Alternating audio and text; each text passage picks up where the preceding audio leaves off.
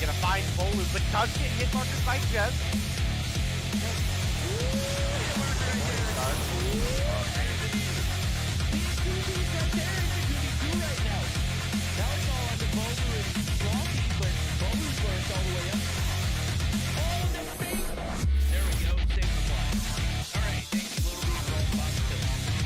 Going up against, they're now all tied up 1-1. Theo is going to get taken down by Jez. You can now see Jez pushing up towards the B flag. We're rocking that 35 round. Data, we have Vague pushing up incredibly far, but this should be a free kill for Theo. Sure enough, gets that push from the backside, finds Jez.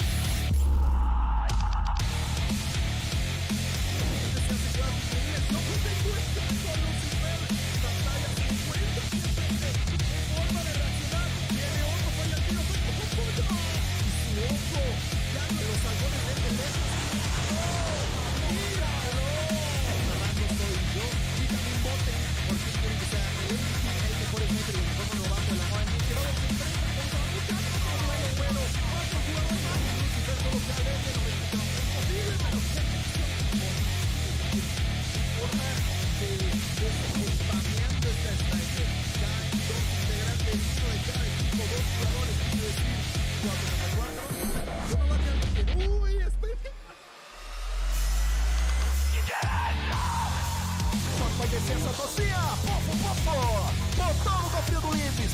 Pra cima do Delzinho! Double do craque! Vai Clique aí, meu chat. Você tá no YouTube, faz o vídeo da jogada. Tomara tá. Um som, monte. Vou cravar esquerda, vou cravar cima, crava esquerda, crava esquerda. Tem um, só tem ar. Vai ter mais um. Aí tem que botar essa Pode ver agora, calma, segura. Sub-Zero pernambucano. Nossa!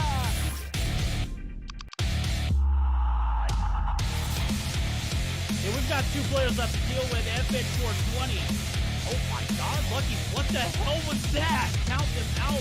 Can't do it. Lucky is Dark Wizard. You're the only hope here, Dark Wizard. Oh my god, we've got a 2v5 that is a reality. Lydia looking for the shots. Lydia's gonna round the corner. Lydia finds one.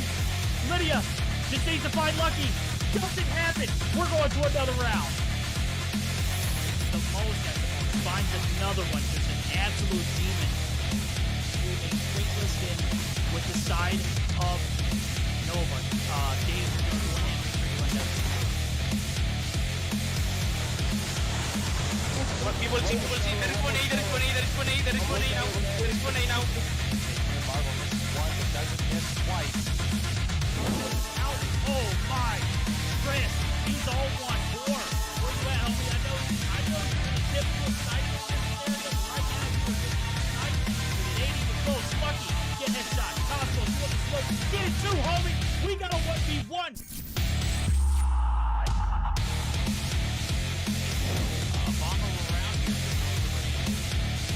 Oh my goodness, Iona!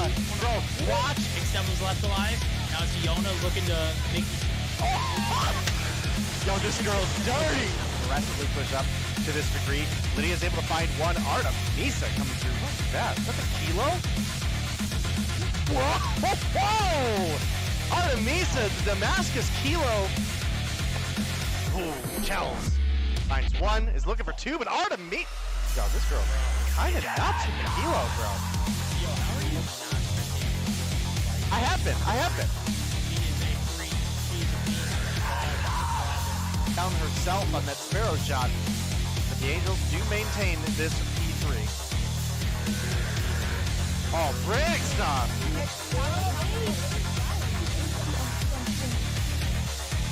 Well, it was looking good for a minute there, Verdict, at the beginning of this round, but it has quickly gone in.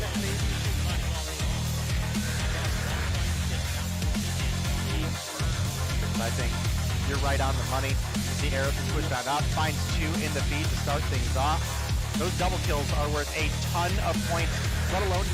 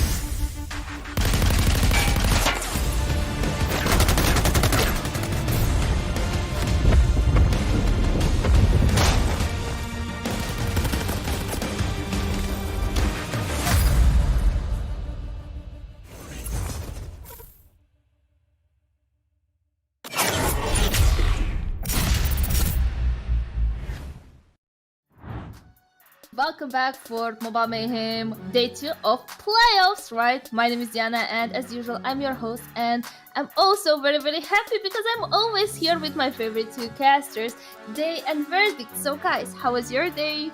Verdict?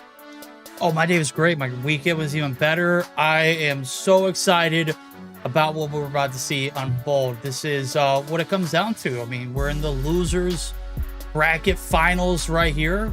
Losers are out, winners moving on. and the chance to fight at some Mobile Mayhem greatness. So I'm excited. I know everybody else is excited. Before we get too excited, we're going to ask you, Deanna, how is your day been? Well, my day been awesome. I finally understand work better. You know, it's a process. But it was actually good. You know, I didn't really do much today because I had a couple of meetings. But overall, it was good.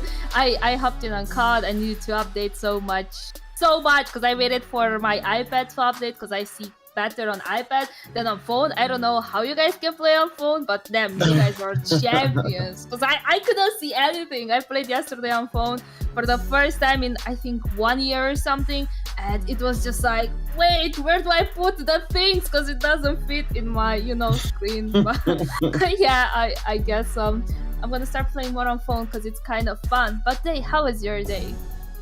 My day has been busy, but it has been all right. We're not going to complain too much. So I'm excited that we're going to be here with everybody here at Mobile Mayhem. Hopefully we're going to have some great games going on here today. And, I'm just super, super hyped for our not our grand finals, but our finals here for Europe. All of them.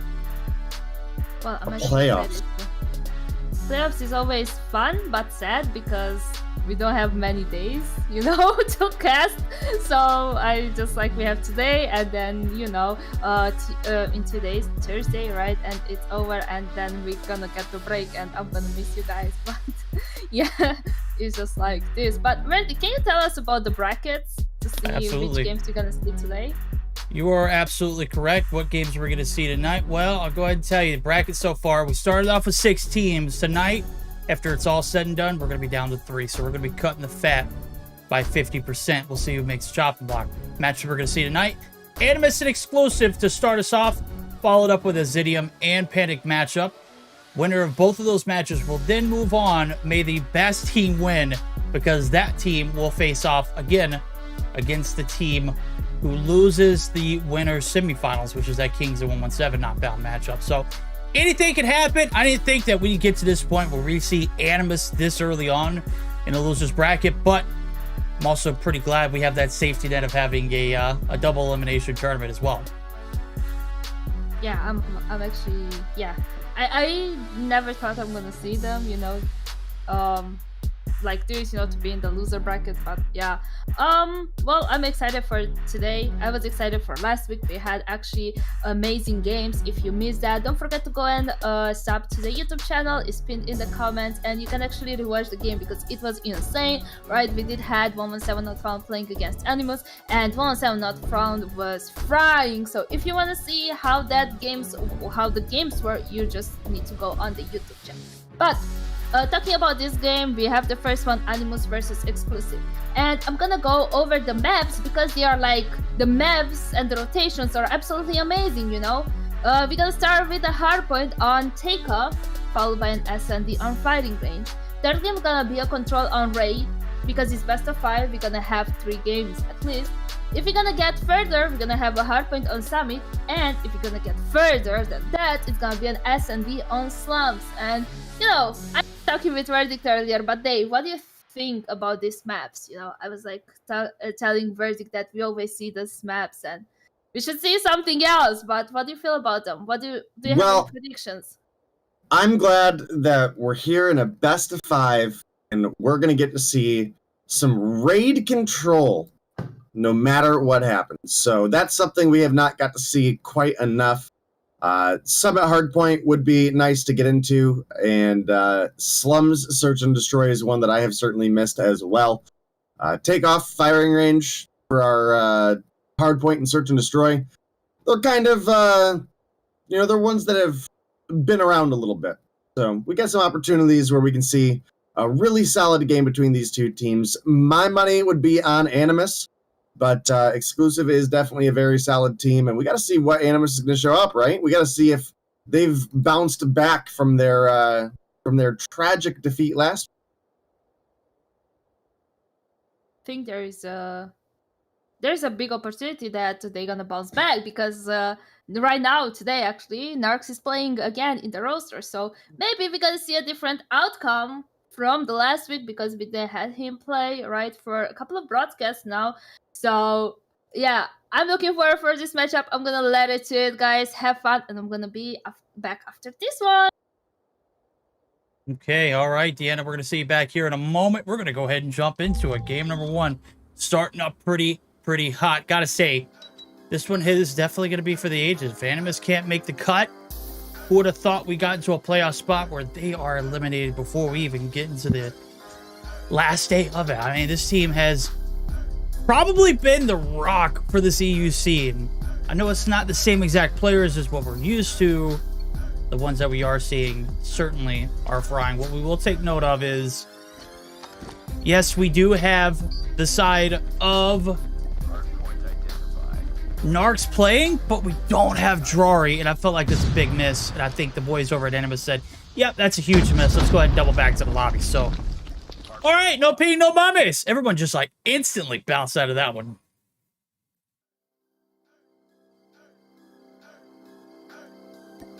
Oh, wait, you're not in the lobby either, are you? Yeah, I was just about to say, I'm kind of glad we bounced back to the lobby because I never got an invite. That would have been awkward. You were like, wait, what? We started? Yeah, I was about to be pinging Nims. I was about to be pinging you like, yeah, share your screen real quick. Yeah, that ain't happening. We're rocking the very high graphics with ultra frames.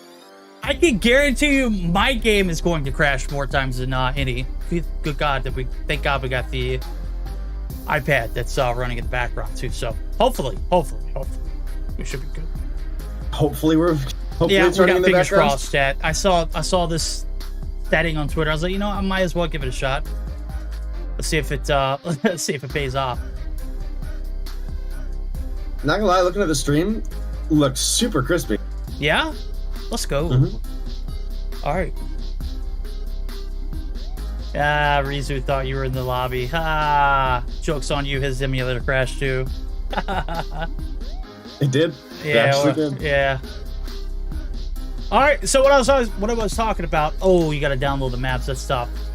What I was talking about is Animus have looked pretty solid even with the map or the player adjustments. The roster changes, they've taken several hits. Narcs hasn't been, available to play here in the past few days because he, again, was banned, as I mentioned in chat, for 10 years. Imagine being banned past the extinction of Call of Duty Mobile.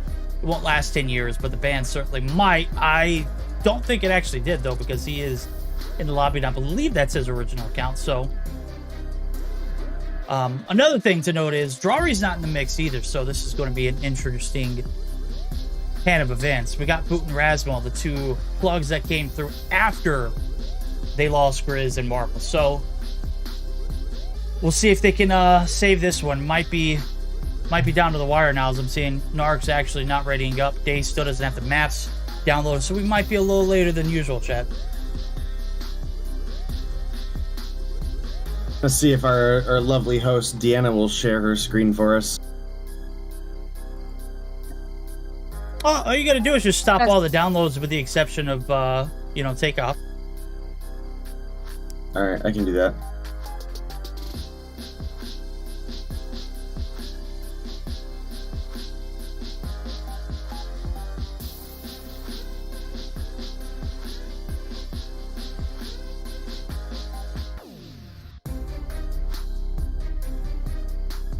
Did that work right? Did that bump go off to the top? There we go. All right. Second time sharp, chat. Tabulous.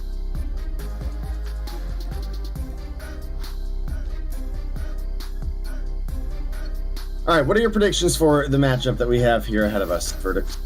That's a great question. I'd love to roll with Animus, and I think I will continue to roll with Animus, but I still don't think they're as convincing as they should be. Right now, it's, anybody's game at the moment. It's a best of 5. You got to pace yourself. This exclusive team has looked pretty solid on the back burners of getting a rebrand and also some a little bit of motivation, right? I think with a little bit of work, they could absolutely look good, just like Yaya's skin. That camo is absolutely beautiful. Those bathroom towels looking absolutely exquisite there on the CBR. All right, well, CBR, obviously very, very strong weapon still to this day after its release. We've also got the Holger resurging various metas since its release as well, and seems to be obviously one of them. We've seen a whole season of it being viable. A little bit of a comeback of the Kilo, though, is not something we see a whole lot of, so we'll have to see what Veer's going to put on the table this time, but so far, very even game between these two teams. We've even got a BK57 in the mix, something that is certainly off meta, so we'll see how that's going to work out as well. Currently, exclusives have a little bit of an advantage, and we're going to take a quick look at some of these operators that are available for each team. And we do have both teams running a War Machine, obviously Purifiers, Annihilators, Claw, and Sparrow. So no Gravity Vortex for either team. Does look like we're going to remain fairly even here on this P2. Fairly even indeed now as we're taking a look at it. It's been a back and forth affair. Neil, battle of the Holgers already. Gathillo's on double digits though, so he's getting the better of that transition. They are going to be able to take a little bit of a lead pending this test as it come through. Neil's going to be there to put his feet on the objective, and so is Champy. So 2 is better than 1 in this instance. Gathillo from the back line is going to be able to get the contest as well, and feints the last hope. 12 seconds left to go here on the rotation anew. You can already see Narks and team. They're trying to make it intrepid transition. 2 players there to have the backs of Narks, who's going to spawn yet again over towards that P2 site. So with that being said, 7 seconds before this hill pops open, some kills coming through on the back line. It does look like Animus is going to remain in control of the objective for the time being. But oh my god, Champy! How the hell did you just spawn right outside of the objective? This is a travesty. All right, well, this has definitely been a hot start for the side of Exclusive. They managed to find themselves some great spawns in some situations that I don't necessarily think they should have won them, but it does look like Feint's going to come through with a big 2-piece on the Sparrow, make it a 3. Yaya able to find 2 in the feed as well. A full squad wipe coming through as Yaya continues the yellow feed as well. Animus, unfortunately, cannot get anything rolling right now, and I think you mentioned a big factor earlier, and Durari not being here is absolutely punishing for the side of Animus. He's been such a strong player for this team in all modes, realistically, so kind of rough. Kind of rough as indeed. Now, one more operator left to go there on the right-hand side of our screen. Veer trying to get the most of it. The transitional Predator is going to come through. I think it found 1 boot. It's going to find 2 in return. Veer chopped him in half on the rotation. So, what is going to be held? It is going to be Exclusive with yet again another lead extension. As we saw those spawns kind of get a little wonky towards the end of that P2 site. P3 opens up for business. Champy literally gets the godsend of a spawn himself. Yaya now trying to go on the front lines. Shark could have shut him down before he could even fire a shot. Feints there for the refrag, and he is finally going to be taken down. He's got 82 seconds on the hill so far, Dave, and this one is only beginning. 100-point threshold now going to be open, available there for the boys and gals over Exclusive. They are taking the lead. They're running away with it. Now is the last 15 seconds left up for grabs. It does look like Animus to try and soak up all this time. No contest coming out of the side of Exclusive. All right, well, gotta say, Exclusive, they are extending this lead, and I did not expect them to be ahead in the early game. I thought it would be a comeback for them, if anything, but unfortunately Animus unable to keep that same energy and momentum that they normally bring to the table. See Boot trying to clear things out here in mid. Got the smoke cover and a trophy out, but running on over, he's got to get his team to help him out as well. Looks like the 1-for-1 trade is going to come through. And we are within a single hardpoint hold of being back in the lead for the side of Animus, but a P1 is going to be a very difficult one to make that happen on. Maybe a P2, but P3 and P4 are going to be your strongest hills. They're going to be your biggest opportunity to get some sort of move rolling, but it does look like, once again, Boot is going to get fried there. We have 4 operators available for the side of Animus. We've only got 3 for the side of Exclusive, but they're about to have that Annihilator. So both Purifiers are currently down. Just about a 50-point lead currently for the side of Exclusive as P2 getting ready to open up. Yeah, P2 figuring to open up. Yeah. I just staying alive by playing on the backside of the smoke right there. P2 popped open for business. It is blue all over the objective. Not necessarily blue all over the kill feed as of yet. Animus trying to dig themselves out of this little bit of a hole, and the deficit not as bad as it could be. Only 30 points now, as you see. The break does come through. Some operators getting burned on both sides. Faint's going to take one post-mortem, but is only good for 2 there as the ops are popped all out in abundance there. As ricochet damage not necessarily going to be able to clear the hill out. Is going to be able to provide a little bit of damage, though, and the assist is going to come through for Neil. So far, so good here for Exclusive. They're going to be able to take the lead. Let's see if they can connect the dots now. P2 to P3 is where they gain a massive amount of momentum. Let's see if they can do it again now in our first listen-in. I'm going new fence. I'm rotating. I left you. Keep compressing. There's one on old. No, we got control next. Get up. Windows head. Yo, I spawn medic. Not medic. Visitor. One more limit. Thank you. I hit him. There might be control. He's System control. Get your control. P1 lounge. One city side. City launch. Lounge. Spawn medic, bro. There's no medic. The 3 guys. I got bench. I got one. I'm low. I'm not gonna pick them. Play life, champion player. I'm a stun you. One lounge. Top. Nice. Limit. Dead. Go back up. Launch on the left. Wait, launch. Dead. One more side. I'm gonna go in. Hey, Fury side. Nice. Dead. Good shit. One P1. P1. Rasmus P1. One more medic. 2 medic. Corner. All right, there we go. Got in the heat of the moment, I gotta say. I love the comms. A little bit of back and forth bantering going, hey, I need to play my life. Champy was an absolute dog holding that staircase for the longest. Right now, it's a battle over for New, and you can already see Animus are trying to get out of this deficit, but they're down by about 50 points today, and it's not looking good as Rasmus does drop as he pops the Annihilator. All right, well, Exclusive definitely had a lot of energy in those comms. You can hear that that's a team that is here to win, right, Verdict? And, you know, they are certainly in a position where they could be doing so.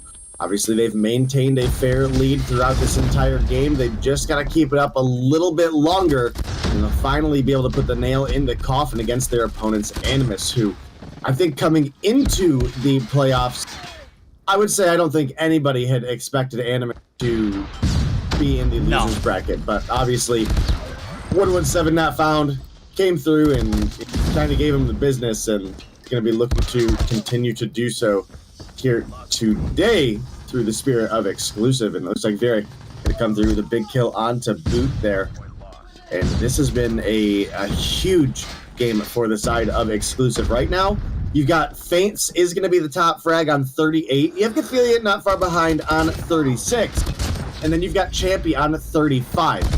But we are definitely winning out on the rotations. We're definitely winning out on where the kills are happening. Exclusive, we may be kind of neutral in the middle of the pack, but where the kills are happening, the breaks that they're making, the holds that they're getting have been absolutely incredible against a powerhouse team. Yeah, I mean, you hit it dead on the head right there. When you said we didn't think that Animus was going to be in this position, you're absolutely right. An Exclusive taking everything they want. I mean, they're not even asking for these rotations. They're getting them. They're getting the breaks. They're getting the time. And as a matter of fact, only 37 points away from shutting this one down. It is 12 seconds left to grab here on P1. Battle over for P2. Could this be the end of the line here for Animus? Both in the hard point, both in this EU Mobile Mayhem playoffs. Well, you're just going to have to continue to tune in to find out now. 50-point deficit. They get 60 to be exact, 62. And only one single hard point hill from closing out. Let's go ahead and jump in with Animus. They've kept the dream alive for this long. Let's see how much longer they can do it for a second listen in. Windows Stadium, Windows Stadium, Windows Stadium. Encore un Windows Stadium. Samani, je sais pas. Encore bottom, Faut aider, faut aider, Etienne, ça push, dead. On va aider. J'ai les spawn. Windows Stadium. Encore un top. Windows Stadium low. Top. Garde les spawns. Vas-y, j'y vais. Me cache. Ticket, 2 tickets, ça peut, 2 tickets, venez aider. 2 tickets d'or. Ah, derrière, les gars, derrière. Encore 2 top. Faut contest. Etienne, les gars, ça se passera, Etienne. Un flash pour vous. Net P1. Allez, focus. Etienne, oublie pas Shark, oublie pas. Top yellow encore, y'a pas HM, je le vois pas. Low. Nice. Contest. Je trophy. Je flash, poussez-les. One machine. Flash. Go next, One machine encore, one machine, il est low. Je suis avec toi, il spawn limite, Rasmo. Ouais, spawn limite. Quoi, 2 balcony, 2 ta balcony. T'as vu, Nax? Je suis limite. P1, double stairs, Max. Limite encore, Double stairs en HP. Allez, come on. Shark, t'es solo, faut que tu gères. On a spawn limite, ça spawn devant toi, Shark. Okay, gotta say, those comms certainly electric right now. They're going to need all hands on deck for this P3 break. It's an early rotation that is going to be found very successful so far. But the spawns, though, not looking to favor exclusive. They didn't need them to begin with on that second set of hills. This third, they can certainly close it out. There goes the Fury. Go for some post-mortem damage, but Boot and team still alive and kicking. No. Fates might have done it there with a dagger. That might be it, chat. 4 seconds left to go. Make it 3. 2 seconds, it comes down to the smoke. We're going to see the contest come back through. And just like that, still a little bit of life left here in the tank of the boys over at Animus. Yeah, just a very little bit, and let me tell you, they need something more because it is going to be exclusive coming through and closing things out. And man, I got to say, exclusive, they worked for it, and they absolutely earned it. Those rotations were solid. The anchors getting played, getting those spawns in was absolutely huge as well. They maintained a map control.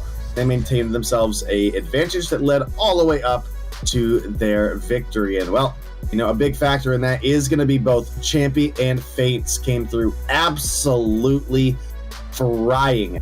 53 on the board for Fates, 45 for the likes of Champy. Gathelia was frying out as well, but the rest of the team struggled so much further behind. I mean, Boot was only 1 kill behind Neil, but you also had Varia and Yaya on 39. And unfortunately, we had Rasmo on 31 and Narcs on 26. So overall, just incredibly solid performance out of the side of exclusive. Great rotation, great team play. Your 2 top fraggers also had the top OBJ in the game. So, I mean, by a second as well, right? It was 144 and 143. So, Oh, you're absolutely right. I mean, take a look at it. When you've got your 2 biggest slayers and they're putting in that much work on the objective, of course you're going to win. Champy was a damn demon in those P3 staircases. I don't know if you saw it the first set of hills, second set. First set, he got gifted a spawn. Second and third, though, he had to work for his money. And surely, when we did that lesson in, Neil gave him the green light, play your life, and boy, did he to the fullest. 45-37 there for Champy. We get to playoffs, and he has peak form. Faints, absolute masterclass performance here in this opening hardpoint, 53-31, with a minute and 44 on the hill to go along with it. Now, we're going to take it back and get geared up for this Search Destroy day. I'm going to be honest with you. This one is not looking like a good start here from Animus. Even after extending the game, I mean, it's like they were all just hanging on by a thread that entire game. I don't know what it was. It was like one successful hardpoint hold after another. You get chained from P3 to P4. You don't put up a big amount of numbers there in P1, and P2 was just an absolute disaster. None of those rotations favored. Even when you worked hard to get those spawns even, they never really felt like they were in control at all. Well, I definitely got to agree with you there, and hopefully Animus are able to tighten things up and, you know, at least get us through further into a 3-game series, right? We want to see that game 4. We want to see that game 5. And honestly, if we see Animus go down in 3 here in the losers bracket, I don't even know how I would feel about that. Yeah, I mean, to be blatantly honest with you, do we praise exclusive or do we bash Animus? That's the question. Do we absolutely look at this as a meltdown on Animus's part, Or do we look at this like, okay, Exclusive might be on the brink of greatness. Like, they might be the team in EU to solidify themselves as a top 3 seed. Obviously, we still got Kings, who's clearly a number 1. And then up there, we thought it was Animus, and we thought, you know, 3rd place could be, you know, 117. Well, we got there in a reverse card, and then 117 kind of just snuck past them last week. I don't know what to think if Exclusive takes down Animus right now. I think that could be the beginning of an end to an era that, you know, we'd have to evaluate. Animus was at some point the best team in EU for a long extended amount of time, especially when it came to playing in majors. But then again, they lose out on Marvel, they lose out on you know, Grizz. They still got Drari, but Drari's not playing today. They pick up 2 new players in Rasmo and Boot, who are, you know, exciting to watch, to say nonetheless. But are they really what this team needs to thrive on? I think that, you know, maybe I'm overlooking the fact that Drari's not playing here, and I'm kind of like tossing this up as this might be a make or break for Animus. But in reality here in Mobile Mayhem, it really is. All right, well, our firing range search and destroy is loading in. We got to see some life out of Animus coming through this time. Obviously not going to be any listen-ins for a search and destroy matchup, but let me tell you, Animus, they got to find the energy. They got to find that drive, and they've got to push it forward here. Narc's going to be on the snipes for the side of Animus. That's a huge surprise there. And he's going to be going up against, I think I saw, there's no way that was correct, right? I didn't just see Viri with a sniper. Okay, thank you for putting that away, Viri. That's going to be Neil sniping. Yo, there's no way Neil or Viri's catching strays already. The game hadn't even started. Well, strays are being tossed. Fades, Champion, Viri, they all get on board with some kills. And now it's down to Shark and Narcs.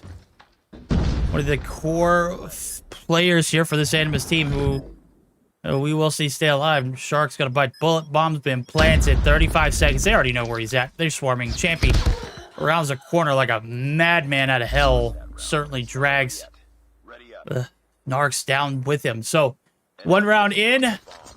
A very, very solid opener there for Exclusive. They are exerting their dominance here against a team that we did not anticipate to be in this position to begin with. And right now, they're not doing anything to impress us here in Search and Destroy. Let's see if they can turn to the round number 2. All right, well, Neil narrowly misses a snipe there, but is a miss nonetheless. Bomb is going to be in the hands of Champy. He does get wall-banged by Rasmo, so not going to be any confirmation that Bomb is down there. And now Shark going to pick up one onto Yaya as well. Ooh, nice slide out of Rasmo. Oh my goodness. Neil gets taken down, and that's going to leave Feints last alive. Obviously, his position was revealed. He took some shots there. And, well, with one pushing him from each side, he is going to get dropped by Narcs and Animus. Able to tie things up 1-1. Okay. Back and forth we go. It's exactly the round that I needed to see out of Animus to let us know that, hey, they are here to play right now. They are certainly playing. So, payoff round. Cathilla's going to be able to find himself inside the trailer. The hit is certainly coming through this A alongside Champy. The first blood, Rasmo. Shutting down the angles. Neil is going to be able to contest them. Oh my god, they both trade shots but miss. Smoke is going to come through. Rasmo, no line of sight. Going to go ahead and double back for the nade. Chuck as well as the reposition. Viri going to be getting involved as well. Rasmo's got the lineup of a lifetime. Let's see if he can execute. So far, he has not been hitting anything after that first initial blood. So, everything's slowed down now. It's 2 players for the price of 1. Advantage into the favor of our defending team. That is Animus. So let's see if they can maximize on it, Dave. All right, well, first blood going to be a 2-for-1 trade, as a matter of fact. Animus find themselves actually in a decent position once again. Yaya able to answer back. Neil take down Narcs as well, and just like that, that player advantage that we had for the side of Animus is completely gone, and Yaya taking down Boot is just going to be the nail in the coffin for the round, unless if Shark is able to come through with an enormous clutch right now. He just heard Yaya drop down. He's going to find the free one there, but now has 2 players starting to push up into his position. Shark Can you overcome the odds? Can you find the 1v3 clutch?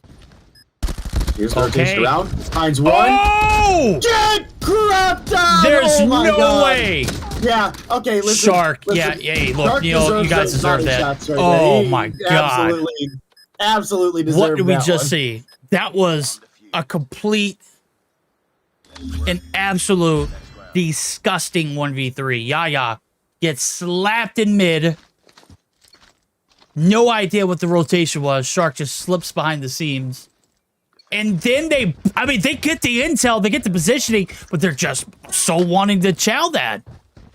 I don't know what was going on. Should have had somebody back for coverage, and nonetheless, they get slapped into oblivion themselves now as the hit's coming through the B long site. Oh, there it is. Intel's plentiful. Shark, though, can't get shots on one enough to complete the kills, and nonetheless, we'll go from clutch to, you know, now it's the teammates who are going to have to pick up the slack. Boot with 0 kills on board as well.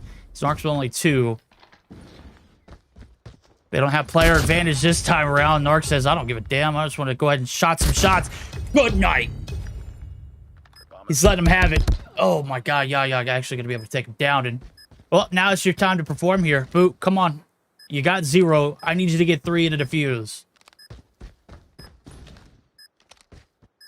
All right, well, Boot. We watched Shark clutch up last round. You got nothing on the board. Can we see it out of you here, too? That was some... Listen, that was a bold range for the Switchblade to even touch the trigger. So not liking the trigger discipline there. Obviously gave his position away. The enemies were able to rotate as a result. Does pick up 1. Can't find the follow-ups. Needed to find 2 kills and a defuse in 10 seconds. Not going to be in the cards this time. Going to be exclusive. Tying things up here once again. Yep, no 1v3 clutches here for Boot. He does find his first kill, which, I mean, sometimes could be, you know, a world of difference here in Search or Destroy, right? We'll see Veery take a bunch of shots. I mean, I don't know what he's got going on here on the bottom side of wood, but a little bit of aggressive defense right now. The trophy's going to be destroyed too, as well as Rasmus going to try and tag somebody up. Not going to get any incel there. I think those spots might have got patched. If you're looking for some of those glitch spots, I can't see them from my point of view anymore, so I hope that they're bad for the time being. Maybe it's just because I'm running very high graphics and ultra frames. Chat, that's right. I hope you're enjoying it. We'll see if we'll enjoy some more now as First Blood's coming through in the form of Boot out for Yaya. I don't like those trades if you are Animus. Boot with only 1. Get still sitting on a donut, too. Need to get him involved. Snipers can only carry you for so long. And Shark, I mean, he's one man, but I guess he does count for 3 in Search and Destroy, though. He's an absolute monster. All right, well, Boot getting traded out early for Yaya is actually pretty big, I would say, for the side of Animus, because Boot has certainly not been having a very solid day here in the Call of Duty scene. Yaya has been kind of a menace here in the Search and Destroy. He's been able to find quite a few kills on the flank, so having him out of the picture is pretty big. Bomb in the hands of Fates as they are pushing up towards the B site. I do believe we have that information on the side of Animus, but flank now going to be Vera coming through. Champy gets the trade out, but Narc's going to make it a 2-4-1. Going to leave just Vera and Neil last alive. Vera's going to find 1 on Narc. Should be a free kill for Rasmo. 6 seconds on the clock. Rasmo's going to find the follow-up. Okay, all right, there we go. I saw Veery, I was like, man, this pinch has got to happen, and all of a sudden I'm looking at it, he's there and he's pinching cheeks. Little did he know his cheeks were about to get clinched as well, and pinched pretty nice like as well. So payoff, back and forth we've gone. The advantage on the side of the defense. Smoke going to be covering up that mid area. You can see Raswell, he's waiting for this A hit. But you got to buckle up. Here comes the cavalry. First Blood's in. He's able to shut down Champy. The quick scope's absolutely on point here for Raswell. The man's got impeccable timing and a lot of luck, too. I love to see it. Narc's going to be able to open up with another. And just like that, this A-long hit is going to be shut down. Faints. The only lifeline here onto the A site. Let's see how much longer he can play his life. Shark going to get involved for another. And it's down to 2. There goes Boot. He's going to make the transition. Faints. Very, very great Trigger discipline. He's going to get a freebie. Narc's going to get dropped as well. And Faints just getting off the back of dropping 50 in the hard point. Now getting involved here early on in the search. Oh my God. What are we doing here? Right in front of him? All right. Good positioning. 4-2. We flip sides. Now it is the side of exclusive. Time to defend. Hopefully it's much stronger than their attack game. We will certainly have to see. And right now, Animus, they actually struggled in their search and destroys on our performances last week, right? And now they're actually coming through looking fairly solid right now, but that fairly solid is on the shoulders of 3. Rasmo, Shark, and Narcs kind of verse the world right now. And the 1-for-1 trade off the start is going to be Yaya for Shark. I say that's a fairly even trade to roll here, but very gonna be sniping with the HDR in the back side over on B. Could be able to find a kill onto Boot when he rounds this corner. I guess we'll see what happens, but Neil gonna find one onto Narcs. It's gonna give the player advantage over to the side of exclusive. They now lead 4-3. They might be able to put a 4-3 up on the scoreboard here in just a moment, too, and start closing that gap. I think you might be onto something, Dave. We flip sides. Animus dead in the water here on this push. Divide and conquer now as all 3 players going to be spread out. One watching B-long area, that jungle site. And you got the man, Rasmo, trying to peel the wigs back of anybody on A. Little does he know, Faint's right there around the corner.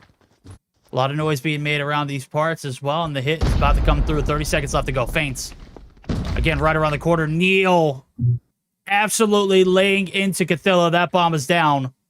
And Rasmo about to be another victim. Let's see if he realizes it before it's done. Faints right around the corner. He's just waiting for one wrong move. Oh, Trigger Discipline's there. Champion's there for the collapse as well. Boot going to be able to break the back line, but he is going to get shut down immediately.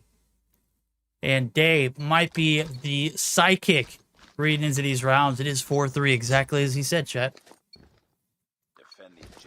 Well, I'll tell you what, I'm certainly shocked that, you know, a player we'd once called such a upcoming player in the European scene is struggling so hard right now. But Boot just looking like, you know, I'm going to be honest with you, looking like he might be dealing with some lag. I'm not entirely sure, but his aim tracking just, I mean, it feels kind of dead in the water. Someone will strafe, and he'll just kind of keep aiming straight. So unsure if something's going on there specifically, but either way, exclusive are right back in this one. About to tie things up 4-3, unless if they allow Gathelia or Shark to clutch up against them once again. So you can hear the shots. We had a line of sight on Gathelia, but unable to lock that kill down. As a result, he'll make it away. But will it make a difference? We've got about 1:05 on the clock. Gathelia does have the bomb in hand. Well, they're getting ready to rotate right into Neil, who's lining them up. Gets Gathelia as he comes around the corner. Might be looking for another one here as well. Shark coming in for the push. He's going to find the one, but can he find 3 more? Did he get first blood too for this team? Is this ace potential? Hey, we'll just play it out like it is. It ain't happening though. Yaya getting some revenge from 2021 and also from rounds past. That 1v3 clutch started with him getting dropped in the middle of the map. In this one, certainly tied yet again. That's all right, Chad. I went there. If you know, you know. If you don't, where have you been at? All right, now this one, definitely bigger than it actually is. This Animus team down by 1. Neil opening up again, gets the better of those sniping trades. Rasmo gonna get sent to oblivion. However, though, Gathilla's gonna be able to make it into the trailer site. He's cleared out. Yaya trying to get the cleanup and keep the damage to a minimum. Boot gonna get dropped. 2 in the side of the trailer. Your bomb carrier, Gathilla, and it looks like Shark. This is not a push that Yaya can afford to make, and he is just going to lay on his stomach right on the outskirts and wait for these players to make one wrong move. Let's see if he can capitalize on the backside, though. This A long sight, it's Narcs. He's looking to be there for the trade. Oh, no trades needed. He shuts him down. The player advantage back in the hands of Animus. If they control this bomb and don't allow it to get defused before that time expires, we will certainly see it be a lead back into their pockets. I'll tell you what, Neil has got these great sniper angles that he's able to keep pulling off and able to get a little bit of an advantage against the side of Animus. Shark and Narcs last alive against Neil and Very Shark. Big rotation from behind. He's going to find one. Going to pick up the second as well. Shark has been such a menace here. One of the biggest factors in why Animus have this lead right now. We're talking 12 kills deep for the homie. And Thea and Boot kind of struggling behind a little bit. And I'm a little more surprised that Gathelia is struggling to win some of these gunfights after he came through and dropped 48 in the first game. Rasmo going to get hit markered by Neil. That's going to allow him to make it out alive. Well, Neil probably wishing he could have aimed a little bit higher on that one, but the 5-4 lead in favor of Animus. We are going to be still with our 5-5. No opening kill yet. No first blood. Bomb going to be in the hands of Gathelia. We'll have to see what kind of play they are going to make right now. Looking like they're just playing it for a pick. And, well, Rasmo, Neil was there, lined up, ready to go, and you hopped right into his sight. Yeah, he did. I didn't catch it, but I could feel it. Right now is a collapse on the opening or the attacking site. Matter of fact, 1 for 4. Ooh, those odds not looking good. Boot not necessarily up to par either. Right now, they're on a manhunt. I think one player's got him circled. Yeah, that's Yaya. He ain't missing shots this time. And it's kind of great to see him back into prime form as well. I mean, we've gone few seasons without seeing him absolutely slay, you know, to his full capacity. And I think he's finally starting to catch a little bit of a groove here in this loser's bracket run now. As they have been pretty flawless so far, Day. As a matter of fact, take the hard point. Though the brink of potentially upsetting Animus in a game 2 as well, as we're back again tied. Attila opening up with the first blood right there. Champions drop, but with Rasmo going down yet again, he has been first blood for this team for what, like 3 or 4 rounds, and he's lost out on a lot of these sniper bouts with Neil, who is showing that he is far superior in this instant today. The smoke's going to go down. 4 players left standing for each. We are going to get a hit over towards the A site. Attila going to go ahead and lay this puppy down. That's going to reduce the clock. 45 seconds here for the retake. Clean 4v4 style. All right, well, time ticking away. God. Neil and Feints coming through. Neil has played so patiently, and it has resulted in his favor so many times. Now, Narc's going to be last alive, looking for any sort of action here. He's getting pushed, though. Feints going to take him down. An exclusive. Not only hung on through this whole search and destroy, but now they have taken themselves a lead and are now on map point. Verdict. Not a position we expected to see Animus in today. I mean, to be fair, this position at all, like being in this game right now, is not a position we expected Animus to be in. But right now, it's looking like, for the most part, like they deserve to be in this position. Shy of maybe 1 or 2 players. So, see as we continue to roll on if anybody's able to pick it up for Animus. But Rasmo going to be the first blood once again, and now the team doubling back, maybe looking for an A play. Could get the collapse on Feints here. That's a free one. Yeah, that was a much-needed kill. I'm not saying that Feints' body needed to drop, but you put a lot of momentum towards B, and then you just double back instantly. You give up a lot of map control. You don't find yourself in a little bit of a trap either. That backside kill, absolutely needed for this Animus team to escape right now. They are hanging on by a thread. Yet again, Neil piecing them. Yaya getting involved for his 14. Gets a little trigger happy, though. Gathilla's the last hope. He's going to find the first of 3. Bomb in his hand. Let's see what kind of plays he's going to make. 50 seconds left to go. Champy already on his trail. He's not going to be there able around the quarter. And oh my God. We are in for an upset season. This sweep might come through on the backs of a game 3. Animus yet to wake up. They have not gotten on board yet. An exclusive giving them a run of a lifetime here in the losers bracket. All right, well, no Durari, no party verdict. Hey, It's kind of the vibe I'm getting right now. Obviously, we'll give credit to Shark. Shark came through, had an absolutely amazing performance. 13 kills on the board, just behind Yaya. I guess Rasmo, Narcs, I'll give some credit to as well. They were keeping up with the majority of the side of exclusive. Gathelia did come through with 8, but that was all in the last couple rounds. It was a very, very slow start for him. And Boot, 3 kills on the board, but 3 kills that did not matter in the slightest. They were at the end of rounds, and it was just a kill he got before he died in a situation that it didn't make a difference. So we got to see more life coming out of the side of Animus here. Boot got to wake up or something, because Boot again was one of those players that we had deemed to be one of the strongest upcoming players in Europe. And at the beginning of this season, and last season as well, I would say that Boot actually performed very, very admirably at the some of the higher level of competition, and it just does not look like he's showing up today at all. no, not at all. Not in Hardpoint, not in Search and Destroy, not relative in this series. Obviously, Drari having a day off. I'm just reading in chat. Thank you, SC, for confirming that.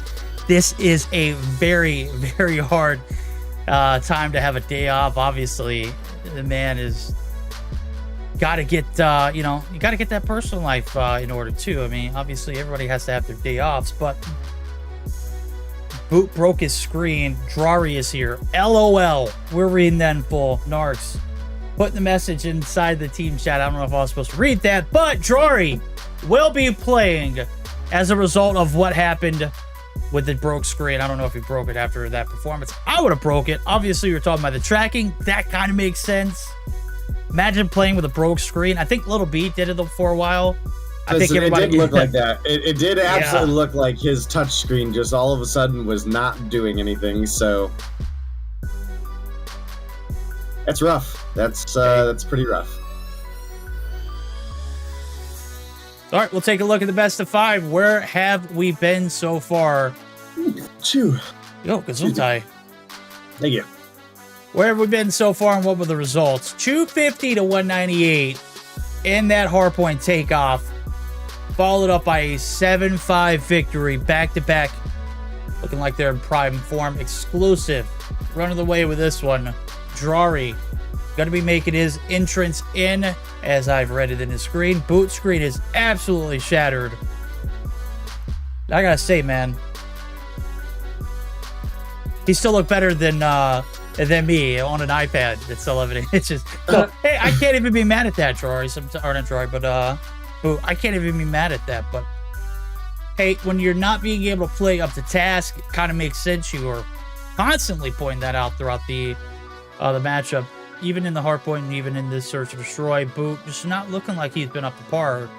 And that is for the absolute reason. So I'd show it on screen if I could. It is certainly cracked, chat. And not like good crack, but like bad crack. Like it's destroyed.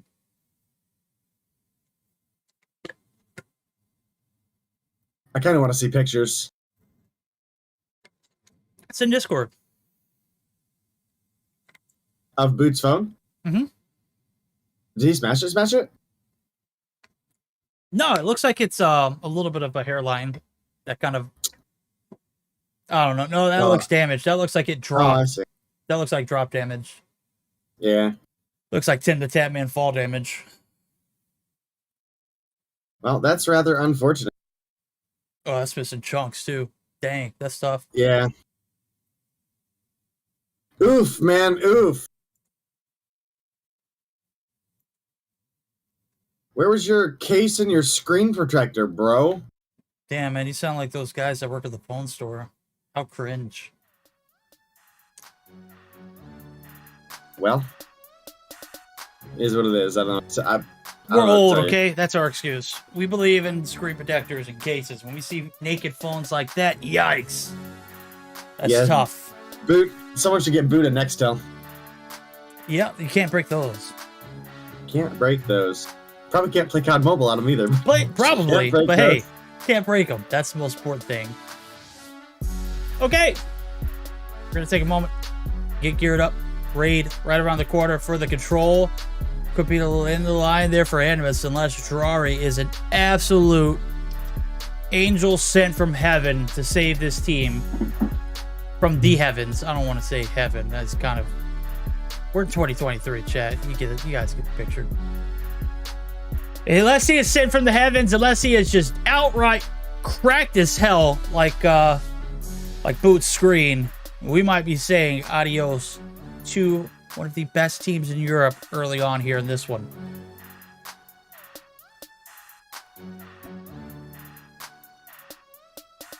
All right, well, are we thinking this is going to make a big enough difference here? Does look like Girardi's readied up. He was the factor that we were talking about throughout our previous two matchups, where he has been one of the most consistent, if not the most consistent player on the side of Animus when it comes to your respawns, when it comes to your search, when it came to control, didn't matter. This guy was frying at the top of the top. And, you know, big evolution out of Girardi as well. We saw him, obviously, in the past be a sniper player, right? Homie has been on the Bison and absolutely taking names when it came to search and destroy. So, see if he's able to bring things back for this team for our possibly final game here. This raid control coming up. I think we're just waiting on a Fury to get leveled up and get you guys into the action here shortly. Oh, there it is. Boom.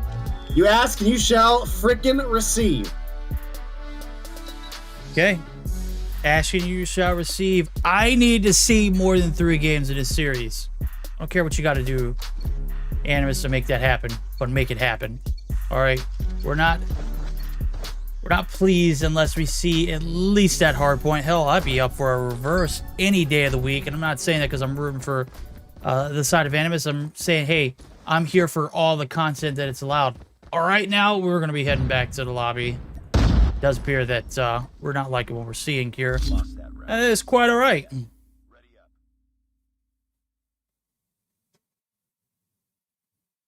Right, well.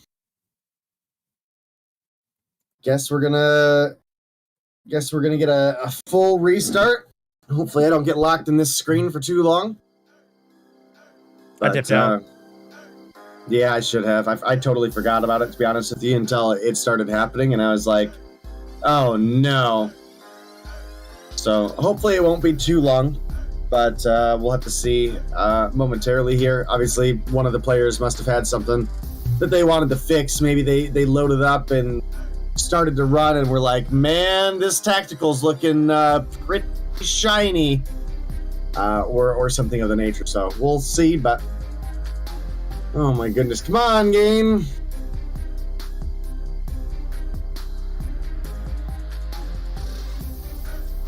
There it is. There we go. All right. We're about good to go here in game 3 of our series. First one of the night. Winner of this one moves on to face off against the winner of our next series, which is Panic and Zidium. We'll see who is left standing after this one. So far, Explosive's the only one that's shown up. They've got 2 belts under their map. Animus not necessarily playing up to speed, but we did find out some pivotal information. Boot not being really technically that'd be a 4v5. I looked at that phone. That thing is absolutely broken. So technically you played in a 4v5 and you did pretty damn well. I mean, you look at it, it was a 7-5 in the search day. 7-5 in the search. You almost got 200 points in the hard point. Not saying that Boot was holding you back, all of that coming through, but we'll have to say he did not play his best, and it's for obvious reasons. So we're gonna head back over. Second time's a charm here. We're gonna be on board with Girardi off the rip. We're gonna see what kind of impact he's making as we get geared up for our 3rd game. A little bit of a reset. Never hurt anybody in Animus. They've got to play to a freaking T moving forward. They cannot afford any mistakes. All right, well, a little far behind, but got to figure out from Animus if it is too far behind to recover. Obviously, control is a big one that can go either which way, but it is going to be a Animus defense starting things off. But Viri coming through with the respawn sniping, going to find 2 in the feed. Might have been a collateral, actually. B is going to be lost early on. That's going to set us up to... Wow. Rasmo.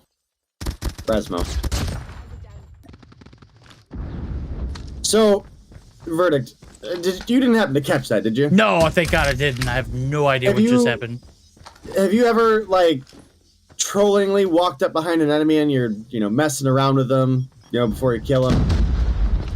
All the time. Well, Rasmo just did that and got absolutely canned. That's yeah. I mean, it was toxic. He had like 5 seconds straight that he could have just shot them and killed them, and instead got laid. Yeah. Instead laid got down. pooped on. Yeah. Got hit for 6 feet. That's tough. Oh my God. Well, this one not off on the right foot here for Animus right now. You need every kill you can get. You need to do it dominantly. Stark doing a great job of holding off the flank as that B hit came through relatively early, but a minute's passed and not a bit of progress on that A site, though, as you see Cathilla playing the top side of money. Narcs is getting absolutely filthy here onto the A site. They're shutting down the rotation for the time being. Champy trying to cut something through the middle of the map, though. He's going to be able to find some kind of map control himself, but Rasmo... Oh, Shirley! Oh, there we go. I was about to say, man, there's no way you see him and you lose that one. He's not playing around with that one, though. Neil's going to be able to shut him down. So, kills coming through in abundance. It is 4-life lead. Make it 2. The defense standing strong. They've got 40 seconds left to play with, though, so still a little hope here for exclusive.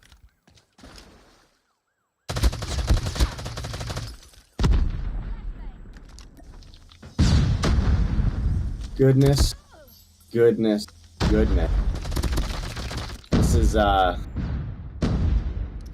This is such a close game, but Animus really can't afford a close game right now.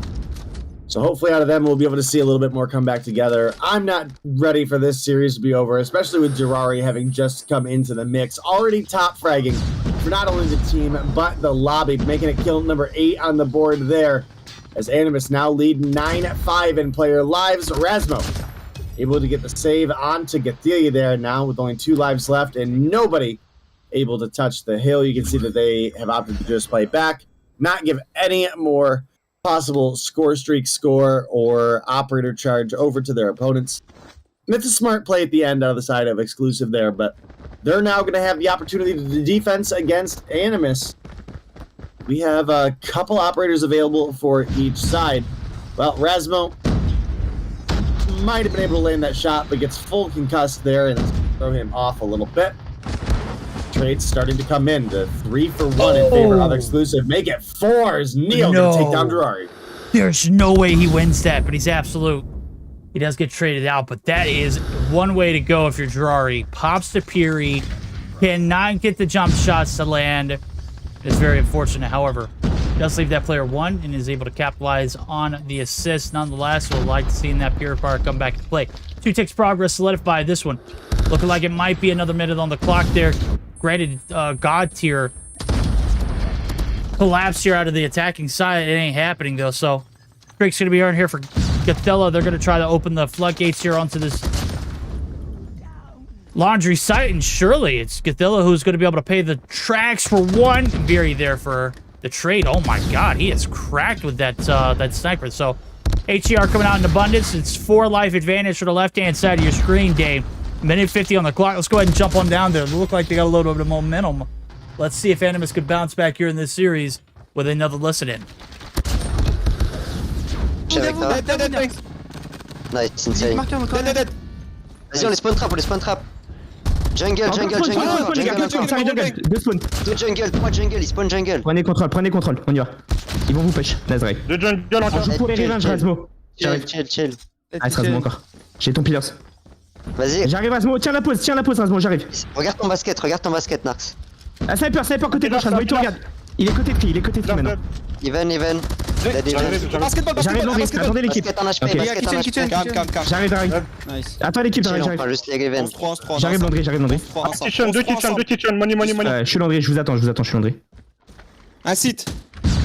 Ouais, kitchen. Je backstab kitchen, attendez. Côté gauche. Ouais, j'arrive. Double flash. Ça va pick money, je Attends, pense. je double flash, j'arrive. C'est bon, Left kitchen, pusher. Vas-y, push, Casse un push, spawn. Marx. Je pense qu'ils sont basketball. Bien sûr. Nice. Allez les gars, Nice, c'est bien. insane, les gars. J'ai un attaque qui là, j'ai mon. Okay, we get Drari in. The party is hot. Those comms absolutely needed. This team is not done yet, Day. Animus finally starting to show up. They might be able to close it out in 3. Let's see what Exclusive have for a fight back. Well, like we said earlier, no Jirari, no party, and you get Jirari on board, and he's coming through doing massive work for this team right now. 15 kills on the board, definitely a hot start. And this time around is going to be Animus with a pretty strong kill feed off the start. Rasmo rushing on in, does have an Annihilator here, but see what kind of play we're going to make. Look like you're going to find one on Dia. All right, there's the second one, Rasmo. There you go. Gets 2 on the Annihilator and is now literally all the way in the enemy spawn with a DLQ. So maybe not the best choice, but I guess if he can pick off an extra kill or 2 here, he might be in a good spot. But right now, team actually in a great spot. +7 on their player lives right now. They've got the defense. B does have a tick of progress on it, and it looks like we might just be ready to give that on the side of Animus. They're not even making a play for it. Yeah, no, they know what's up for grabs right now. Slow takes of progress coming through. Champy's here to solidify it if he can get it done. Solo, though, as you see now that contest starting to come through as well. It's Shark. He's on the prowl. He ain't going to be denied either, boys. He's going to get the assist right now. It's 40 seconds left to go on the clock. More of a factor as well. That 3-piece is 4 in the feed. Rasmo letting him have it. It's down to 1. Time is not of the essence. It's the bodies. An exclusive flop here in game 3. And a sweep. It is clean as it gets here. Animus starting to turn the jets on. Drari. Is that all we needed? We just needed Drari to come into the mix? Damn, they looked pretty damn good. No Jirari, no party. And how do we go from losing the hard point, losing the search and destroy, to coming through, winning with a 3-0 fashion when it comes to the control? And in that last round, it was a 20-1 with your lives remaining. None other than Jirari going to come through as the MVP. I think that was about as obvious as it could get. Came through 22 kills on the board. Hopefully Boots able to get his phone issue sorted out in the future, because obviously we'd like to see him make a return for seasons to come. But Jirari definitely the better player here for this lineup in the a playoff situation. So come through with a big dub there for the side of Animus. And well, when your top frag is 14 on the side of Exclusive and bottom frag is 2 ways of 15 for Animus, well, I think that pretty much tells the whole story of how that map went. Yeah, very convincing game number 3. Hey, chat, they were just toying with us. They had different plans for the night. If you're preying on Animus' downfall, it ain't coming anytime soon. But again, they've got to make 2 more games theirs. They cannot afford to have any mistakes moving forward, Dave. This one, it's cut and dry. You've made your bed, now you gotta lie in it. If you're Exclusive, you're not liking the odds based off of how Drari played in game number 1, but you set yourself up for success, but can you finish? That is the question. Certainly one in Raid. My God, that one was ugly. As you mentioned the stat line, it was absolutely damn near impossible. But on a map like Summit here in Hardpoint, I could see this one being a 50-50 toss-up. This one is not over by a mile, but it could be. I just don't feel confident rolling into a game 4, knowing that it's Summit. And what I will say about Summit is it doesn't really matter the skill level. If you're able to put your body on the hill and stay alive for more than 15 seconds at a time, you might be winning, bro. That's just how easy it is to get these points. I think this is one of the easier maps to play if you have a little bit of a skill gap. Am I right? I would say that's a fairly agreeable statement. I would go as far as say that's fairly agreeable. Summit is definitely had some optimization that maybe needs further optimization, right? I mean, the spawn system before for Hardpoint on this map was brutally punishing. If you lost your life pushing for a P3, you know, you were spawning right where Neil is standing right now, at the very back of P4.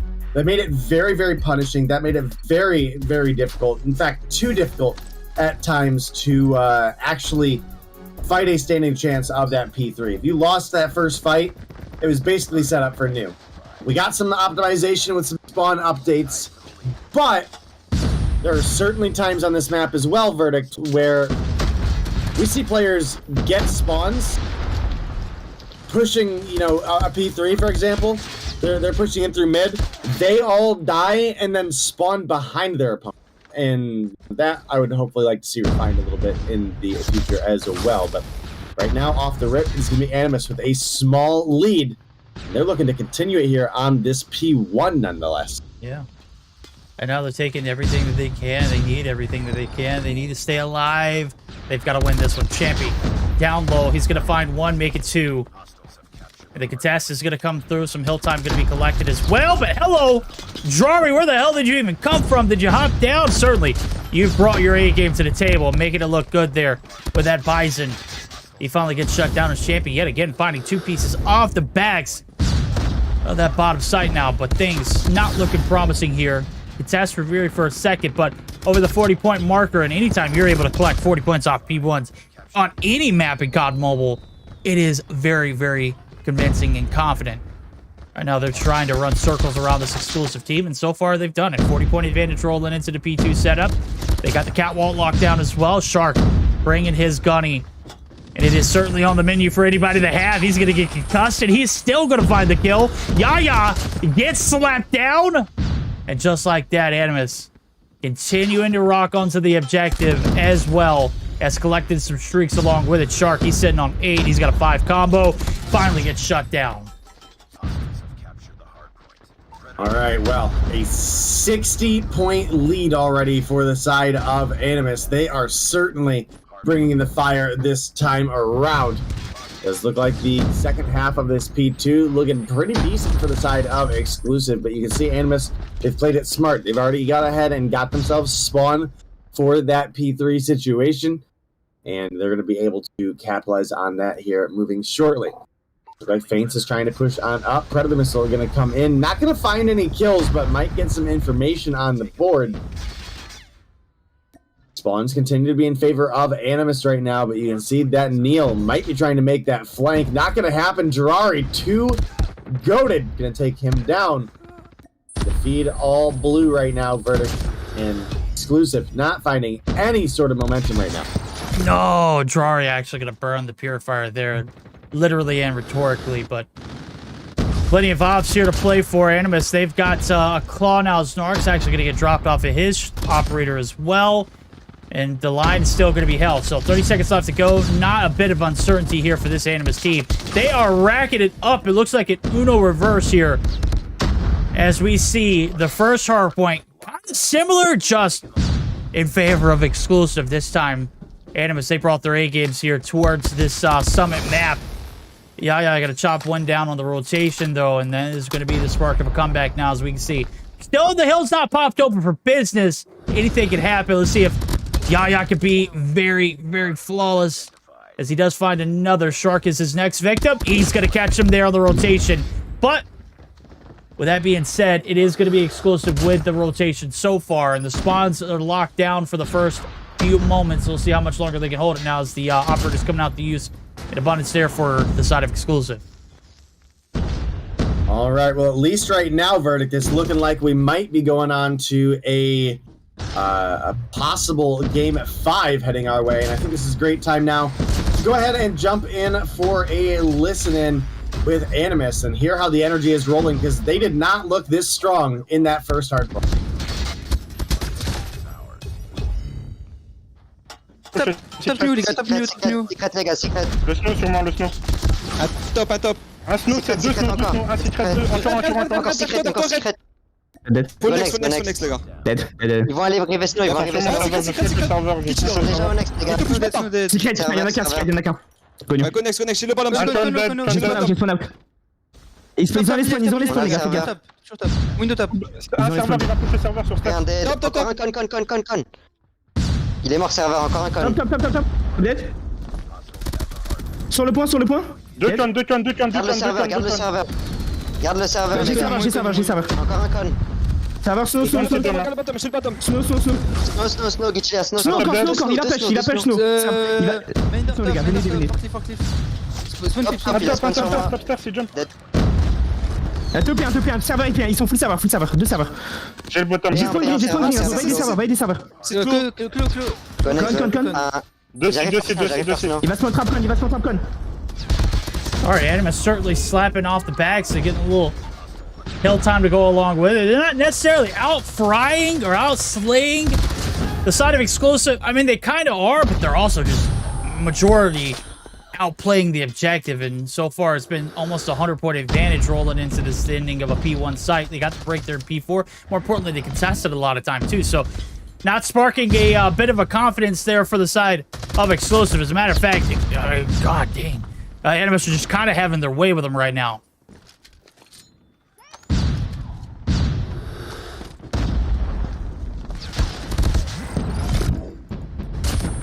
And there goes the Sparrow from Shark. He's good for 2 on the break. Shark been pretty clutch here so far for this team. Champy trying to keep the dream alive. He is leading the pack for his squad, but it's not enough, as Narc's going to be able to shut him off on the respawn. This one looks like it might be coming to a brutal end on a P3 rotation, pending Animus continue to lock it down. And not to pick sides, but this is what we wanted to see. We did not want to see an Animus go down in 3-0 fashion. And they're bouncing right back into the mix, trying to get us to a game 5. And, well, Shark doing his best to make that happen right now. Playing this corner incredibly. Finally going to get taken down by Neil. But 192 points on the board. Maybe a little bit of extra trickle time there at the end as well. But now P3 getting ready to open up. And we are technically within a single hardpoint hold away from Anna's victory. And I think they had a really solid P3 last time around. So we'll see what they can bring together here. So far, it is going to be kills coming through for them. But Viri making the rotation. Going to get shut down by Narcs. And just enough time for Animus to possibly close things out here, but that's assuming they get a full hold as well with no contest time. You can see that the players of Exclusive are swarming in. They're going to make that break. They're going to stop Animus at a 112-point club. Animus does still get the backside P3 spawns.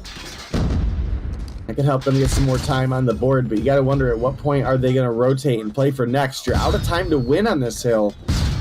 Obviously, you can still deny your opponents some, but man, oh my goodness. Yikes. Dude, Look at those Shark spawns, and too. Gathelia are disgusting. Yeah, oh my god, Shark, the flicks. Gets the 2-piece right there, as well as Narc's getting involved. He's going to pop the Preddy. Rotation only needs 19. He gets the backside spawns. Rasmo already on the objective. Might be able to break these last little lines there needed. Spawns are going to be in favor of Exclusive for the time being, as he's going to get taken down, but it's still one single break away from shutting it down. Drari looking to get the break. He's waiting for the cavalry. The spawns absolutely gruesome. He's going to be able to stay alive through the smoke and put himself in a proper position. Yaya going to be caught out in the open. The rotations and the callouts are going to be there. Drari going to be able to get the break. And there's 3 in it there for Animus. They might be able to shut it down. Rasmo's the last hope. 10 seconds is needed. Perimeter control absolutely on point.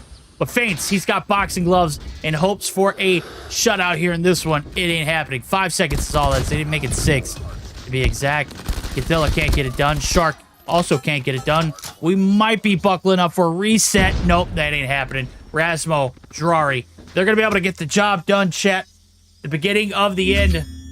Just this time around, it is Exclusive on the chopping board. We've got night and day performances out of this Animus team. And surely they are delivering some of the peak content here in EU. They are one of the best teams for a reason. It is finally starting to show. We didn't see it until game 3. And then we found out we were playing with broken phones. Shame on us for ever doubting this team. Well, it is kind of difficult to really explain without being, rude, how different this team is with Jirari one way or another, right? Like, sure, we've got Boot playing on a broken phone, but even if Boot wasn't playing on a broken phone, there's no point in my time where I'm like, yeah, I would rather have Boot play than Jirari, right? Like, that's just, those words would not come out of my mouth. That's just a fact, okay? But you know what? It is looking really, really solid for Animus on the bounce back here. Not only were they able to hang on and give us a game 4, they've been able to push it and heavily and convincingly give us a game 5 with that 250 to 130 win coming through. Obviously, we mentioned Gathelia was frying out. Shark, some big retakes for the team there as well. Got to make sure we give him credit as well. And overall, the rest of the team performed very admirably as well. But man, Gathelia in respawns is a terrifying. Yeah. I mean, you've awoken a monster. He saw Ferrari in game 3. His first game on, man, he was slapping. Literally could not have had a breakout performance any better. And then we get Gathilla finally starting to click. I mean, we saw him in game 1, right? But it was a losing effort. It was very frustrating. Game 2, he was on a donut for like first 5 rounds, bro. And then he finally started to click towards the end.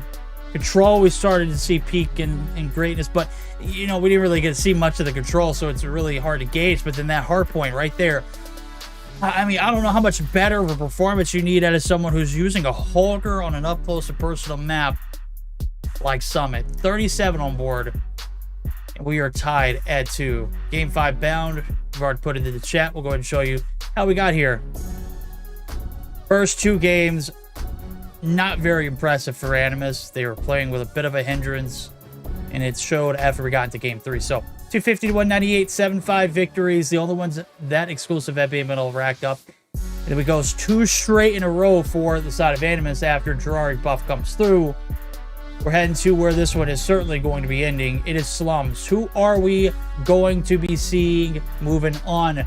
If you want Animus to move on, let us know in chat. If you want exclusive, let us know. Need to know before this one's about to start off is we are going to be able to hop into our game number 5, a potential reverse sweep up for grab 2. This one could be absolutely devastating day. We'll see the first 6 rounds on the attack 2 are exclusive. Let's see what they can do.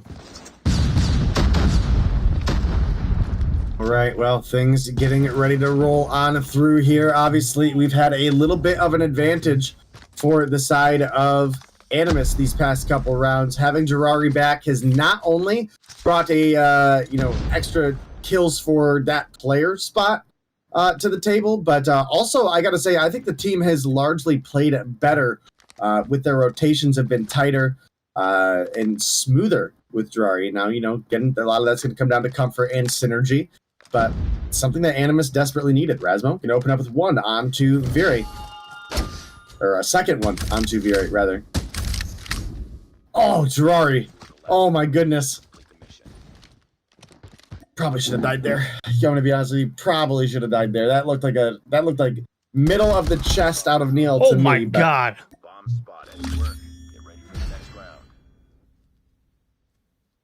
Okay. Gathilla certainly has had a bowl of Wheaties since game 3, and it is starting to show.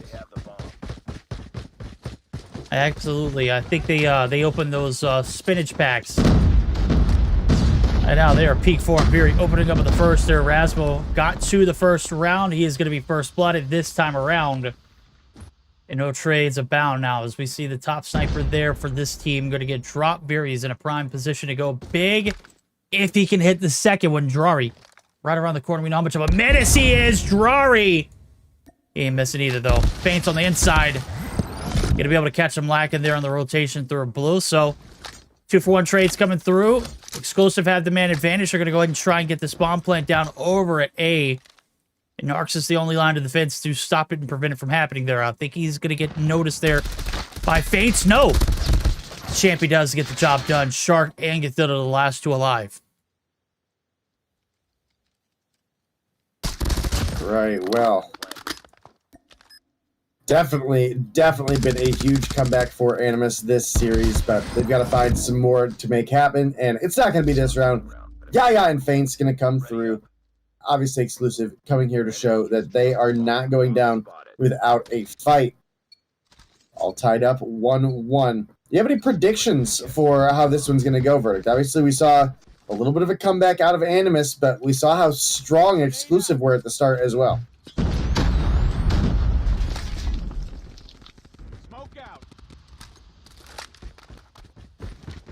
Okay. Tied up 1-1. No trades coming through early on. It is a full stack here onto the brick site. And just standing there holding the line, it's Shark. He's waiting for one wrong move. He's got a Finnick and a 40-round clip to extend. But Neil and Veery going to be able to strike quick with two of their on champions out. Feints there for the trade in this one. Down to 2 on the left-hand side of the screen, and down to 2 on the right-hand side of the screen. Neil and Yaya trying to peel back and collect the pieces here. Will they sell the dream of going up 2-0, or will the reverse come through? It's all down to Rasmo, though. Bomb is down, and I don't think anybody knows exactly where it's at, so Rasmo going to have to play on the back burners of some intel. Not going to be able to get the wall bangs to hit right there. There's nobody in sight. He's going to have to play for the retake, 1v2 style, Dave. All right, well, trying to make it happen. Obviously, the bomb plant coming through out of Yaya right now. Rasmo making the rotation over here. Had a good idea that this was going on, but... Oh, he sees Yaya. There's a free one. Oh. No. Oh, Neil. Good play. Play, Neil. Comes through with a nice little slide out of the building. Picks up that kill. That's going to close out the round, and... Exclusive, like I said, not going down without a fight. They now lead 2-1. And they've got some pretty well-distributed effort across the board for both of these teams. I mean, you do have Narcs down at 1, right? But everybody else is on 2 and 3. So everybody doing work here in this game. Definitely a solid start. Definitely an exciting one to start off the day as well. Animus, not a team we expected to see in this position, and they're now fighting their way to claw out of a losing position right now. Okay, they're going to claw themselves out of this one. Anytime you're able to pick up 2 rounds in a row on the offensive side of things, certainly gives you a little bit of confidence to see if they can continue to roll with it. Neil not going to be able to hit the shot right there. We're on board with Rasmo, and he ain't missing right there. So, Veer right here on the outskirts. Intel's going to go through. Yaya going to be able to piece them right as the trades come through. But Veery in a compromisable position. Drari going to shut him down. And that bomb's going to go along with it. So, Drari going to be able to find another one through the middle of the map. Cathilla going to get involved with another. And the cleanup is absolutely on point. A bounce back there for the defense. They absolutely needed it. Bomb spotted. Enemy has dropped a bomb. All right. Well, a must-have round for the side of Animus. Got 2 more rounds of the exclusive offense coming your guys' way. Will they be able to capitalize? Or will things get out of hand when we switch sides? It's the big question right now. Yaya find first blood on the Shark, and we know what a menace Shark was during that last Search and Destroy. So anytime you could take him down, pretty big for your team. Does look like overall they're going to have only the 1 first blood on the Shark so far, and unfortunately for exclusive, they have not tried to make a coordinated push forward to either side. So even though they have that kill advantage, they are going to be in a position that struggles a little bit, just in the sense that we have not capitalized on that death, right? You know, their opponents are still playing back, they're still playing corners, still playing for some snipes. And it'd be very, very easy for a pickoff to come through. And sure enough, there it is for Rasmo. Well, I mean, I don't think that could have happened at a perfect time. And surely, as soon as I say that, it is Veery who's able to shut him down. So, trades coming through. 2 for 2 styles. Veery not going to get the wall bangs to land it, even though it looks like the lineups are there. The cross in the middle of the map has been lethal, and I think exclusive are finally onto it. Drari and Cathilla not really liking the odds right there. Champy Not going to get good for one, though, as this one going to come down rather quickly. Animus redeemed themselves even after losing that first blood, and a little bit of time taken to develop that round. Certainly got out of control. Exclusive. Now going to lose that lead they once fought hard for. Let's see if they can tie it up before we flip, though. One last round here on the attack for them. All right, well, continuing to roll on here. Animus found themselves the lead once again, and they find a first blood in this round, making a 2-for-1 trade. Durari down is pretty big for the side of Exclusive, and, well, we got to find a way to shut Gathelia down as well, because now it's Neil, last alive, going to find the one shark here for the refrag, and on the defense, Animus were able to come through with the 4-2 advantage. Now they've only got to find 3 more rounds on the offense here, and Exclusive, they get their opportunity to defend, and maybe this is a little bit more their comfort. Maybe this is a little bit more their speed in how they were trying to play that last matchup. Okay, we'll see if that happens. Right now it's a bum rush over to the A side. Narcs gonna be able to get the trades out. Feints does find one before he goes. This one down to a 2v2 now as things happening rather quickly. Not even 30 seconds into this one, and it's down. The champion Neil on one side, Rasmo and Narcs on the other. Bomb's going to be hopped there onto the A site. Nobody there, as the intel is going to be baited out for, and certainly it should be a free plant. So, minute 20 on the clock going to be reduced. We're going to see this bomb blow up in 40 seconds. Or will we see it be defused? It's all in the hands of champion Neil now for the retake, 2v2 style. Got to make a move, got to cover up all kind of angles. Rasmo already going to be spotted out. That's one. They clean him out. Narcs right there inside of blue. The movement from Champy. Oh my god. There's no way we're body shooting. Okay, I still respect it. Wow. What a retake there from Champy. All right, well. Must-have round for the side of Exclusive. You certainly can't allow yourself to go down 5-2 against Animus and expect to come out of that one alive. So we're going to keep this one close. Only a round separating these two teams now. Bomb is to be in the hands of Gathelia. How are we going to change up this strategy? Well, not going to change up the fact that Neil got first blood. Going to take down Narcs. Pretty huge performance there. That should have been a free win for Rasmo, but he's unable to find the bullet to connect. As a result, that player is going to make it out alive. I did miss who it was. It all happened so fast, but 5-4 advantage in favor of the side of Exclusive right now, Verdict. They're continuing to make that grow. Oh my goodness. Oh my goodness. If you blinked or yawned in the last 5 seconds there, you missed everything. Yeah, I can't blink. I can't yawn, especially not with these games going like the way they are going. I am all alert and awake right now. The emulator crashed for the first time today. We're going to be back here in just a second. It does look like I'm queuing back in. We did catch those shots, though, too, so no harm, no foul. Shark going to be able to open up the first blood on the left-hand side of our screen. And Viri, though, quickly able to strike back for himself, too. So we see this one developing pretty quickly as well. Down to 2 on the left-hand side. Animus not building up enough of a lead there, as we've seen 2 go in favor of the defending side, make it 3. And hello, we might be seeing this reverse sweep denied on the backs of some stout defense here in the slums of Panama. Oh my god. Exclusive, giving them a run for the money here in the search. All right, well, certainly been an exciting one so far. Giving them a run for their money as Exclusive now take the lead and continue to put in the pain, but Durari and Gathelia come through for a 3-player swing.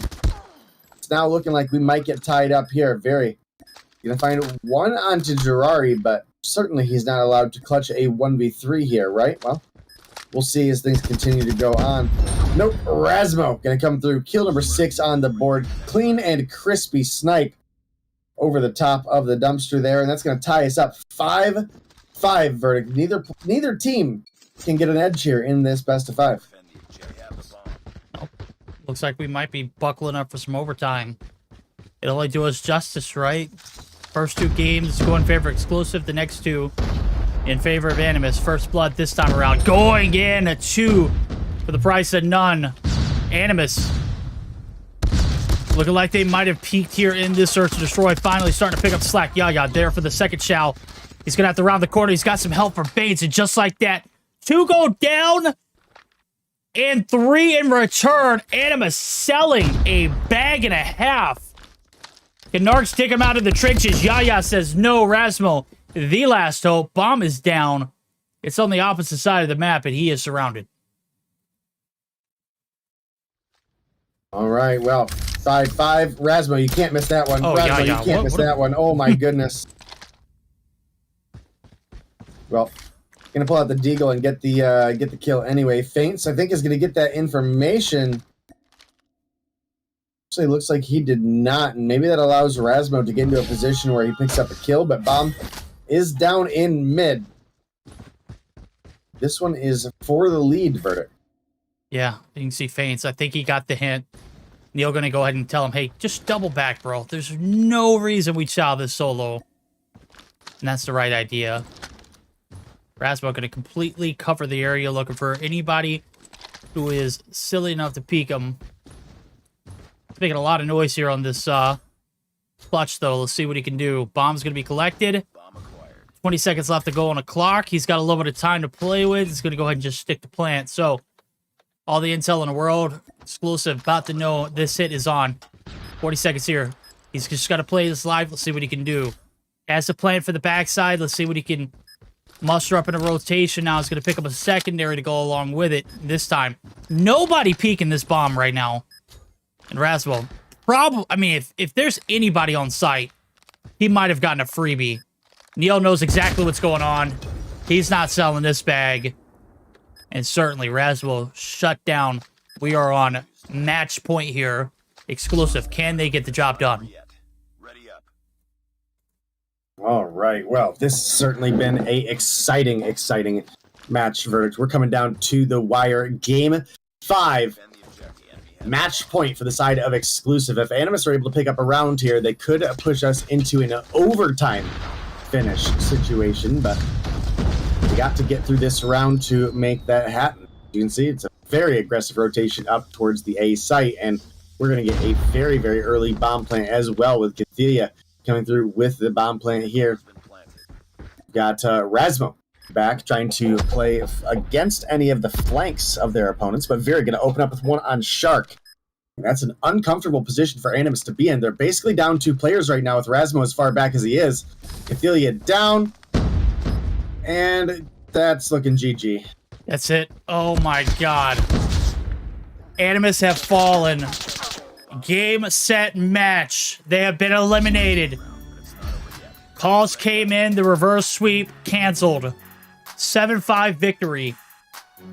Almost didn't happen, though. Almost didn't happen. Well, almost doesn't count here in COD Mobile. Exclusive. Eliminating Animus early in their second matchup. And they had the advantage of being in the winner's bracket to start it off with in the second round. They could not win a single series. Very unfortunate. We'll take a look at these post-game stats. Exclusive had done the impossible. I for sure thought the momentum after the control and after that brutal hard point would follow us over here into the search and destroy, and it did not. 9 kills on board for Neil, and a few clutches go along with it. Veer, 11 kills on board, as well as with Champy and Upset and Misery on the left-hand side of our screen. We'll take it back to the hostess. Talk to us. That one went the distance, but did not deliver, did it? It delivered games, right? Yeah. It delivered 5 games. It was actually very impressive to watch it. Coming into this matchup, I was like, it's gonna be another day at office for Animus, right? 3-0 for Exclusive. But no! Exclusive played with my forecast once again. And I actually lost on my, forecast. But definitely it was such an impressive, matchup again to watch, right? We did had 2 hard points, right? I'm gonna talk a little bit from both sides because they were like completely different. If in the first one we actually had a completely dominance on the side of exclusive, on the second hardpoint that we actually had the opposite, because Animus was controlling the game. They were controlling that summit. It was their map, right?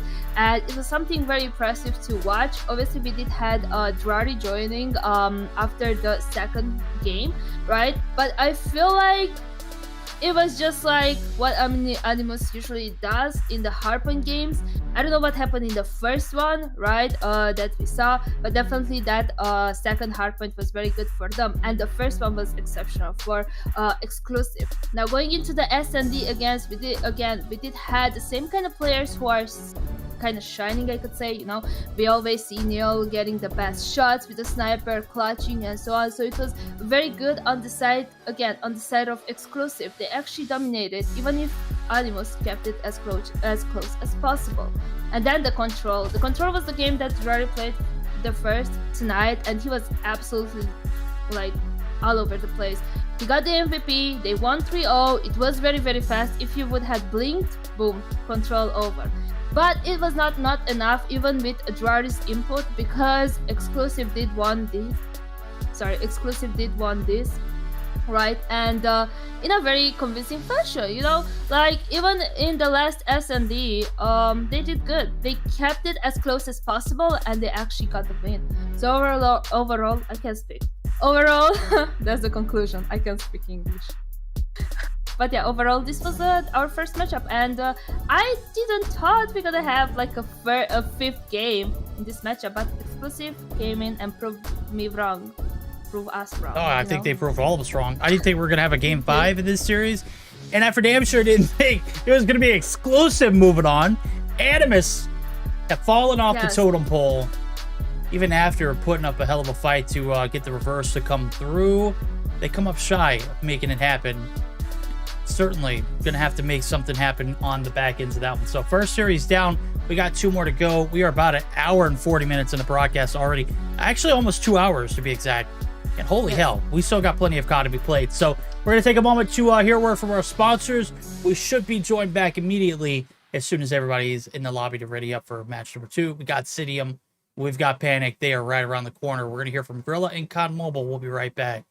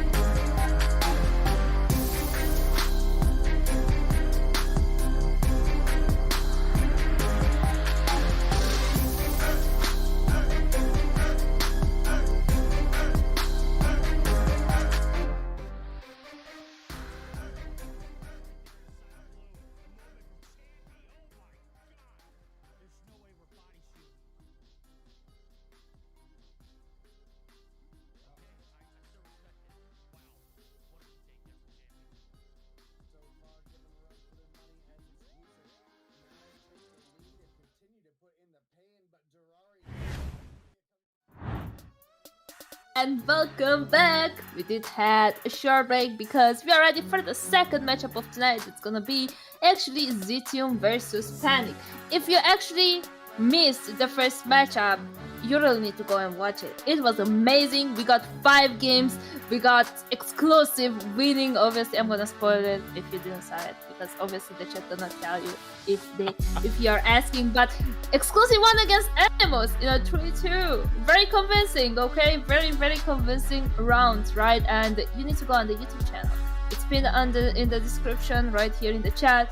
You can click, you can go sub, and you're gonna see it shortly after our broadcast. But we are here for the second matchup. There is Zitium versus Panic, and looking between the maps, I feel like it's a little bit more diversified than the first round. So, Dave, do you wanna go over them? I can do that, sure. Why the heck not? I'm going to start things off. Arsenal Hardpoint. Glad to see this one coming through into the rotation. Kind of got to wonder if Zitium banned the wrong maps again. Could possibly be a factor, but S&D slums for Game 2. Control on raid for Game 3. Game 4, we'll be looking at a Hardpoint Hacienda. And Game 5, we'll be looking at a Tunisia Search and Destroy. And I gotta say, I do hope we make it to that Game 5 for this series. I think these are 2 fairly evenly matched teams, and I have missed the hell out of some Tunisia. Predictions, verdict. Predictions. I don't know if I can make a prediction. I'm still like heavily inhaling the copium after seeing that first series come through and not go our way. I mean, we're not heartbroken because Animus lost. We're heartbroken because we were wrong. Holy hell! Exclusive coming through with a big game number 5. So they deny the reverse sweep, and more importantly, they boot the side of Animus out of the playoffs. I did not think we were going to see that one. I'm still kind of in shambles afterwards. So with that being said, I don't know if I can touch this series. I'd have to say Zitium have to be the more consistent team. I'm going to have to roll with them. They're going to have to be better on the hard points, though, because if I do recall, this series played out in a best of 3 early in the season. It went in favor of Zitium, but they lost that hard point, and it was not close. I need to roll with Zitium this time, right? I did saw them last broadcast. They were doing absolutely amazing. They actually, you know, surprised me. So I'm gonna roll with them. Maybe they're gonna come hot here and actually, you know, win the series. Panic is a good team, right? But I didn't saw the consistency from them in this season at least, or the past couple of weeks, I could say. So I feel like Zitium has an upper hand in this matchup, and hopefully I'm not gonna cast a curse, or worse, I'm gonna be wrong. If I'm gonna be wrong, I'm gonna be, oh no, I do root for both teams, but I don't like to be wrong. So yeah, but I'm gonna let you to it because both teams are here, so have fun casting. I'm gonna be back afterwards. Okay. All right, Dave. It is our second series to shine. Wonder if this one moves on to face off against who? Exclusive. We've already seen it. Let's see if this one goes the way that we anticipated to, or will we get a little bit of a curveball too as well now, as we're going to go ahead and jump into it.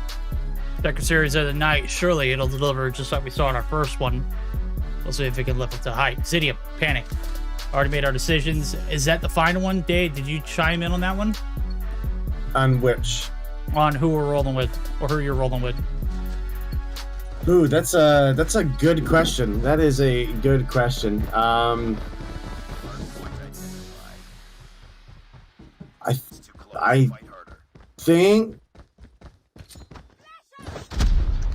think I'm gonna go with Panic.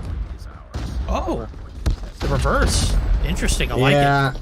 I definitely think they're kind of the underdog in this situation, but something just tells me that they've got it.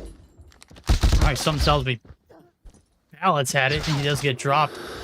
Trades are there as we see the first few seconds of hill time going to be collected. It's going to be highly contested. So you're rolling with Panic. We're rolling with Zitium. We'll see if they deliver. Right now, it's Heavily contested again, as I mentioned, in the B1 site. Rotations over to new. Not that far. It's a hop, skip, and a leap over. You can't see the mini map. We'll pull it up. It's on the bottom left-hand side of your screen. Not all the way at the bottom left. It's about mid-left, as this map is huge. Not every portion of it is utilized. And surely it is one of those maps that you see these 5 rotations come through. You've got to get those spawns marked down. Right now, the top side control of that little flat building is going to be a power position, but up top as well, you can see Denisio, they've got top side control from the artillery site. Storm, though, on the opposite side of the boxes, and out and open. It is fair game, whoever is able to take it. All right, well, a little bit of a lead right now for the side of Zidium, sitting up just shy of 30 points above their opponents. But it's looking like the break is trying to come through right now. Looks like we are going to get that. In fact, now plenty of members of Panic here to defend this point. You can see starting to push on up into a position to try to get a little bit more of a line of sight advantage. We've got Storm getting on the point to anchor it down. This is a big opportunity for some points for the side of Panic. They could definitely tie things up here or even take themselves a little bit of a lead, but you also got to be worried about rotating over towards next. You can see that their opponents in the likes of Zidium already have, and well, Storm might be running into a disaster here. Yep. Lights out. Yep, lights out. Trap's been set. They've got the early rotation. They know what's up for grabs. And they for getting the early set of sights now as the rotation going to be fended on now as the rotation pops open for business. Jazz, he's got to clear the back line here of the backside of the spawn, but the spawns are going to be locked down. Bison, man, these spawns not necessarily favoring anybody. It looks like we're going to do a little bit of control. There it goes. Oh my, Patron spawns right in on this point, but he is actually going to be taken down. So Zidium are going to be able to take the advantage. Balance going to be able to reap into the spawns. He's going to be able to shut down a few. That's a headshot with the Purifier? That's nasty, bro. Imagine getting dumpster by a Purifier by a headshot. It's a tough way to go. Many points of injuries onto this hill. The Vent is one of them. We just saw Onur kind of sneak on by through the smoke. He doesn't care if he has his spawns or not. With 10 seconds left to go, they're going to get the break, but the battle for new is already beginning, and it does look like it is going to be a sea of blue already there. All right, well, definitely a exciting match going on between these two teams right now. Very, very close. Only 9 points separating these two as we are about to get another hill to open up right now, and obviously it's going to be Zidium here first. Kree going to find one. Balance follows it up. It gets fragged out. Aver's here for a refrag. This is looking like a possibly good break coming in through on the flank for the side of Panic right now. And sure enough, they're going to make their way into the hill. Operators starting to get popped. And we have a lot of operator presence on the side of Panic right now, but still falling. The retake comes through big for the side of Zidium. Plenty of time to fight for, too. Once again.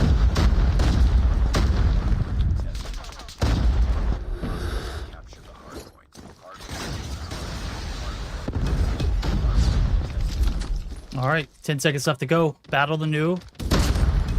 Not too far away from here. P4 done and dusted. Onur there for the contest for the last little bit of trickle time.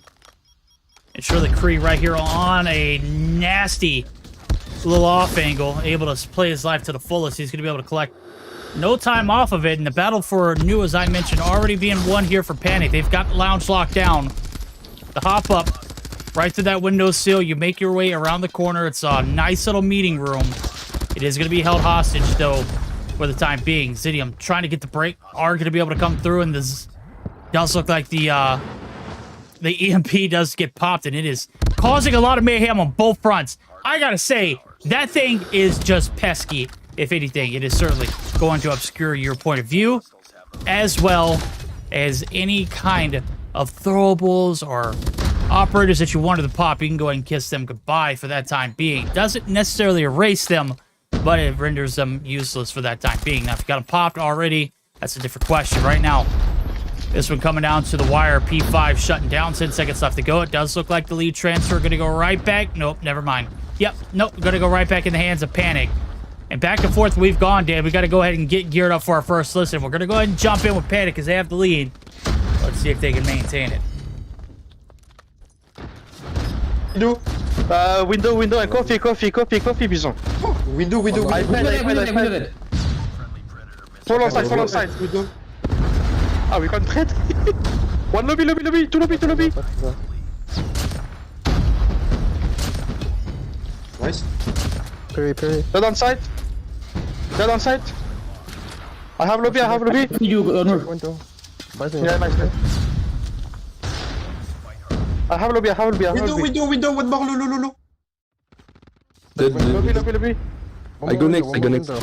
Lobby dead. One more window. Dead window. Oh, vent. Take it me. Window, I'm flashed. Window. Start going next. Dead lobby. I'll go next. One dead window. Oh, I'm getting bad ghost touch. Oh, two coffee. Well, one connector pushing. No, connector stay stop. All right, P1 absolutely running away with it. We see the lead now drastically in the hands of the players on the right-hand side of our screen. They got top control for Noob, but what they don't know is Denicio's right behind him. He's racking up the rear. And surely the hill pops open. Zidium are on it for the time being, but 10 seconds left, or 10 seconds into the objective. Nobody onto the hill to collect, eh?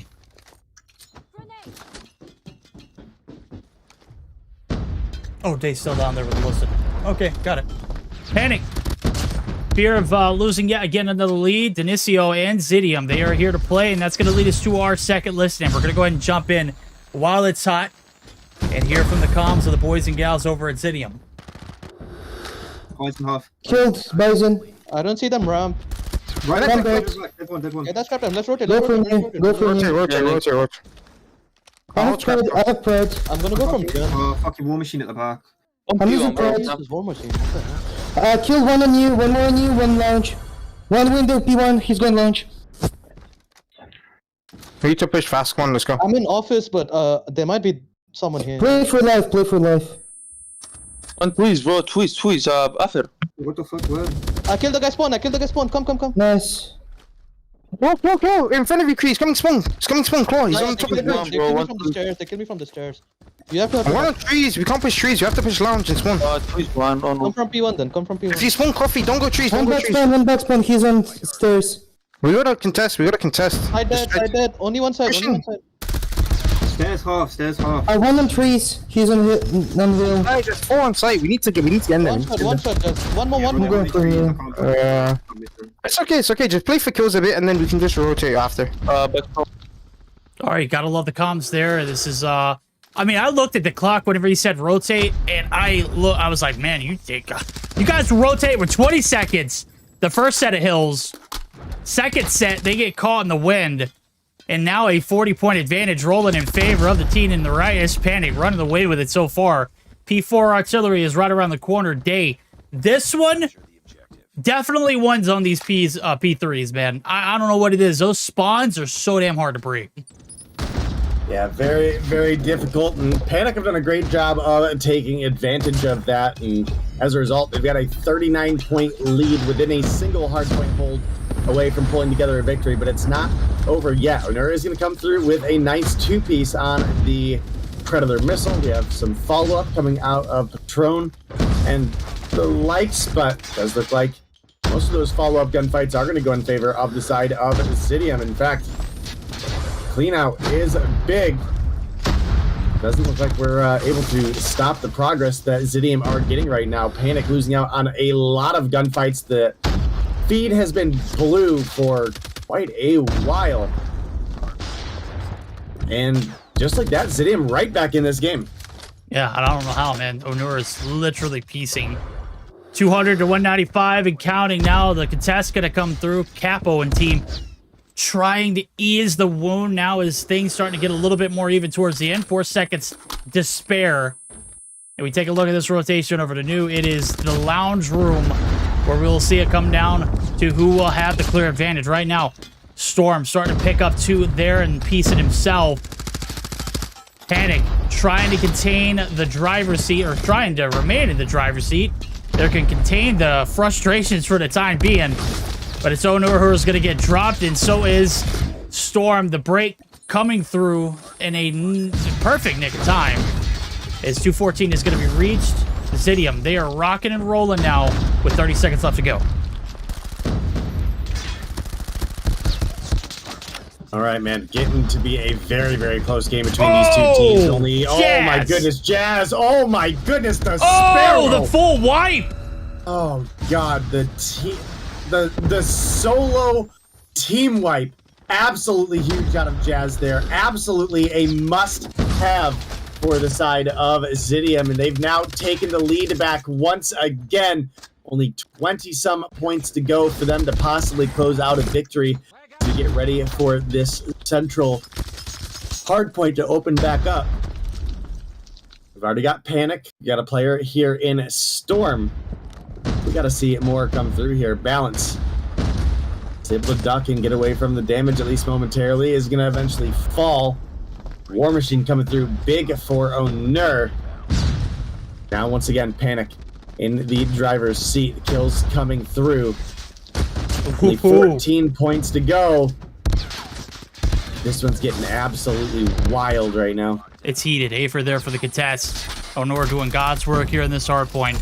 But he's going to be sent back to the spawn. Here comes the Claw. Good for one, but he's shut down. Onur has stalled out since we called out. He has been on 50. He has only found 7 in the past 2 minutes of this game. Right now, it's not even needed. We thought we were going to see him drop 60. Oh, man, we thought he could very easily drop 70. Oh, my God, 1 second. Able to get the contest for the 1 second. Is it enough, though? It does look like we're going to carry on, and P1 is not where this one ends. Oh, my goodness, Verdict. What a game. Oh, damn, going on Onur. right now. Oh, 60. Onur with the... 60. What's our EU kill record? I don't know, bro. I don't think it's 60, man. That map is huge. This one came down to the wire. But, again, as we mentioned earlier, the hardpoints are not necessarily the favorites of that Zidium team. And certainly they come up shy. Onur putting a team on his back. 60 is wild. It is a wild way to open this one up.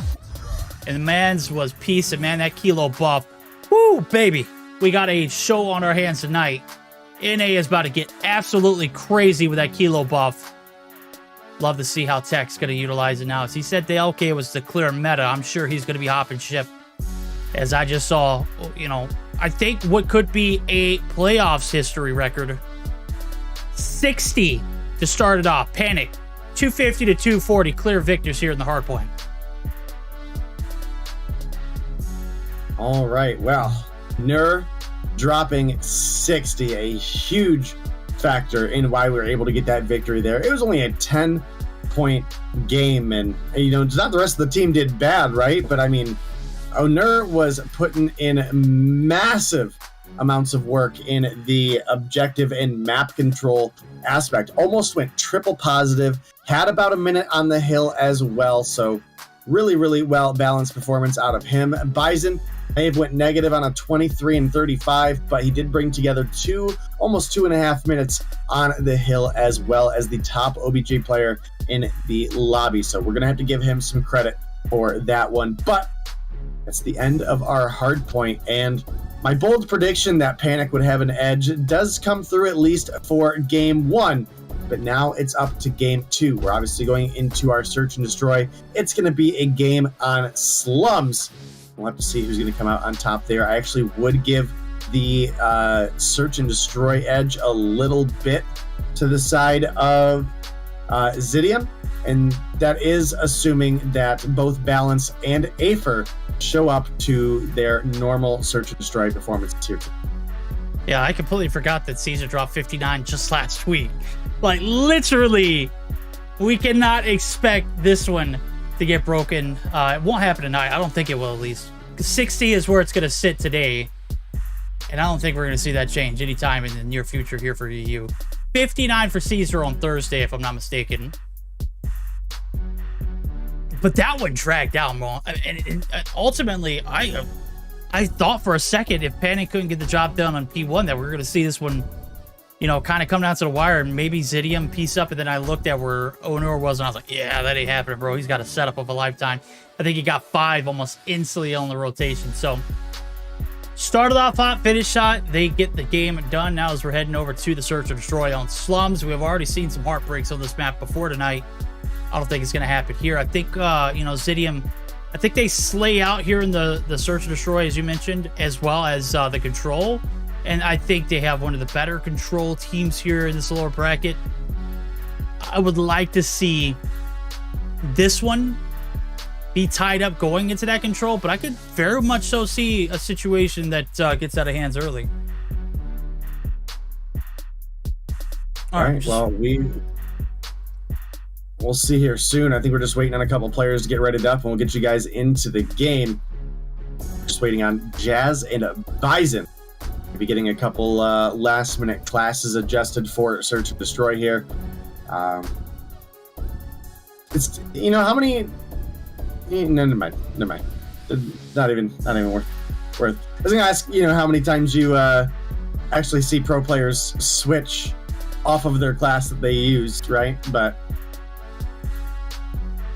I mean, hey, you kind of don't. Like in mid game. Yeah, it depends on how you're hitting, man. I've seen like gun game like happen occasionally, and especially for different like points on the map too. If you're trying to serve a purpose, if there's a wide open objective, you know, the ARs might be hopping the hill, but your SMGs, I could see them, you know, making the adjustments to flex a little bit more. But if you're me and you play the game like I do, you're probably swapping your class every time you die, because it's like, damn it, I can't get anything going with this gun. I need to swap over, and then you get absolutely destroyed and wrecked as soon as you do make that adjustment. Chat, you know how it is. If you're in the blender and rank and you're just not having the time of your life, unless you're using persistence, and if we're talking about using persistence still, I mean, obviously we don't need to have a conversation with you. You're kind of set your ways. But if you're in the blender, if you're just not having the absolute most luck with the loadout that you're, you know, rocking at the moment, I have played a little bit of gun game in some rank games. So it does happen occasionally, but by the time you do find the gun that works for you, the game is almost over with anyway. So I mean, it's a day late, a dollar short kind of deal. All right. Well, unsure what the holdup is here. Maybe I should check Discord, and maybe there will be an answer there. Oh my God, we're having that that discussion. Alrighty.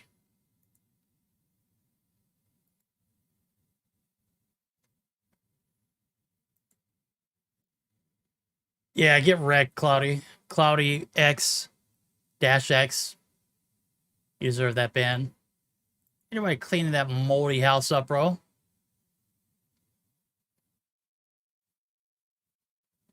We'll touch some grass, homie. All right, we're here for it.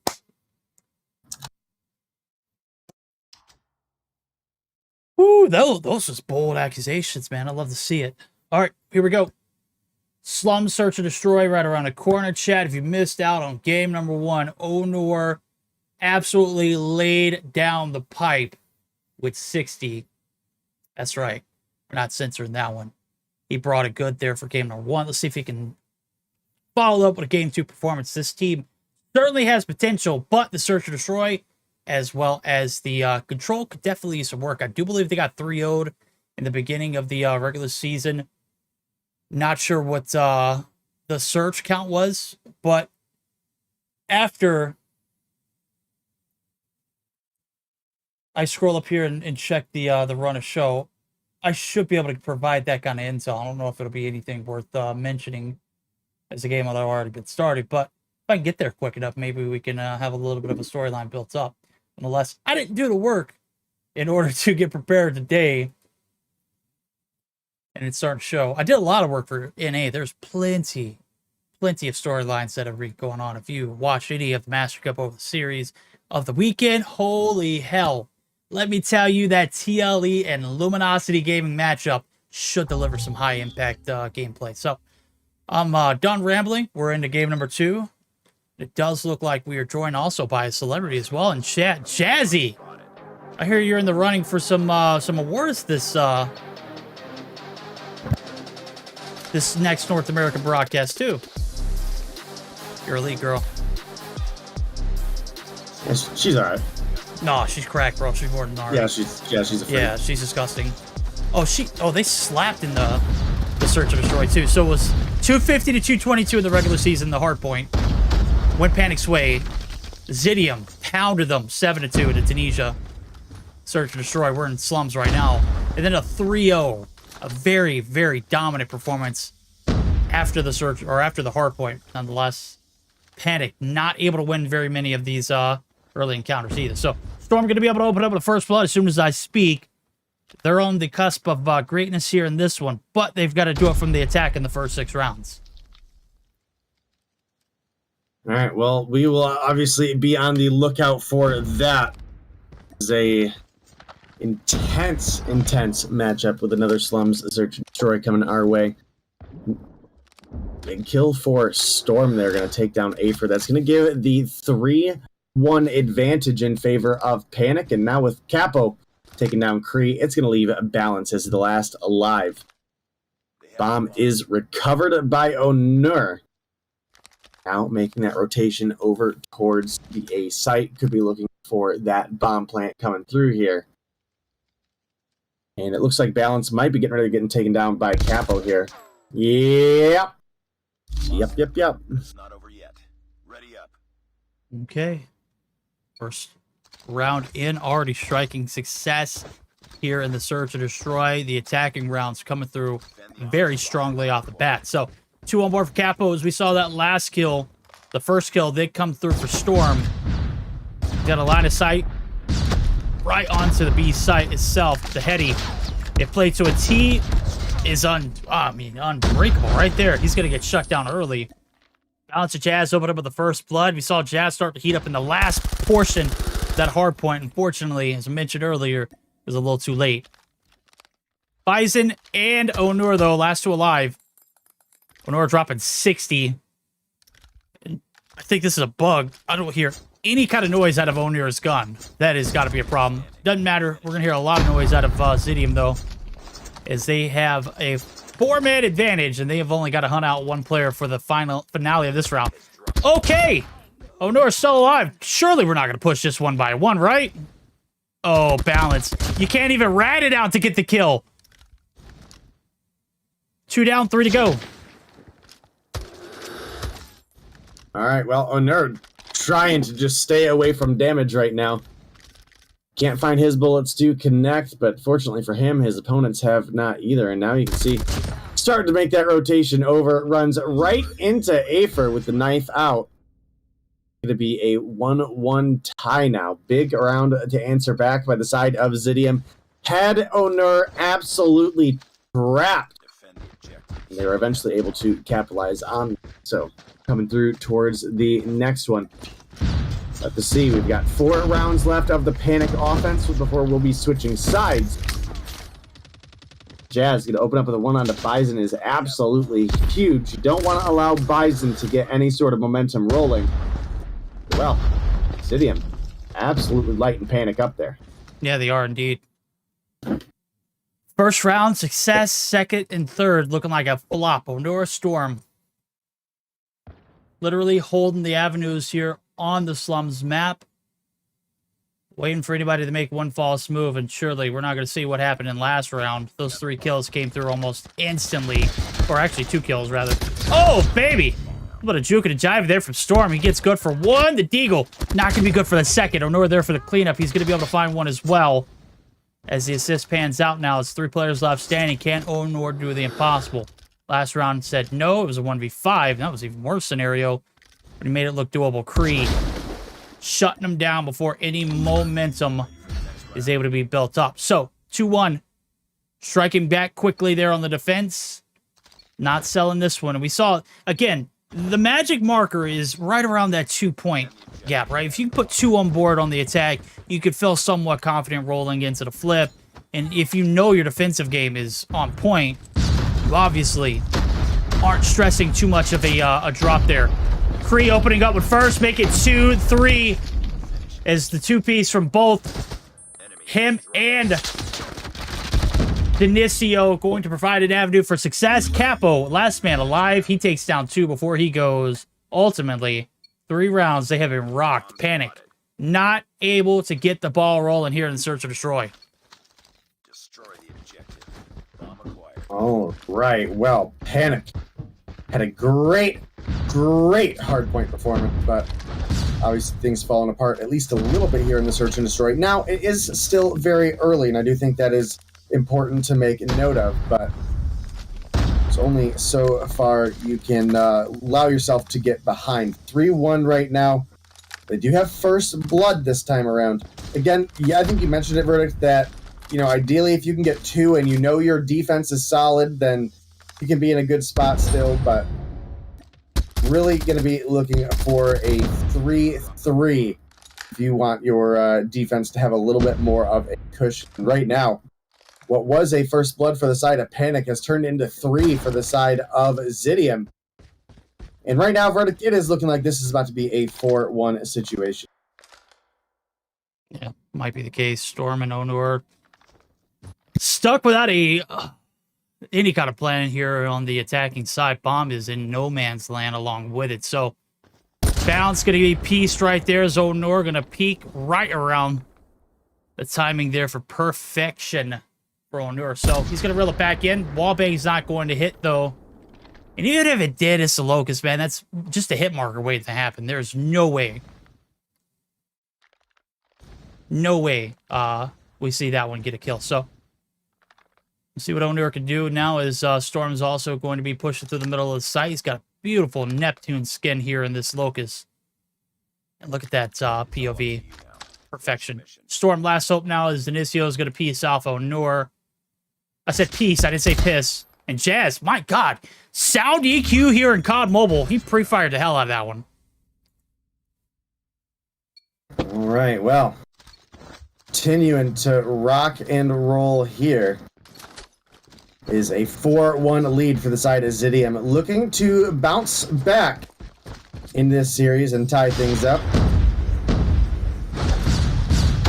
The last round of the Panic offense. If you're a Panic fan, you would like to see them at least get 1 on the board here, but that's not going to be the case. No, sorry, Capo. No faith. Yep, getting shot at in the back, turns around, Afer pushes. 5-1 in Zidium. I knew they'd have a little bit of an edge coming into the search and destroy, but I did not expect it to be quite as dominant. Maybe with the side switch, things will flip around a little bit. Maybe we'll see a little bit more balanced of a matchup. But as of right now, Zidium have been absolutely running away with it. Yeah, no, they have been. Let's see if they can do it on the attack, though, because this is where we were questioning it, right? Might be a little bit of a copy pasta from the series that I mentioned in the regular season. Obviously, that one could still be a little different, too, because they picked up 2 rounds. Right now, they are not looking decent.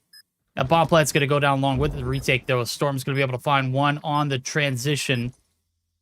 He's got sights on another, but unfortunate for him, Denicio is locked and loaded here in this series. He's picking up the pieces here in the search and destroy. He's sitting on 7 himself. Bison going to be dropping Jazz on the back lines. And with 20 seconds left to go, they've got to lock low. They've got to make a move. Onur makes 1 wrong move. He drops the ball as well as Bison. Now it's down to Capo. This round is done.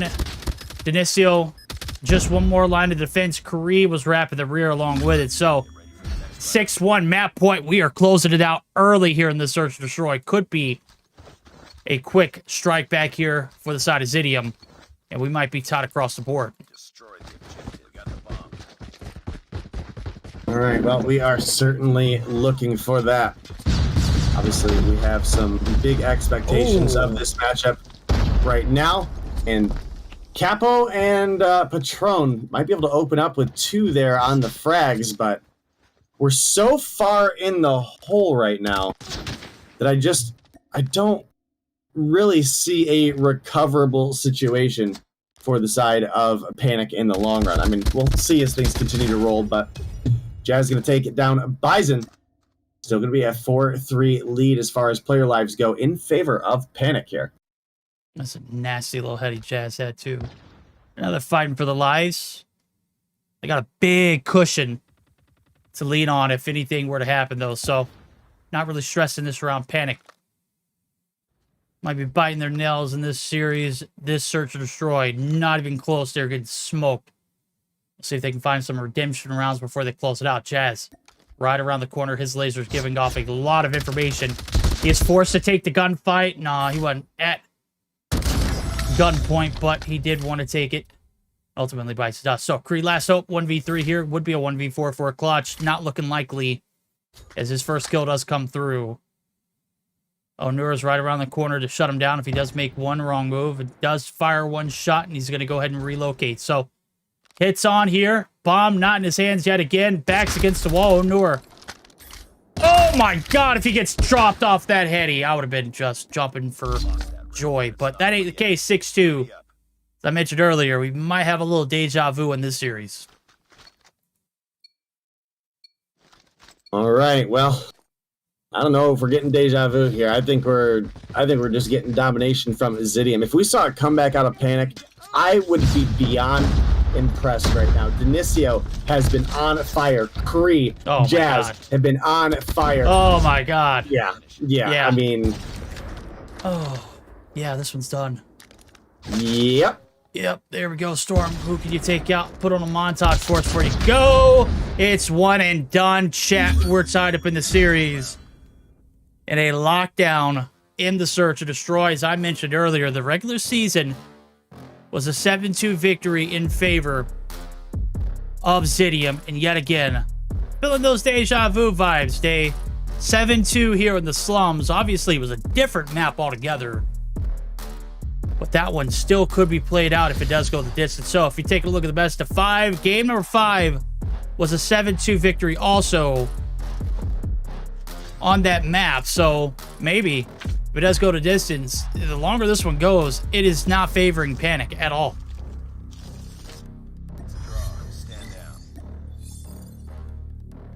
All right. Well, this has been a hell of a day for Europe so far. We're now guaranteed another series that at least goes to a game 4 here at Verdict. The backs of Denicio coming through with 12 kills on the board for that last one was absolutely lighting up Panic when it came to the first Bloods. Well, that's almost as convincing as you can get when it comes to Search and Destroy. Even with the 2 rounds that Panic did win, it never felt like Zidium didn't have control of the matchup. Even after we switched sides, we picked up that 1 round, it was immediately answered back out of the side of Zidium that they were getting no free passes on the defense for the side of Panic. We are now going to be getting ready to get on into next. We're going to be going on to a Raid Control, one of Deanna's favorite maps of all time in the Call of Duty scene. And I think just waiting on a Balance and Storm will get you guys the action here momentarily. All right, just waiting for the action to come through. As you mentioned it earlier, it is the Control that is going to separate these 2 teams. I mentioned the regular season stats as that series went the distance. Zidium take that one 2-1, and they did it rather convincingly 2 days. As a matter of fact, I was taking a look at the where it happened on. It was Control Crossroads Strike, so it was a clean 3-0 for Zidium. If it's anything like that Control Strike, we might be looking for a dominant performance yet again for Zidium. As I mentioned, Hardpoint might be in favor of Panic, but you've got to be a little bit more versatile. You've got to play these maps a little bit better and a little bit tighter in the Search and Destroy. So far, nothing is shown to be really convincing out of this Panic outside of the Hardpoint. And even then, it wasn't convincing. You had to have Onura drop 60 in game 1 in order for you to win, and it was only by a margin of 10. So the odds, not necessarily, again, as I mentioned it, as the series progresses, not looking too hot there for Panic. They've got to be a little bit more versatile. They've actually, in my opinion, they've got to win this Control in order for us to have a fighting chance. All right, well, we are certainly trying here, and it is going to be a difficult one for sure for the side of Panic. Obviously, I think Zidium are the favored to win this one, but that doesn't mean it's over. yet. It's not over until it's over verdict. We obviously saw out of the gate what Panic can bring to the table. And as we get into more modes with the respawns, I think that's where Panic are going to have to capitalize. We said going into the Search and Destroy that Zidium have been a little bit stronger of a team overall when it came to Search, and, well, they were able to prove that there. So now we're just waiting on one or two players still, and, I'm excited to get into this raid because I want to see which direction this one starts to lean. Did Panic maybe get a little bit lucky during that first game that Onur was just popping off the way that he was? Or are they going to be able to tighten things up once again and take an advantage 2-1 in the series? Obviously, we're best of fives here, guys, so we will see another hard point as well. Should be just moments, and we'll get you guys into the action and let you guys know. Okay. We're just waiting for Balance to ready up. We should be good to go here in the Control raid. It's shortly right around the corner. Hopefully, we'll see this one start up sooner than later. Again, this series drawed so far out. Very convincing Search and Destroy performance. If you missed it, you go back and rewatch it. It wasn't close, not even by a mile. Not by an inch. It wasn't even close by the stretch of the imagination. Hardpoint, though, it was relatively close, and it came down to a third set of hills, which you don't normally see in Arsenal. But when you do, you know it's a banger. It's 250 to 240 victory. 5 points on an objective map like that is huge. Again, when you're looking at it and you're trying to figure out, how you get to a third set of hills, every point accounts for 60 seconds, as much time as you can collect off of it. And there are 5 objectives. So that's 300 points in total for grabs. You do that times 2, that's 600 seconds. You could close out 2 games within the span of that, as well as you get into that third set of hills. That's where things get kind of crazy. So right now, we are finally into the action. It is going to be that Control on raid that we promised you. I hope you packed your sunglasses, your bathing suit, your SPF 100. If you're pale and pasty like me, or if you're just ready to feel the sun's rays, they are certainly going to be hitting this one now as Control points. 1 on the ring site, 1 on the pool site. Balance opened it up with the first blood to start us off with as he drops those, so it's 1 for 1. Right, well, a couple trades here early on, and it is so far slightly in favor of the side of Zidium. Nothing too crazy, but see, we are starting to make that push on up. We're trying to get some time on the hill for Panic here. Storm able to get a big 2-piece shutdown. Has some progress going, but it does get cleared out. Time not in the favor of Panic here. We've now burned through half of it, and we need to get a capture to extend our lead. You can see now we've pushed up towards A. Grenade coming through there. Not quite going to be able to get the hit onto Jazz, but first tick of progress does come in. Obviously, that clock is stalled while team is capturing, so we'll see what happens here. But Patron able to find a 2-piece of his own. And going to find a follow-up onto Balance there. Second tick of progress in on A verdict.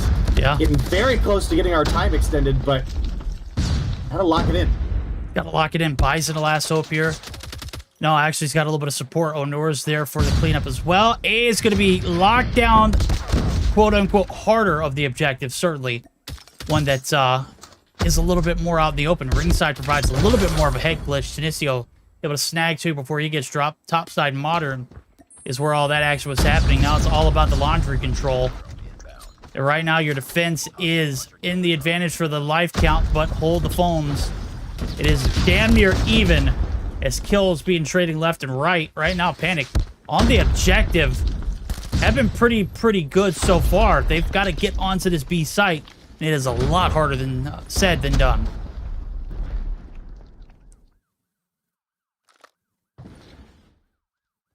We tied for the lead.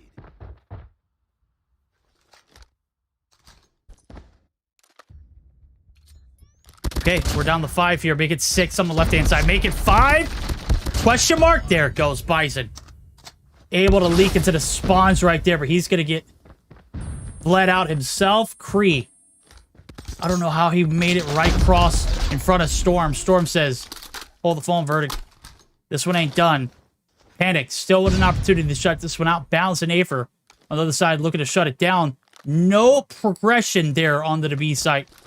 As both team players now hop in the hill, they're going to force the hands of their opponents now as they're going to have to come out of hiding. Afer, absolutely one-shot. Storm is pieced up. Onur, the last hope. It's a 1v2.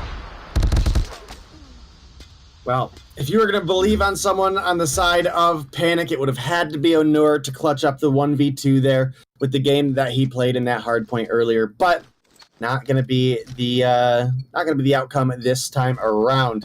Going to be a big shutdown and a big round win for the side of Zidium, but a very, very close one at that. And you got to keep in mind, Panic, we're on the offense. This is one of our more balanced control maps, so that may not be as big of a factor as some, but does look like a fair bit of progress coming through onto B right now. First tick going to be locked in by Jazz. But we've got bodies swarming. Jazz going to find an extra. Onur with the takedown and a fairly sizable life lead right now going on for the side of Panic. They're sitting up at +4, and we've burned through half of our time for Zidium. Okay, burned through half our time. Submitted on the clock. No success there on the B site. Over to A we go. About get ready to hit the pool. Hope you brought your bathing suits. Everyone. Free's still soaking wet, though. He's not even going to be able to wring himself out. Jazz going to be there for the redemption. No, it's Denisio. They were shut down one. Topside control there. I don't know who's in the spawn or what Capo was looking at. But it is definitely going to open up the floodgates here as they've got court control. They've got the hill absolutely on for the time being. And one tick of progress onto that B site, we'll come back to revisit it. Jazz. Let's have a line of sight into the spawns. He is going to go ahead and get a little antsy with it. He's got a little bit of time to go along with this, Sparrow as well. He's got one in Money Room. He's got Capo right dead to rights. And the follow-up there for Money Room. Onur going to get sliced in half, too. That's going to add another minute of the clock onto it now as those absolutely going big with that Sparrow day. I don't know if you caught all those shots. They were kind of dragged out in between. Jazz getting maximum use out of it.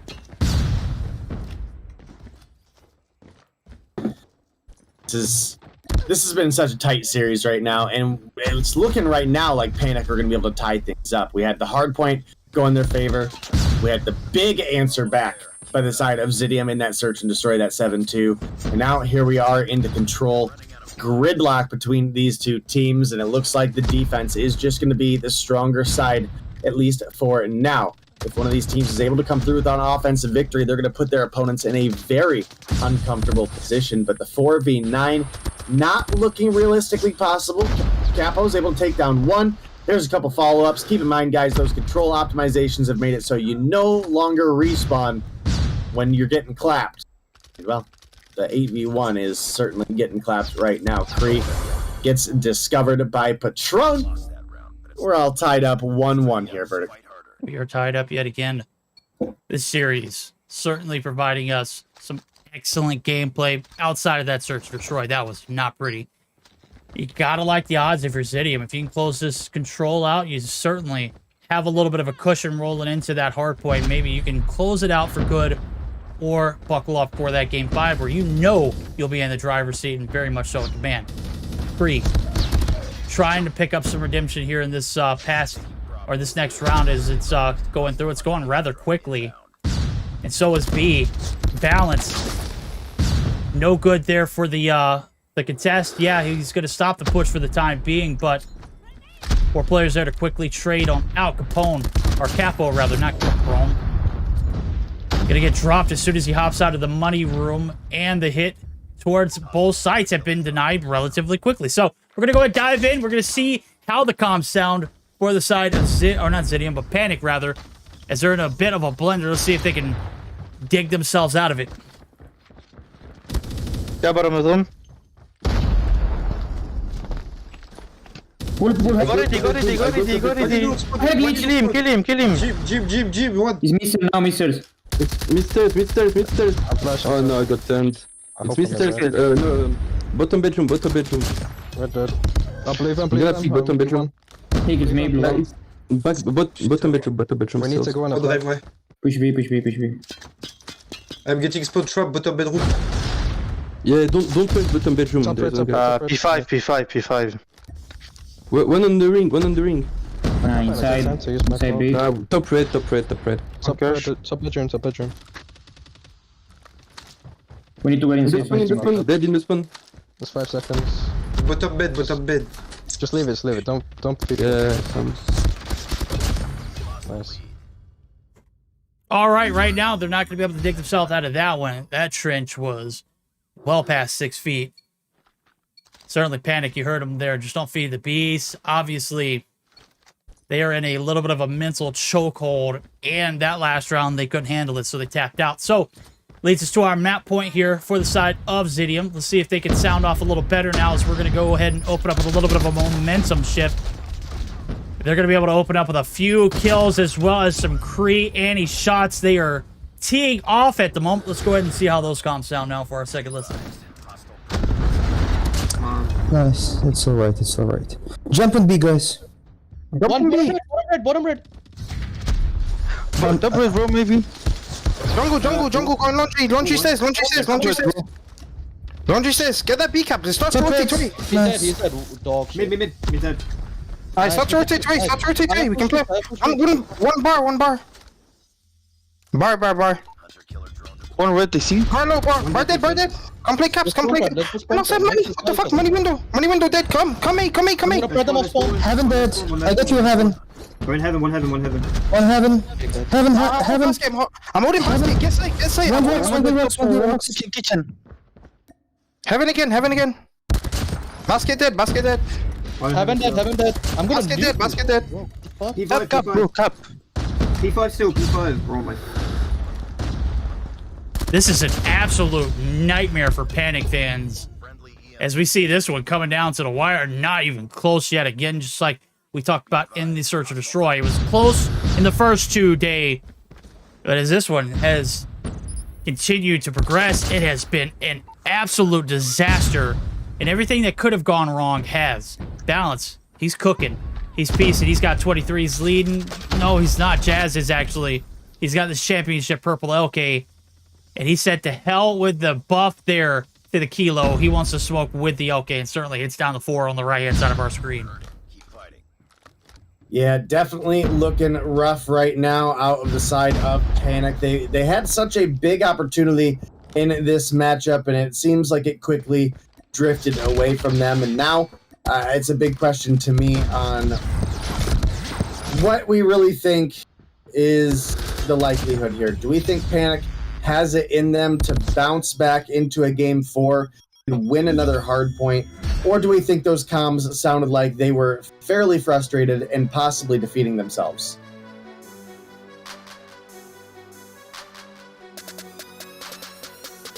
Okay. 3-1 victory. Panic not showing up outside of the hard points. Definitely a problem.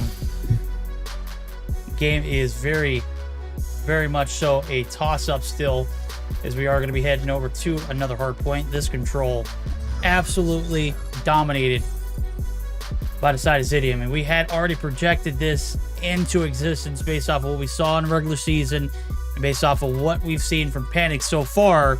They have not been very versatile. Zidium have very flexible indeed. They put up very great hardpoint efforts. They have absolutely locked it down in the Search and Destroy as well in the control. We take a look at this pulse action report. Balance, your MVP, a plethora of damage, as well as 27 kills and 25 deaths. 24 and 14 for Jazz, though. Man, never made the LK look any better. And this is after, we've seen the entire TVU just absolutely atrociously spam Holgers for a majority of the season. It is such a refreshing look when we see an LKB, absolutely revitalized in the hands of him. And he is a known abuser of that Holger meta as well. I'll tell you who couldn't rock the Holger. It was Honor. He might have dropped 60 in that hard point, but he has not given us anything outside of it. And all the hopes and dreams here for the players over at Panic. Coming down to one last game, Dave. Well, it certainly could be the last one. We could get another great hardpoint performance out of the side of Panic. We'll have to see as we continue to roll on, because Onur 60 kills on the board was absolutely huge during that first game, but you got to win more than one. And, more importantly, the rest of the team also has to step up, not just Onur, right? We can't count on Onur to just carry Panic through these matchups. I believe a lot more in the likes of Capo, Bison, Patron, and Storm as well, and I just do not believe that we are getting their best today. So if they want to stick around in this competition, they have to make something happen here in the hardpoint. And then they also, if that does come together for them, they got to figure out the search and destroy, because we're going into a game 5 if they win this one, and a search and destroy on, I believe it was Tunisia, would not be fun for a team that is uncoordinated, not working together, going up against a team that has certainly put the effort in, they've certainly put the work in, and they look and sound like they're here to win. No, you're absolutely right. Comms were clearly evident. Accepting defeat is one thing, and then jumping in with Panic was another. I'm just kidding. They're both one the same. You heard it. They couldn't even get the push out of their spawn. And with the last 10 seconds, they just said, chalk it, man. We'll try our luck at the hard point. You've got to get, real quick your act together. You got to do it absolutely here in the Aussie and hard point. It could be your last, obviously. No, we're going to double back to the lobby. So, just kidding. First time was not the charm. Second time, hopefully, will be. Go ahead and dip out if you haven't. And again, just speaking on the backs of what we saw in the regular season, Tunisia was an absolute flatline for the side of Panic. It was a 7-2. It was very dominant. I remember it vividly. Zidium absolutely let Panic have the business. And there was nothing that Panic could do. The search and destroy performance has been mid-tier at most. And now you've got to do it in a hard point where you might even get eliminated there, because your victories haven't been as convincing as your opponents. The search and the control, very, very, very much so dominant performances from the side of Zidium. And on the opposite side of things, Panic not really showing up to either or.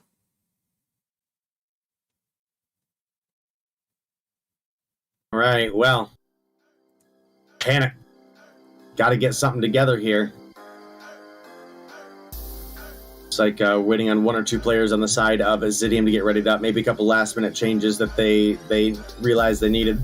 Again, maybe someone spawned in and was like, that trophy system looks mighty shiny on my HUD, but we'll see. I don't know if that was it, guys. Just as much of that as we've seen in Europe, that's kind of my default right now. Yeah, facts. So I've seen more victories won off of legendary trophies than we've seen anything here in EU. Obviously. Yeah, we have. Definitely a yikes moment for some of the European teams, but hopefully they've corrected it and we won't see any more of that, especially since we're here in the playoffs. So it's like we should be getting ready here any moment. I think maybe balance is having an issue. It's constantly him. It's constantly him we're waiting on, and I feel like that's normally not the case. So I don't know. I don't know. We'll see. But we're getting on into the game right now. Hacienda Hardpoint loading up. Make sure you guys let us know in chat who you got. Are you a Panic fan, or do you think Zidium is going to take this one home? Zidium currently leading 2-1 in the series, but Panic did take the last hardpoint. Yeah, Panic took the last hardpoint. It's only right that we see this one come down to a hardpoint victory to fight for their lives. Right now, we're on board with the side of Bison. He's got to step it up here if this team wants to go any further. The rest of Panic does as well. And again, they haven't been convincing here in the hardpoints. They've just been able to secure victory. Let's see if they can absolutely secure Game 5. As Bison's on the objective, he's looking to sniff out that one player in Jazz, but God, Afer's there for the support as well. So, objective play to a T by both teams, unfortunately, for the side of Panic. They're going to start off in a little bit of a hole themselves. All right, well, a little bit of a hole is not good for Panic here, and you want to see what they're able to bring to the table. Obviously, P1 is not a big hill in any which way of the form, but Zidium getting potentially over 30 seconds on a P1 could spell disaster for the side of Panic. And again, I gotta wonder if they have defeated themselves in those comms, and we'll maybe get a chance to check that out later. Onur does come through with a big kill there, looking like they're playing back for P2. But I don't know, man. Letting your opponents get 35 on a P1 on Hacienda seems kind of rough. Now stacking the hill a couple, but Storm is going to spawn out. Maybe gets the flank in behind the team. You can obviously see Capo coming in behind as well. Going to find one Patron here for the other. The defense so far good for the side of Panic, but the spawns looking like they're going in favor of Zidium. Now, it can also be very easy to get spawn trapped if you're not able to make the break from this side. And that is something that the side of Zidium will have to worry about, because we've already brought things back for the side of Panic. They have a little bit of a lead. Looks like they're continuing to hold as well. Drone going to come in, finds two. Onur gets his refrag. Good time on the board for Panic here. A good time indeed now.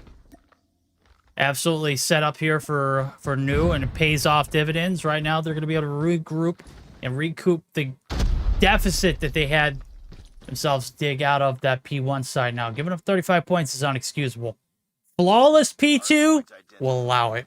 60-35, things getting very, very intense here in game number 4. Patron looking to wrap the spawn here as the early rotation is going to be made. Nobody even profiting off of it for the time being. They want the backside, as those well spawns are a little bit more predictable. Right now, they are not going to be able to capitalize with the hill time, but here comes the contest. All right, well, a little bit of a lead for the side of Panic right now. Onur maybe back on his grind. 11 on the board, tied for top frag with Storm. Sitting up about 25 points above their opponents right now and looking to grab more of it as well as they continue to hold down this P3. But Afer coming through with the claw, going to be good for 3 before getting taken down. It looks like Zidium have made the break here onto the hill. See, we've got rotations coming out. Storm does have full streaks on the board, so we'll have to see how that Hunter Killer and Predator Missile are used later.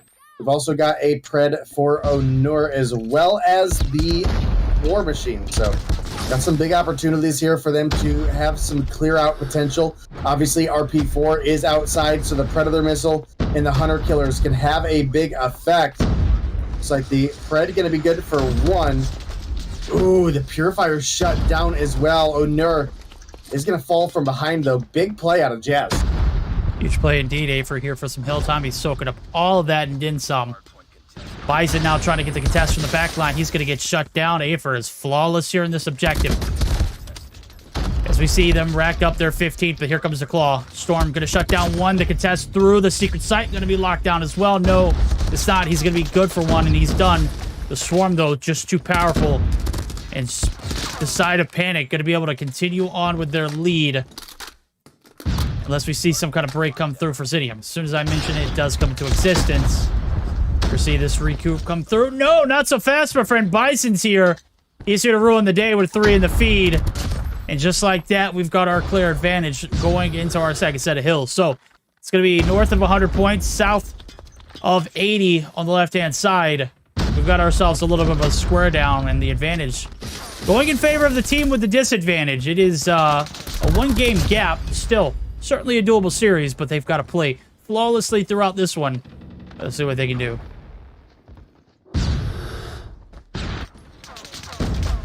All right, well, I think actually right now would be a great time to jump into the comms with Not so fast. Let's hold on. Let's hold on. Let's hold on. So? Let's see. I want to see who gets the advantage for that P2 site. That is, we saw the full 60 come through on the backs of Panic. Well, it wasn't quite full 60, but I want to hear those comms in the heat of the moment. Gotcha. All right, I was maybe on a different front. I was hoping to hear how Panic were going to try to get the setup early, but we can go for the actual P2 hold. That works for me as well. About a 40-something point lead for the side of Panic right now as they are trying to hang on and get us to that game 5. But again, Zidium have been looking incredible in Search and Destroy, and Panic have not. So even past this hard point, we have to find some more out of the side of Panic if we want to see them come through with a victory. Now P2 getting ready to open up. Looks like first feet on the hill was going to be Denisio, but might get taken down here. Yep, Storm going to come through with the kill. Jazz taken down as well, and Panic find their way to P2 as well. Yeah, let's go ahead and find ourselves to that VC. It's got to be hectic. Let's see how they sound now in our first listen in with Panic. Let's go, let's go. Vas-y. Non, vas-y, prends-le. One black. White dead. One is spawn. Shit, I forgot how close I was. One pull. Yellow car. It's low, Nur. We don't have good spawns Two dead. Watch out, he's dead. He's one shot, bro. Black car. Well, I thought you killed him. Yeah, dead, black one. Play for top terrace, Go next. Push top. Yeah, dead. One dead pull. Be careful pull. Pull, ready. One to dead. Patron, I'm nading. One more, Patron. One shot. He's pushing office. We are good, guys. Look at the lead, guys. It's okay. The one is dead. And with you. Beacon behind. Nice. Dead. One machine top. Be careful top, one machine. I have top. Dead. Where's the period? Aim behind you, Storm. I drove for you, Storm. One.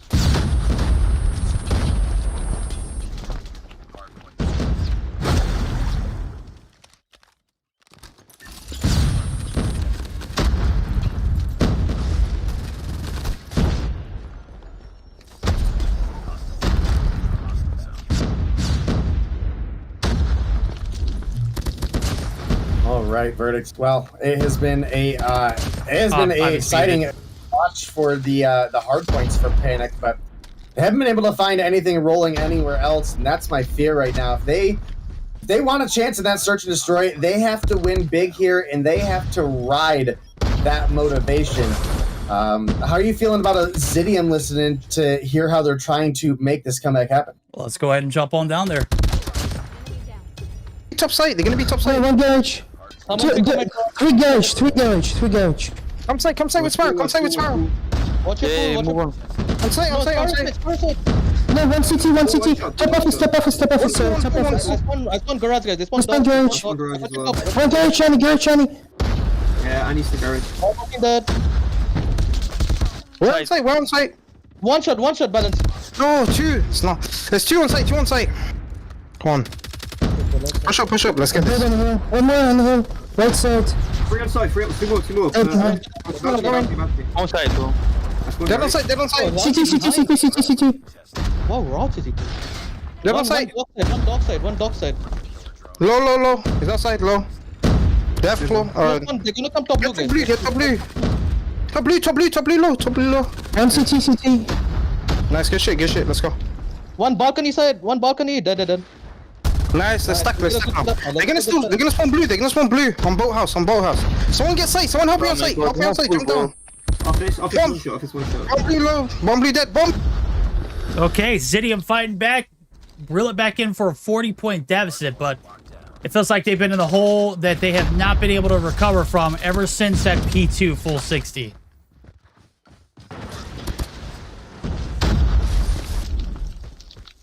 Right now, they're going to be able to collect some time here on the P1 objective 2 as a reset comes through. 30 points and counting. A setup for new could be of the essence, but you've got to play this one to a T, and you've got to allow your Sands South the opportunity to strike back. Right now, they've been pretty flawless. But as Denisio drops, there goes that point marker. It is going to be north of 200 points now, as they're going to be the first ones to reach it. Aper pulling out a bag of tricks, able to find one through the smoke, but Storm able to clean it up, able to collect the time. And now that rotation over to new does look like it is going to be made already for the team in blue. Zidium, last-ditch effort to reel it back in. All right, well, absolutely big performance coming through out of Panic, but we do have Zidium keeping things pretty close. I did like a lot of the call-outs from the side of Zidium on where their opponents were going to be spawning based on their position on the map, where the kills were coming through.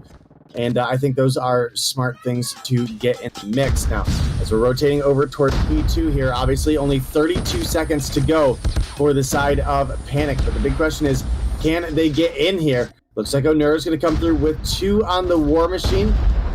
Not quite able to get a third, but he does get the hit marker onto Jazz, and that's going to be a big Sparrow knock coming through. Capo does have one rotating in behind him, but doesn't matter. Denicio coming through, lighting him up. There's enough time on the hill to close the gap here. Denicio, a 5-man spree in the feed. Absolute menace for the side of Zidium. Yeah, it is. Not enough time to close it out. 25 seconds and counting for the right-hand side.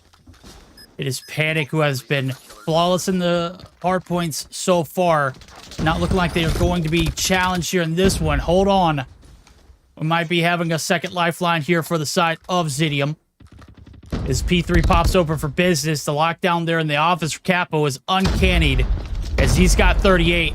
46 on board for Honor as he's starting to get into a just absolute flow state here for the Kilo.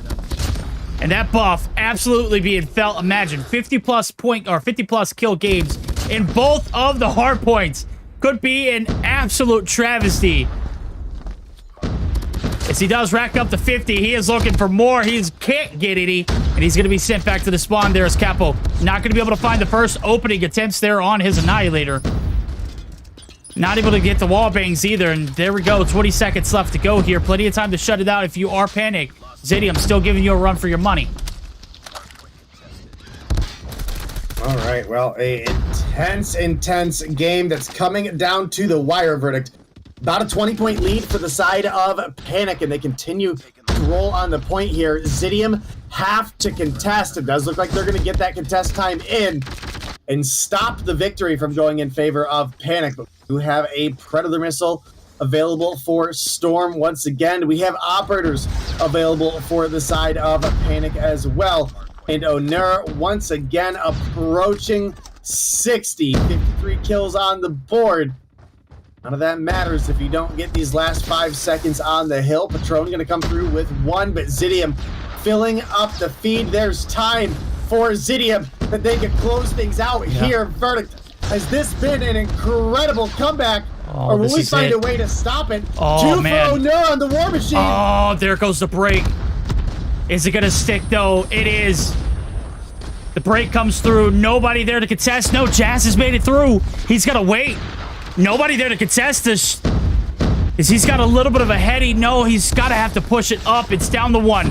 Mino Sabi. Balance going to get dropped, and then through all the chaos, ultimately results in the game ending in a 250 to 241. Panic staying alive, white knuckling that P4 site. That one got very, very close. Too close for comfort, if you ask me. Onur barking on another 60s door. This time he's gonna have to settle for 56 in a victory. His dreams of this mobile mayhem losers bracket rump is still alive as he goes plus 2 times positive. 1:33 on the hill. Mans can do it all. You are right, Mans can do it all, and that is going to be a big game, pushing us all the way into a game 5. But it is going to be another Search and Destroy, and we're going to be heading to Tunisia. And Search and Destroy has really not been Panic's game mode this season, as well as Tunisia, maybe one of their worst Search and Destroy maps. So for them to try to come and turn things around against Zidium, who've had a fairly opposite impact throughout this season, actually looking quite good in the Search and Destroy, I think it's definitely a difficult position to be in. Panic really got to be riding this energy. Their snipes have to be incredibly crispy, and the teamwork needs to be there as well on the rotation. So we'll see as we continue to get through this game. Panic able to tie things up 2-2, but Zidium, I think, have got to be in the more comfortable position. No, you're absolutely right. They got to get their act together, though. Panic able to steal that hardpoint victory away yet again. And if we're looking at the grand scheme of things, nothing has been fought for outside of the hardpoints there for Panic. So, as you mentioned it, comfortably sitting is Zidium. You got to still be on your guard, though, as we're taking a look at the best of 5. That first hardpoint, a knockout. 60 bomb there for Onur in the Arsenal, 250 to 240 victory. But then they go dry for 2 maps there. 7-2 victory in favor of Zidium, as well as a 3-1. I mean, just an absolute dominant display of performance out of Zidium for 2 maps in a row, followed up by a very decent comeback into Hacienda, but not enough to get the job done. This one tied up at 2 as we roll into a Tunisia, which is going to be the deciding factor of who moves on, who is eliminated. Right now, the chopping block not looking good for the side of Panic. This one, you didn't do yourself justice in either of the first search and destroy or the control. If you're looking at it from a grand scheme of things, you can be a bad hardpoint team as long as you're just an absolute cracked search and control team from the looks of it. Well, we'll certainly see. We're getting into this game here shortly, and we'll have to see if Panic have any hope of staying alive. I think it'll be pretty apparent in the first couple rounds if they're going to have a stand a chance. It does look like we are once again waiting on a balance to get readied up. We'll get you guys to the game. Does look like Tunisia search and destroy. I believe that would be Panic starting on the offense on the yellow side. Is that correct? Yes. Panic is going to be on the attack for the first 6 rounds. They're going to have to dig themselves out of the trenches early on. So, Tunisia certainly been very fruitful for the side of Zidium, their regular season matchup. They beat Panic 7-2. So, that kind of intel based off what we saw in the Search and Destroy earlier, you could only believe that maybe we're going to see a very similar case here in the Tunisia being the result of the outcome. I hate being like the guy that's like, hey, I got all the answers before we even, jump into the game. But just based off of what we've seen so far, not only tonight, but throughout the regular season, we might be buckling up for a Zidium and exclusive matchup. Man, that sounds kind of weird. We're not seeing Animus anymore? Bad L's in chat.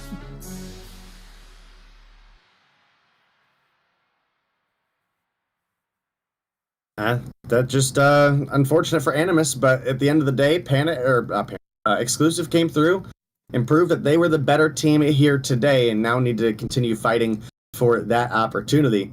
And they're going to have a difficult opponent to go up against. Maybe not as difficult as Animus, but we'll have to see. Getting this second chance of life and making it through a series can provide a lot of energy for a team. And we will obviously try to get you guys into that as soon as we can. Does look like all of our players are readied up. And look at that. Gets you right into the game. Search and Destroy Tunisia, our second Game 5 here tonight, Verdict. My goodness. It's been a hell of a day for Europe. Yeah, it is. We are 3 minutes and 20 seconds into this broadcast. 3 hours and 20 seconds. Sorry. 3 hours and 20 minutes. Good night. That's how long it's been, chat. And that's about as long as it's going to take here to get 2 best of 5s to run out. We got one more on the agenda for the night. Right now, we're buckling up for a B-side hit. Afer and Zidium have 2 here to hold off the push for the time being. And so far, they've done a great job of stalling. The rotation over. Afer's going to be able to find one. And back into the middle of the map he goes. So, Patron there for the trade. Bomb has made its way over as Capo looking to go ahead and put this one down. Storm going to be able to find the upper hand as well as another, and it's down to 2. Balance and Afer, are they enough? Balance is swept from the backside. He's going to get shut down in the one-shot Afer. The last hope here. Already starting off with a little bit of a curveball, Dave. Well, a little bit. Like I said, these first couple rounds could let us know exactly what Panic is bringing to the table. And right now, it's a 1v1. Obviously, the oh my god! There, but Afer just absolutely outplays the life out of Capo. And that one has got to hurt for the side of Panic. They, by all means, had everything they needed to win that one, and they started falling one by one. And as a result, it is going to be Zidium clutching things up. Thanks to Afer and Balance, 2 of the players that we mentioned earlier would be important to them in Search and Destroy. Well, they open up with 5 for 5 in the first round. There we go. That one certainly's got a sting, as you mentioned, in Panic. I mean, there's nothing more you could have done to set yourself up for success other than taking down Afer. Obviously, Balance finding big success earlier on. Afer already starting off to another first blood. Storm there to quickly return. As he's getting collapsed on, he's going to get dropped. He found 2 in the first round. Not going to find 2 in this round. Oh my god, they send the big guns out. Bison finally able to shut him down. His location's going to get locked down as well as Inicio's there to collect. And homie, 2 rounds in, 2 rounds locked and loaded. Zidium, even in the face of adversity, certainly some ice in these players' veins. All right, Verdict. Well, this is everything coming down to the wire, and as expected for a search and destroy, Zidium are going to take the advantage. Afer finding back-to-back 3-kill rounds is absolutely huge for the side of Zidium. Jazz probably had no right to win that first gunfight, let alone the second one, and does finally pay for it, but it was very, very close. Balance come through with 1 onto Storm. The 4-3 advantage in favor. Well, make it 4-2 as Kree is able to find 1 onto Patron as well. That leaves Bison and Onur. And Onur has had great performances when it came to the respawns, but Search and Destroy has not been going the same. It's now a 4v2. Bomb is in the hands, obviously, of Bison here.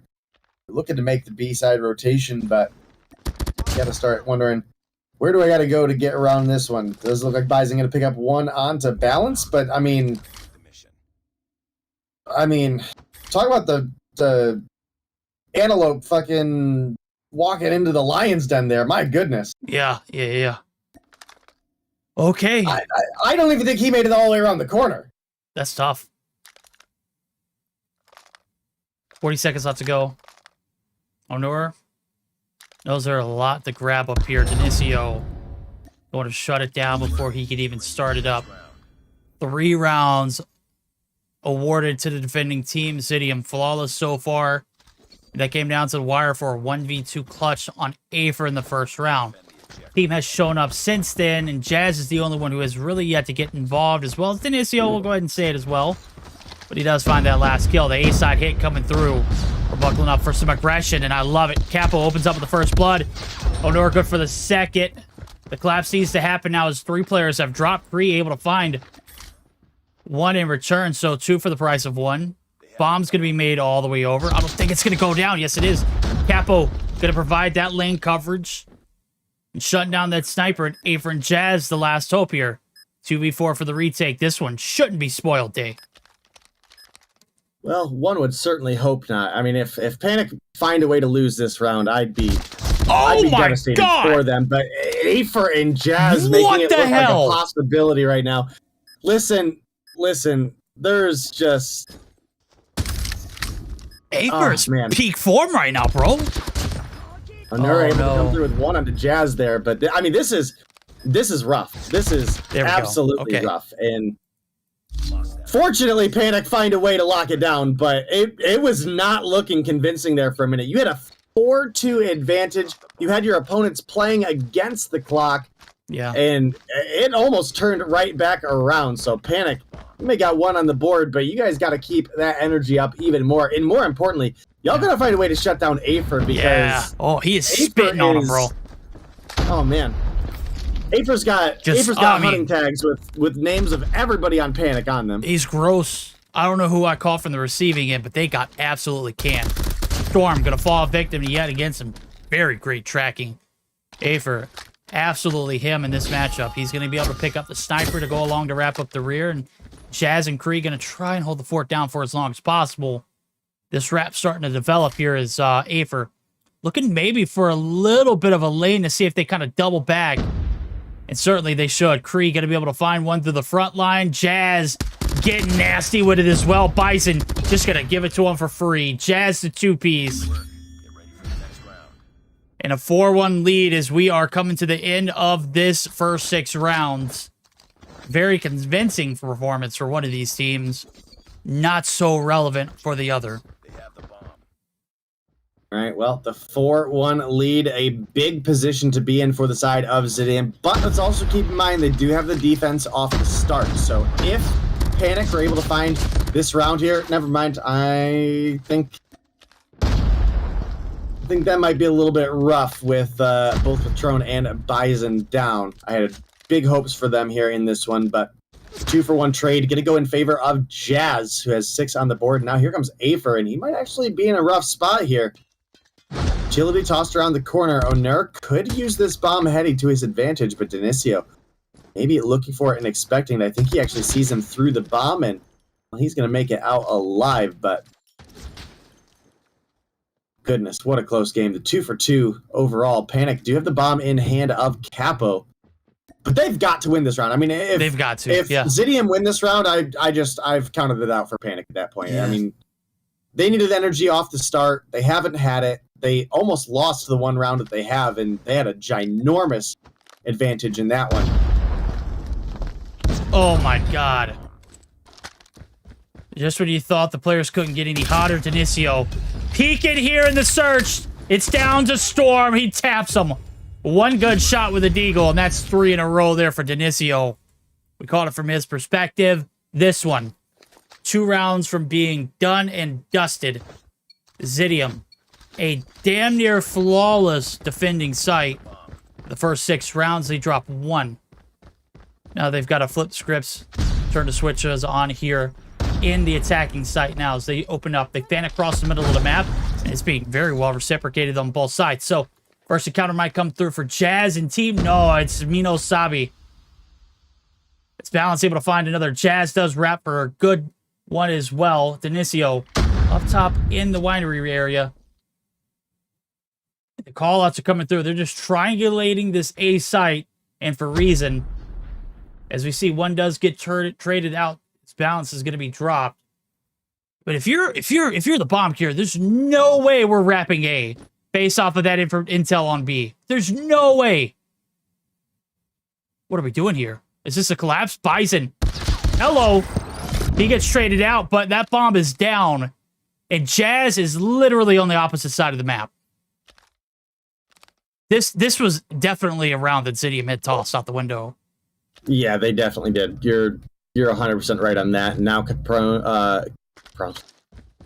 Capo and Oner in a decent position here. I think they know they have bomb down just to their right, but we have Jazz making the rotation over as well. Oh, he's on all out sprint, bro. To make, though. I mean, oh yeah, my this god. is, yeah, that was bold. I mean, bold strategy, that might have been a just, GR, go Nets. Yo, kind of situation, look, if you're Zidium and you're rewatching this VOD, you completely sold that first round on the attack. There's no way you have 2 players literally patrolling that B site, and you got Kree who says, "The hell with that, you know what? I want to go A," and gets canned as soon as he peeks the corner. Yeah. All right, 5-2 lead, very much so in the hands of Zidium. But after that last round, momentum has come to a halt. Panic might be able to capitalize on some poor mistakes made early on. I can't even say those were mistakes. Those were just poor decision-making abilities. In the heat of the moment, you as a bomb carrier have to do your team a little bit more of a better justice. And certainly, you've got to make better decisions there. 2 on B. You've got the bomb cleared. There's no way we're not making this this rotation over. Jazz looking to play for some information. Balance and him open up for the 2. They clear off that B site. The redirect there from Onur. He's got top control, but the smoke going to prevent him any lines of sight, and that means the bomb's going to go down. So 3v5 here for the retake. Bison striking first there as that bomb plant does come through almost simultaneously, but he is actually going to get dropped too. So make it a 2v4 day. It's all up to you now. Finish the mission. 4 is quickly going to swing into a 4v1. Capo finds a 1, but doesn't have any health to work with and has Jazz rotating up from behind. And we are now on match point, looking like Zidium are going to find their way into a further portion of this competition. Now, obviously, we got to keep rolling here and see what happens, but Panic have not found any sort of life when it comes to the search and destroy. Right now, it's a heavy swarm of the side of Zidium heading on over to the A site here. If Capo lands that shot, maybe I feel a little bit better, but he misses 2 in a row, ends up getting dropped. Bison gonna pick up 1 on the way out. Lucio gonna quickly get the refrag on him. The 4v2 advantage. And Panic has fought a hell of a season, but I've lost any faith in this being a recoverable situation. Oh! Are you sure? Yeah. Oh yeah. I'm still absolutely 100 panicker out. But yeah, I mean, absolutely. But it doesn't end here, right? Let's see what Afer has to say about it. This bomb's getting hopped. Afer's got the intel. Onur is just waiting for the switch, and it ain't coming. They are able to stay alive by the hairs of their chin, and my game did crash. So, chat, if you're just now seeing this, we're caught back up now. So, no harm, no foul. Last round should have been where we saw this end, but Onur finding a nasty 3-piece. My game's only crashed 3 times. Apparently, it's only in the second search and destroy. So if it goes to a game 5, I'll reset before I start over again. Sounds like a plan. Oh, Nor. Oh, unfortunately for him, his hopes here, the game 5 might have just came down to him dropping early. Storm's gonna get dropped as well. Kappa and Bison, they are bumping shoulders. And they might line up here. This might be, yeah, this is definitely the round. That's it.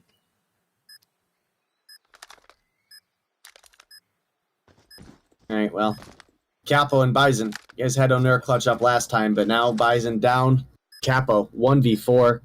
Certainly, this one is over. Denissio's there waiting, lined up. Capo saw him, but they know he's here. There it is. Balance with the slide.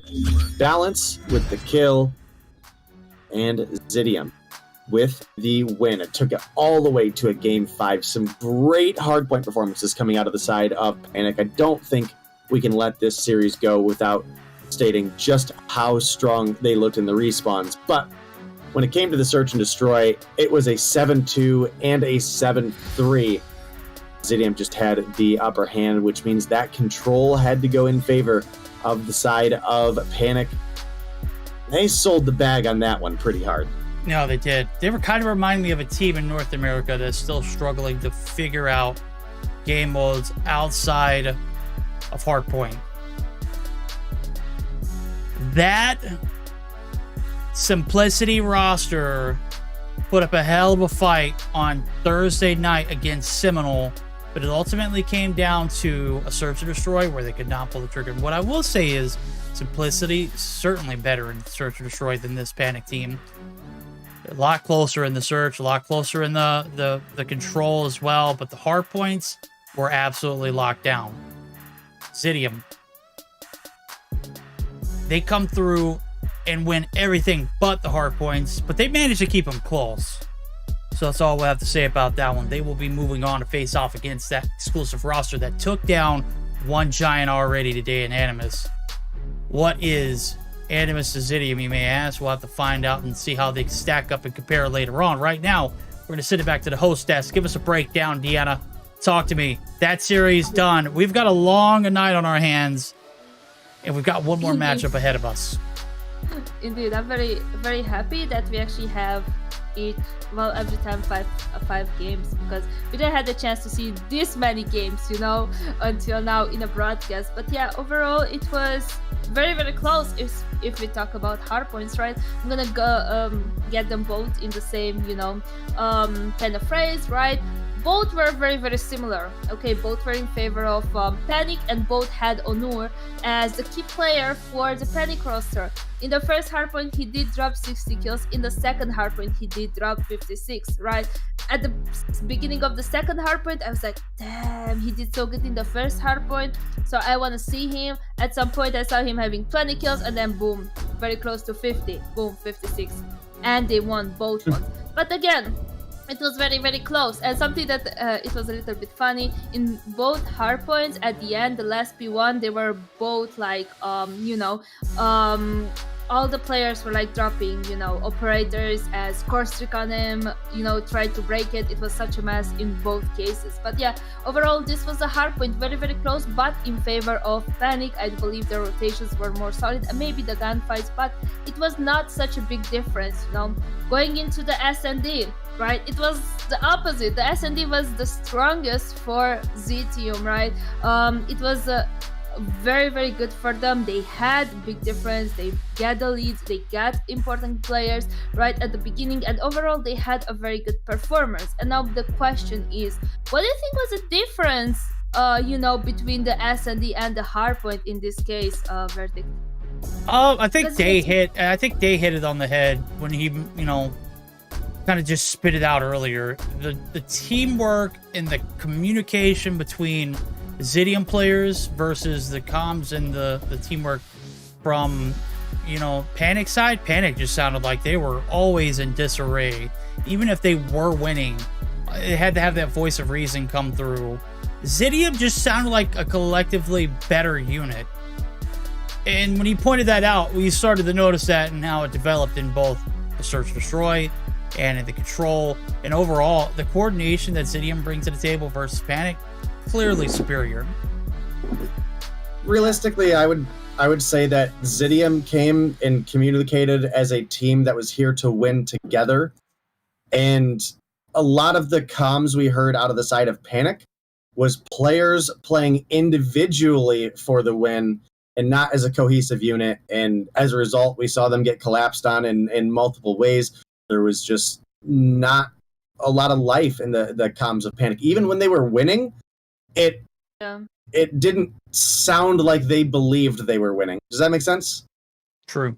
Yeah, and also the kill gaps between the first, like the MVP from their team, that was Onur, who dropped 60 kills. The next, I think, closest was 30 something. I didn't wrote that down, but I think it was such a big gap between them. It felt like it was Onur all over the place. I'm not saying that the other players did not do, you know, much, but they did enough. But I feel like it was all about Onur, you know. Someone in the chat was saying Onur and friends against the other team. It was very funny. I forgot who said it, but it was funny because he was the one who was like slaying. He also had some OBJ time as well. Now obviously the other players did the same, but it was a big gap between the kills. And then coming into the control, because we had just one control, right? The momentum that Zitium had in the first S&D transitioned very, very nicely to the control, and they actually won in a 3-1 fashion, right? It was very, very good. Control was on their side, and overall the rotations were very, very good. And this was our second matchup of tonight, and it doesn't feel like it's our second. I swear, I feel like it's our like third or fourth.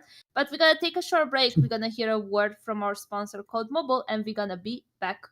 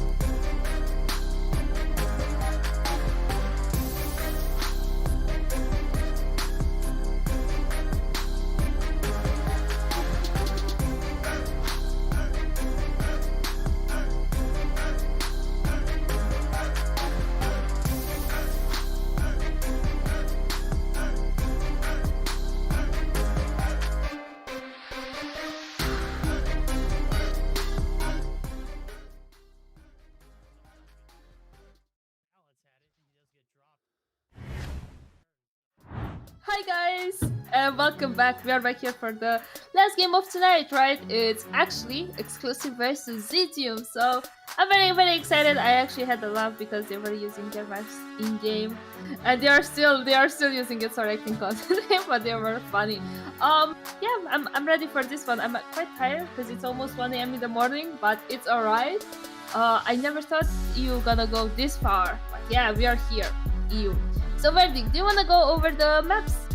Yep, this is the last series of the night. Best 5 unfolded. Arsenal, Express, Control, Crossroads Strikes. So we're seeing 3 newcomers to the map pool selection, and I'm absolutely loving it. This does one go the distance. We will see a takeoff, hardpoint followed by game number 5, Meltdown, Search and Destroy. So that being said, the bans come through. It's exclusive ban in Hacienda as well as Tunisia.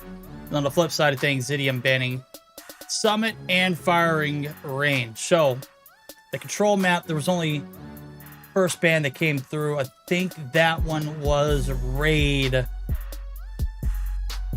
me take a look at it. And it was Raid for Zitium. Exclusive, they were all on board for playing Raid. They banned Standoff, so they clearly have better taste. So that being said, I'm gonna have to roll with exclusive. Oh no. I'm gonna roll with Zitium just because they banned the Raid. I was so tired of Raid. Well, that's so mid. Yeah, that's... What do you mean? You made the wrong choice. You made the wrong choice. No. I believe in Zitium. I do believe in exclusive too. Okay. They are amazing, but I can't believe they didn't ban Raid and Defense and the other map. I'm gonna go, and I'm gonna be back after a very solid breakdown about how exclusive is played. We were so rude, Deanna. You're still on screen. Yeah, we're capturing that L. We'll see you later. Oh, man. She's going to wave off into the distance. We're going to ride off into the sunset. We're not going to see Raid. But I will say, we've got some epic gameplay ahead of us. There were 4. Now, after this one, there shall only be 3. What I will say is, whoever's running the cartography, they need to get checked, man. There's no way we got Animus up top and Zitium. Whoa! What is going on? I know the game ain't started yet, but come on! Let's get our act together. Okay, you had me real confused for a second there. I was like, looking I'm at the lobby still. No, we're still in the lobby, but I looked at the screen and it showed Animus, and I was like, whoa!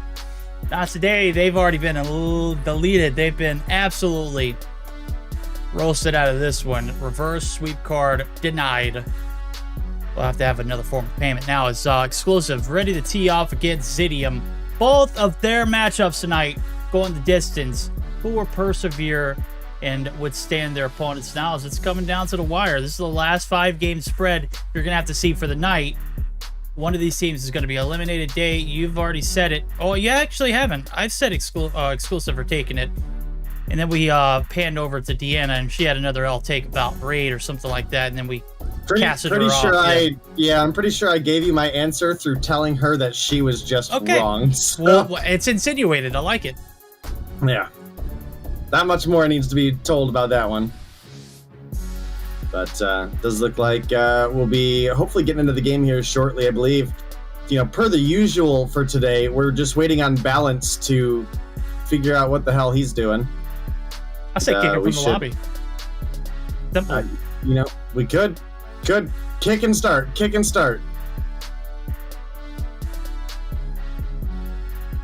Or just spam the start button either way. Yeah, there we go. He'll get the picture. He won't get his profile picture back though, because let me go ahead and tell you, chat. Balance is known for his very provocative pictures. And we have since tossed him into horny jail. He cannot have any more provocative pictures moving forward. That's going to lead us to game number 1. So, a little off-topic subjects, a little bit of fun, a little bantering between amongst us. And this one's about to be ready to rock and roll. This is the losers finals. Right now, we are on board what will be our last matchup of the night, and it's been 4 hours into the series. So, we're ready to close this one out. We're ready to claim one of these teams moving forward. Started the night off with 6 teams. We're about to trim the fat by 50%. We're going to leave it down to 3 before we end the stream. All right, well, a lot of implications here and a lot of thoughts that Exclusive will be the team that comes out on top. Obviously, they've got to come through and prove that to us. They can't just get the victory. Obviously, we saw Zidium put up a hell of a fight in our previous matchups, but we do got to keep in mind that Zidium did struggle pretty heavily when it came to the hard points. So we'll have to see what they're able to bring to the table this time around and see if it's going to be enough to take on a team like Exclusive, who were able to take down Animus just earlier today. Okay. Well, they're going to have to earn it, as you mentioned it earlier. It's not going to be given to them. They're going to have to take it. And anything that's worth having is certainly worth taking right now. P1, taking a little bit of time to develop. Both teams kind of at a little bit of a draw and a standstill now as rotations are being made over to New. Now Yaya getting involved. Yaya for 2. Rotation going to be solidified. Those are his 2 first kills. So he's got the advantage onto the side of the spawn for New. 1 point advantage to see how much longer he can stay alive. Through the smoke, through the concussions, through whatever the hell else you throw at him. Mans is standing through, but not strong enough to withstand Storm. So, rotation over. Jazz and team, they have got the advantage onto this P2 site. So 40 seconds let the profit off of it. Does not look like we're going to see a contest for any time soon. As we see, this one is a little bit of a knuckleball, bro. You get the spawns. How much longer do you want to hold them?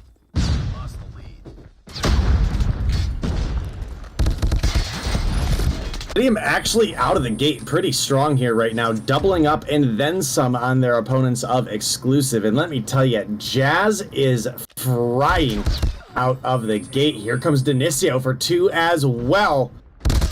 That lead continues to extend for the side of Zidium. Now, as we start getting ready to rotate to next, you'll be able to see that we have had a little bit early of a rotation out of the side of Exclusive, with one player being Kree, making that rotation over, and we're very, very spread out right now for the side of Zidium, and that could be an issue for them moving on into this hill.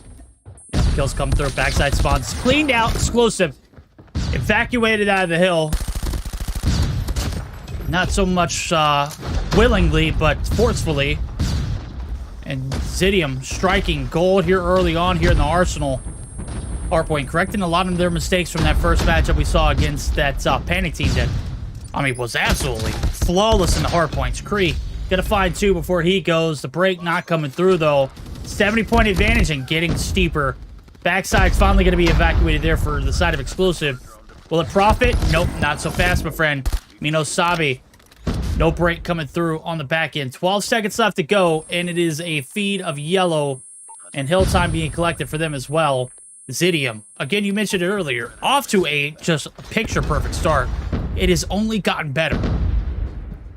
Yeah, a picture-perfect start that I don't think anybody expected. I expected, if they were going to have a chance in this matchup, that it was going to be in your search and destroy and possibly in your control. I would have thought, hands down, coming into this match that Exclusive would have had the advantage. But I do think something to make note of here is that we do have just overall a map that has not been seen a lot, and part of this impact that we're having could be the amount of time that these two teams have actually spent practicing this, right? So I think that's a big factor that we got to keep in mind. Neil coming through with some big claw kills there, but Afer pops his own and does make the break, at least momentarily. But it looks like Neil just, I mean, I've heard of squad spawns. I've never heard of, like, spawning in a pack right next to one another. I don't know how Neil was able to get... look, obviously, it's not skill-based, spawns, but I don't know what the hell I just saw. I just happened to look at the mini-map, and I popped it up for a stream to see, and I'm sure they're going to see it and be like, what the hell? Spawns there on P4, just like on Raid, they are very unpredictable, and you are likely be bumping elbows with the opposing team. Jazz, he's bumping elbows, he's throwing shoulders, he's on the objective, he is doing everything you want him to do. As the P5 is open up for business, it is going to be occupied for the time being by the team that desperately needs a point stay. Yeah, I mean, Zidium, they had such a hot start. I mean, we were leading 125 to like 30 something, right? Yeah. And that gap has closed to now 60 points separate these two teams. So Exclusive making their way back into this one. Jazz, not entirely sure on the Sparrow pop here, but, you know, we're starting to push up. Maybe we'll make use of it. We've only burned through a third of our Sparrow. There we go. There we go. We're starting to get kills. Starting to get on the board here. 3. Let's go.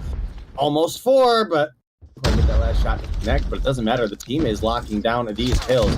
There's going to be the 4th on the Sparrow. It's going to be big for Jazz. That fills up the streaks. Just got to be careful not to be an idiot here, right? We've got a Hunter Killer. We've got a Predator Missile. But we also have a UAV on this class for Jazz. And that is a one-click activate. Yep. You know, I brought this up to players at this point years ago because we saw it happen. You need something. There's the UAV. GG! Did he really pop it? Yeah. There's no way, bro. There's no way. Let's go ahead and jump in. Let's see if they know it. We'll find out with the first listening with the side of Zidium. Oh my god, man. Yeah, fucking idiot, man. I have full shoots, I have full shoots. Why do you have a UAV?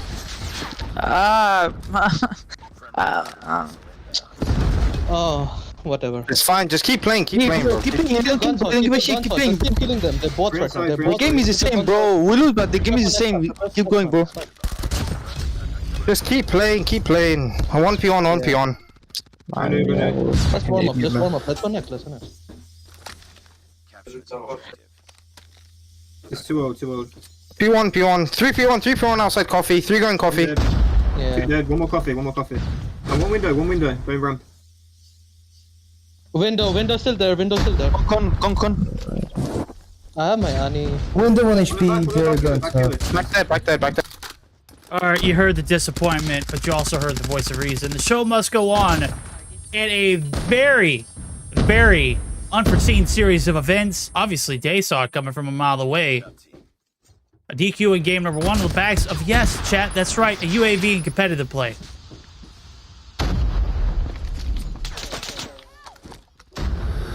That's right, chat. We are cold as... Well, yeah, that's absolutely right, chat. We are cold as ice, bro. We are cold as ice. We did that. We jumped in immediately afterwards just to kind of feel the vibes. I wanted to hear the moment.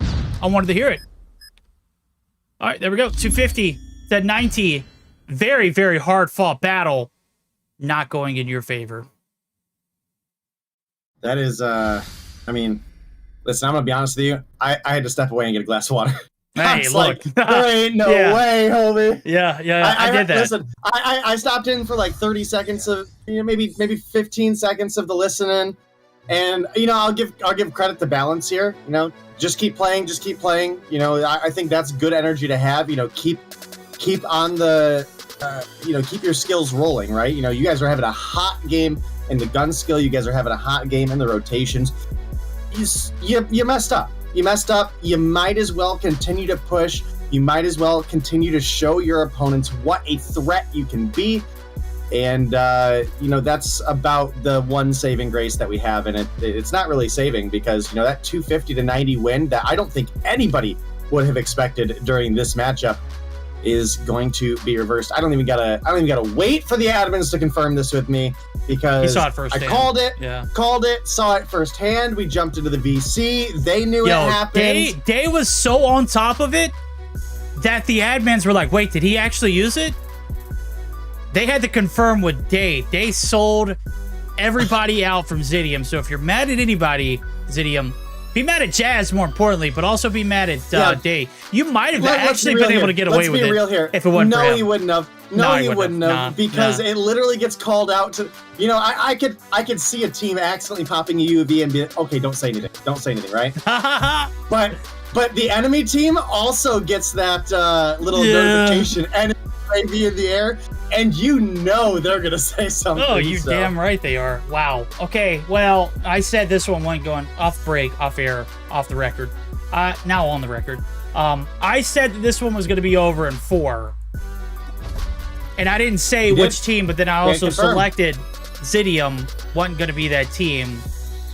I gotta say, there's no way they start off that fiery hot only to be DQ. It's only right that it happens here in EU. Am I right? You've been here all throughout the regular season. You've known that this scene has been plagued by setbacks of players constantly shooting themselves in the foot. I think I've seen more reverses this season by players just absolutely selling the bag. And I think that Jazz has done this multiple times throughout the regular season. Not saying that he's the one who's popped UAVs consistently, but I think that he's used banned items before. It's just, look, it happens, right? But when it becomes a pattern, there's a problem. And that problem never got fixed, so. Most banned items ever in the season, correct. 100%. Yikes.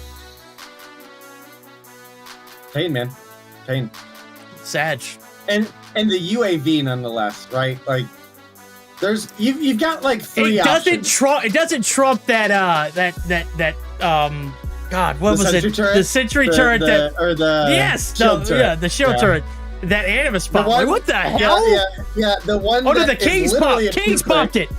There's no way that you pop a shield turret. What the hell? Oh man.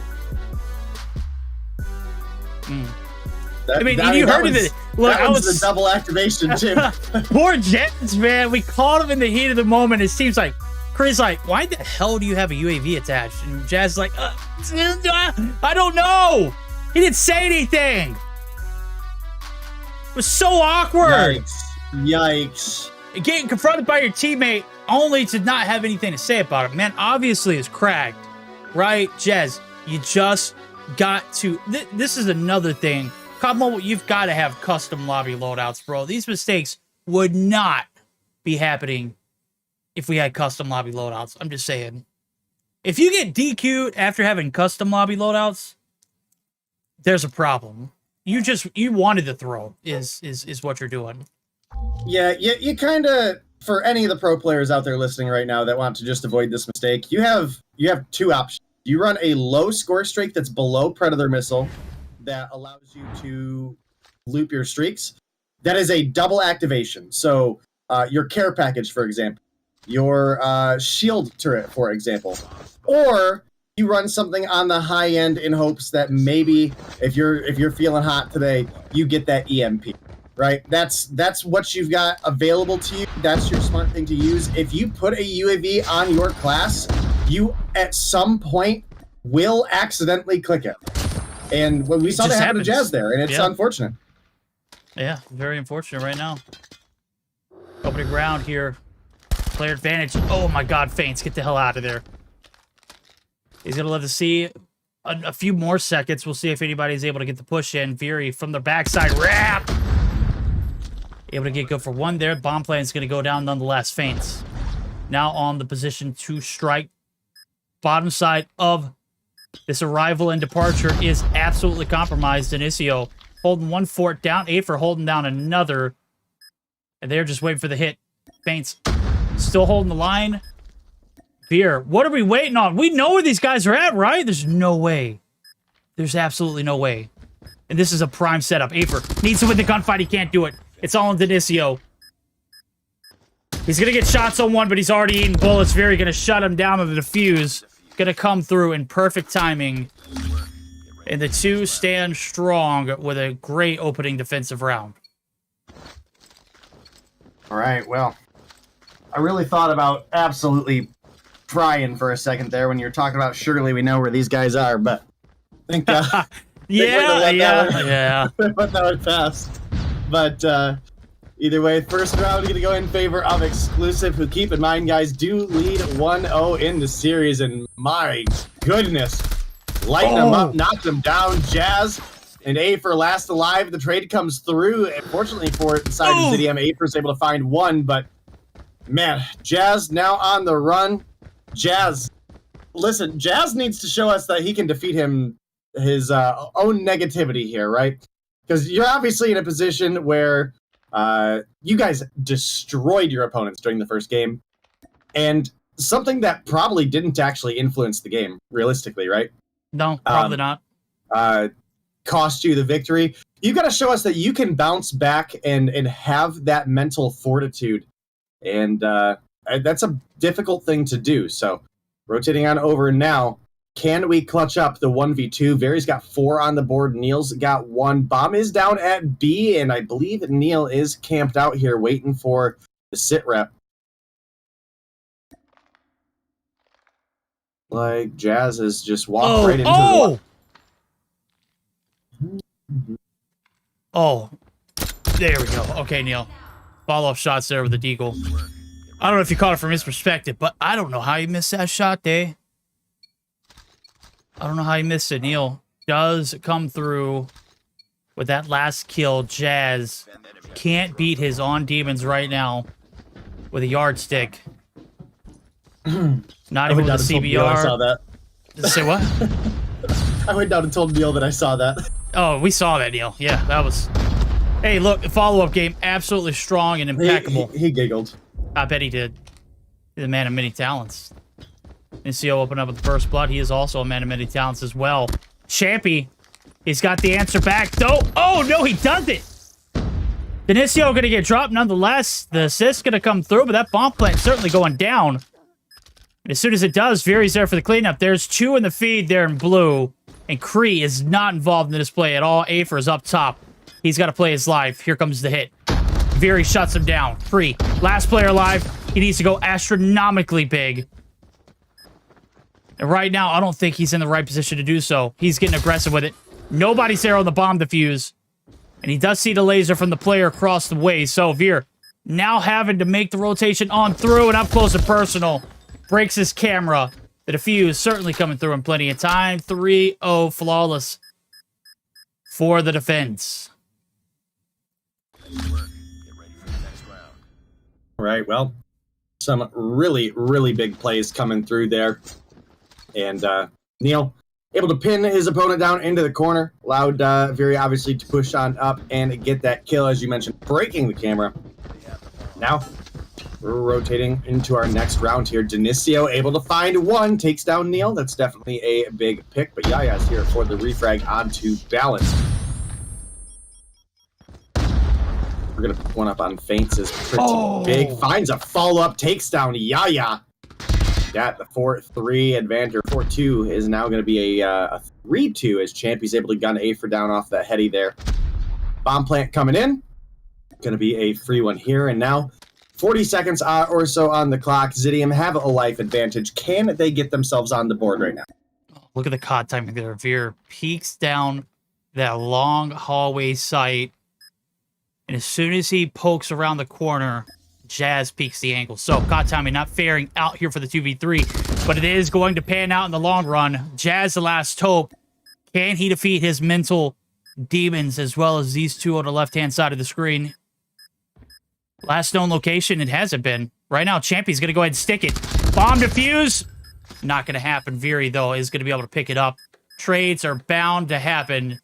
But that defuse, certainly. That's a round that should have went, realistically in favor of the side of Zidium. But they are just so, in their own heads right now that they are selling a bag. That should have been a 3-1. Yeah, I do wish I could go listen in and just kind of hear how they sound. We're not going to obviously chat, but I do feel like they have self-defeated themselves a fair amount here. Afer able to come through with 2. It makes this look a little bit more doable. The 1v4 is looking a little bit more possible, but you can see Veery rotating here on the backside. You've got Neil down playing the same angle that he was before. And I do believe we have bomb confirmed down on a B, at least at the time being. But doesn't look like they have any idea where Afer is. Now they're going to, as Afer pulls the trigger. Some pretty poor trigger discipline there, and now he's running. Veery playing so slow and methodical, though, is going to miss the opportunity to shoot Afer in the back. Oh, she sees him. He sees him. Mm-hmm. Let's see if he can get away. And he's gone. And he's gone. Fastest kid alive. Neil's up top. He's waiting for the convergence. Veery down low. And they're just going to continually hold the bottom and top of the staircase for a little bit of map control. Afer surely going to peek his head around here somewhere. Veery wins the gunny. And he has 1 health. I think he's negative. not in KD, but certainly in health. I don't know how he stay alive there for it, but resilience nonetheless. If you wanted one guy to get the job done, it's Afer. He is completely been the Iceman here in this series for this team. He's not feeling the effects of game number 1. However, the other players on the roster are certainly doing so. Afer opens up with the first blood. Forgets about last round. Denicio is as well. And that bomb should go down at A, or B rather. Here for a clean 5 players left standing on the left or right-hand side of the screen. There it goes. It's 2-5. It ain't happening. Champion now is going to have to get the ace for the clutch and a defuse. All in the span of 35 seconds. Right, well, Denicio going to come through with the kill onto Champy there at the end, and finally found herself on the board here. Yeah, for everybody catching up in chat, getting the update that Zidium DQ'd, that is factual. It is indeed factual. So 5-1 lead right now for Exclusive. Obviously keeping that energy rolling, trying to keep their opponents down, and well, Balance going to push on up. Does find 2, eventually gets traded out. 2-for-2 trade overall. I'll say it's a fairly even one at that, but Very not checking his angles before going to plant that bomb. Afer going to come through with a 2, and now it's Neil left alone in a 1v2. Denicio is starting to get into a position to try to snipe over the bomb here. We do have that bomb available, but okay, Denicio's going to land the shot anyway. They could have absolutely just played for the plant there and played a defense, but yeah, they pick up the kill. They pick up the kill. There you go. You didn't need to be aggressive, but 2 rounds in a row you've taken. Zidium very much so down in this series, especially after map number 1. You put up a health fault battle, only for it to be erased and eliminated on the backs of a DQ. In the game 2, they have been tossed in the blender so far. They're again down, but certainly not out. Neil's going to get dropped yet again for the first blood. Balance going to be able to open up with that one. Usually it's Denicio in this piece. Nonetheless, bomb's going to go down. Player advantage or not. Yaya is going to find the equalizer there. The 4v4 will ensue. Balance has got the train cart absolutely occupied, but feints shutting down one on the rotation through. Balance has got to make a play here. Oh, reads the corner well. Barry's dropped for the 2-piece, actually. Vera's body's going to be collected by Kree with 19 seconds left to go. Doesn't matter. The flicks are on point. Balance is absolutely him. This bomb is going to be defused. Kree is just going to step aside and let the miracles work here. As we see this gap slowly getting bridged. A well-orchestrated retake there for the defending site. Leads us to only a 2-point lead in favor of Exclusive.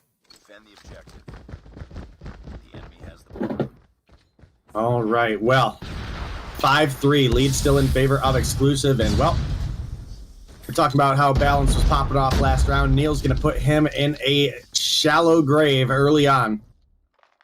Neil going to follow up with more. Very and Yaya each find a kill, just like that. The round is over. Shy of beyond a miracle right now. I mean, Kree does have 6 on board. He is getting kills, but we're in a 1v4. You've got 35 seconds to deal with. You've got a sniper. Haven't picked up a secondary. You just got concussed. I mean... Yeah. He's not going to get pushed, though.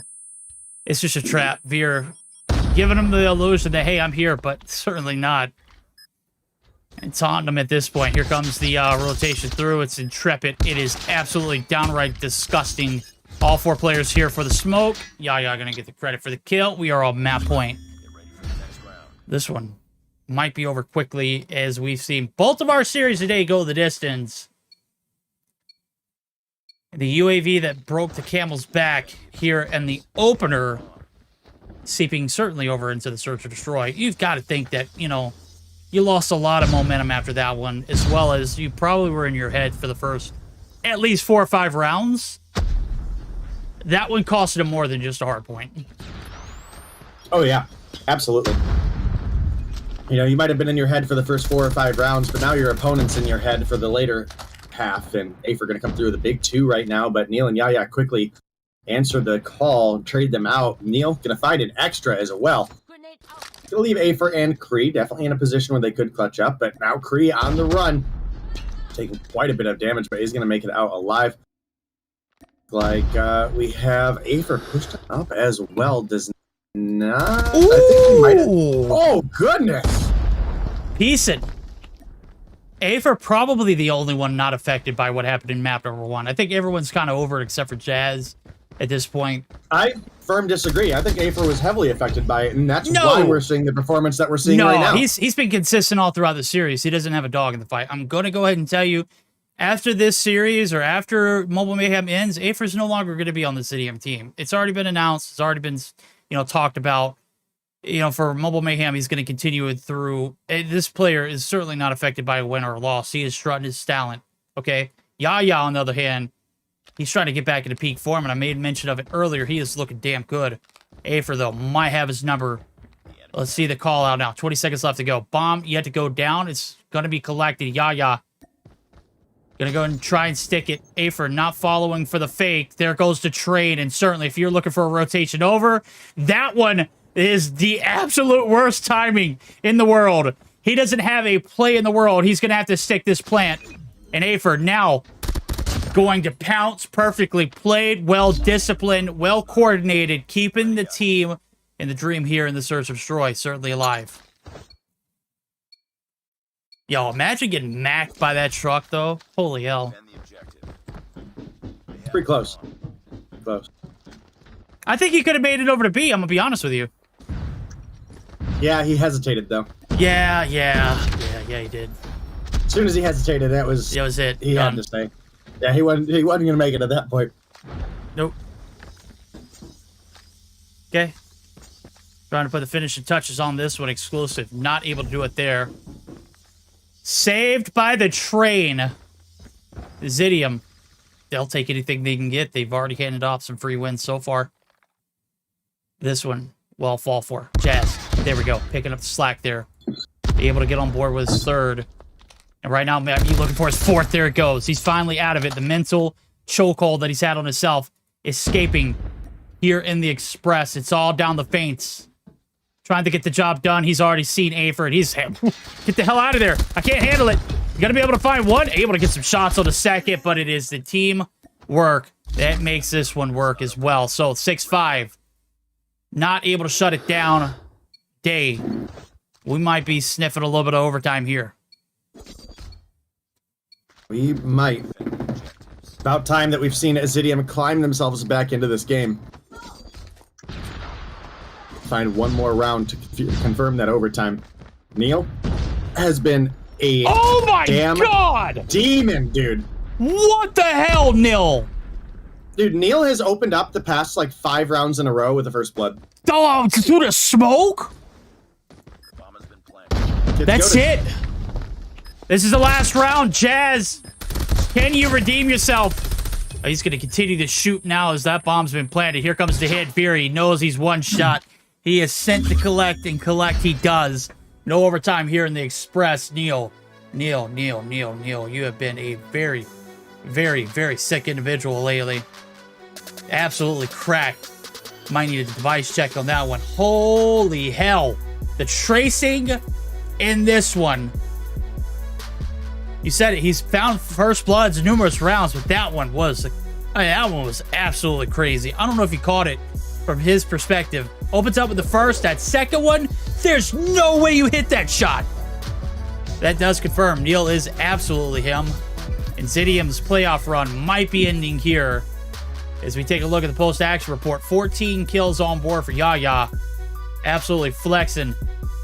In game 2, Viri there with 13 as well. And cracking the double digits, man.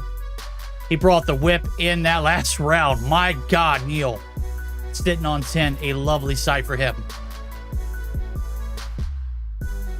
All right, well, definitely a big game here.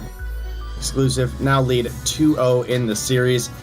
They got gifted the first one by some optimal UAV usage out of Zidium, but you know what? They came and they collected in that game too. Specifically, Yaya, Veer, and Neil were on fire. If we went back and counted the first bloods Neil picked up in that game, I genuinely think 7 of his 10 kills were first blood. So, okay, definitely opened the door for the team. Definitely helped them capitalize early on just by being that sniper talent that they needed. Afer tried his best, but just wasn't enough to get the team through this one. And, exclusive. Now going to be going on to our control on match point. Well, local time here is 5:20 Central Standard Time in the USA. I don't know what time it is there in Central European time. It is certainly late. This is probably the longest broadcast EU has seen to date. It is 4.5 hours long, and it might be over in the blink of an eye now as we're going to get geared up for what could be our last match of the night. Certainly our last matchup. It could be the last game of the night. Exclusive on the brink of greatness. They were able to, most importantly, eliminate Animus. Right now, they have taken a 2-game lead. We'll see if they can put it away. As could be the end of the line there for this Zidium team, not necessarily starting off on the right track. They did, but they didn't. And in the search, they were just mentally defeating themselves. Right now, they're starting off with a little bit of pressure on both sides. For those going to be eliminated. And back to the spawns they go. 4 down almost instantly. Cree trying to retaliate back. Jazz as well. This team, mic silent since that hardpoint UAV. All right, well, exclusive may have been just gifted the day, right? I mean, that is ultimately the factor we have. They're the biggest winners. They are the biggest winners, but I feel like it was twice gifted to them. Yeah. Is that fair?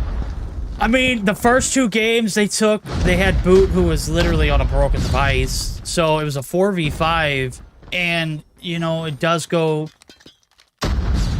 to what? That wasn't even around, what was that, around 12? Was a 7-5 victory in Game 5?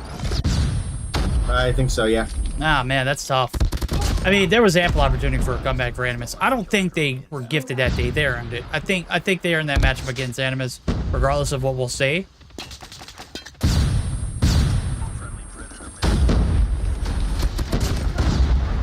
All right, well, Neil and Faints come through for a couple extra kills here for the team. Exclusive now lead by 6. You get the A capture to come through, and now it's up to B, but Denisio going to get fried.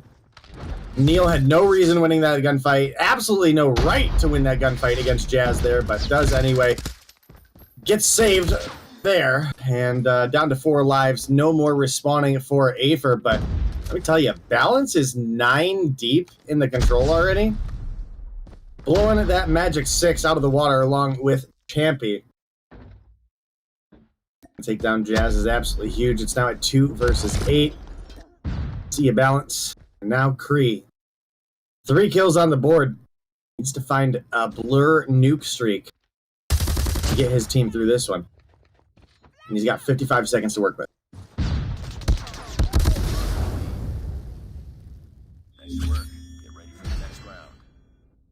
All right, first round in, locked and loaded. You said Balance was cooking. He was. He's sitting on 10, but his teammates, they need to contribute. On the left side of the map, and on that side of the screen, you can see it's Champy. He has brought the smack down. He's got 12 on board, sitting on 3 combos. Well, he's looking for some kills.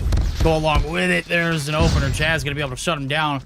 Balance now hopping out with the Purifier earlier. It's a Super Soaker, and certainly a little bit of range going a long way. Faints able to predict the movements there. He's going to be able to shut him down and keep the damage to a minimum. So, 4 for the price of 6. Already off to a decent start.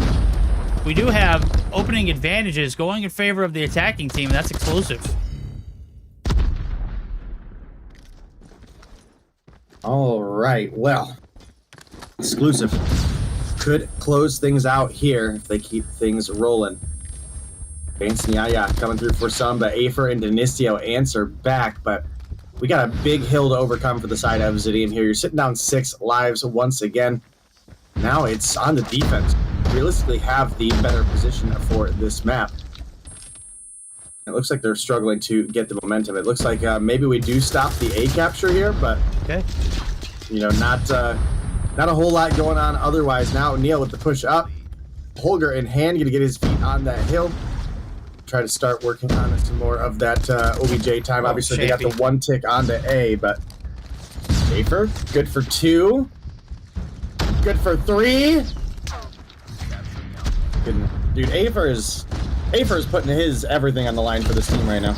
Everything's out on the line here for this defensive round win for Denisio. He's going to pop the op. Doesn't do anything other than waste a little bit of time there onto that 8 cap. So 25 seconds left to go. Kree in a big position. Takes down one, but can't get good for the second. Trades are there, and you can't live off trades if you are this defending site. You're down to 2. Balance, only being able to pick up 4 in this round. Definitely not being as involved as needed, as this is an all-hands-on-deck kind of affair. 2v7 here. Jazz working a miracle if he does stay alive. I don't know if he saw that player in Neil right around the corner, and certainly comes back to haunt him. We are on match point, chat. Out of hand, out of pocket real quick. Let's go ahead and dive in with our potential winners. We're going to see how those comms sound now for the closing round in the 3-0 potential. Nothing clear. Trigger safe. Nate. They're pushing up our boxes. I watch window. Oh, he's on site and down. He's 1 HP on 8. 2 on 8. On the barrel. There's 3 on it. One pushing up. He jumped on cat. They naded me. I got stun, champion. I got stun. Nice, one more barrel, champion. Barrel. I think I got him. He said fire. Wait, there's one last spawn. Sparrow breach. There's someone all spawn. Yeah, all spawn. He's a little hot thing. You know, the hut. On the hecklish. I got the guy as well. One fire, staircase. I dead. Nice. Push up. Window. One in house. I'm in their spawn. Wait. Push fire. I'm in their spawn. Window. I'll go containers again. I stand your containers. They're smoking. I'm pushing mid. Trenches and Alright, these boys is focused right now. They've got to be a little bit more focused here. Zidium are on the hot seat. They have hopped the hill. They've got the 8 cap more than they ever did in their first round of the attacking side. They could not win the defending route either. Right now, Afer is giving them the business. He's sitting on 22. He is cooking this lobby. As well as Champion, who's sitting on 27. So, operators out in abundance. 7 to 10 in the life count. It's certainly anyone's game. We're running out of lives. All right, well, anyone's game is maybe a little bit of a toss-up. It's looking right now like Zidium find themselves a point on the board, but we've seen them lose on the offense and the defense. It's going to take a lot for them to bring things back here. Right now, it looks like they are doing it on the offense, though, which can be very, very difficult on this map, so we got to give them credit where credit is due. Neil putting in the work that he can, but it doesn't matter. That B site is getting captured. You're tossing up one with Afer right now, and losing at that one at that. So, final kill going to come through. Zidium do find themselves on the board. Can they keep the ball rolling? Go ahead and jump in and find out right now. They have been through it all.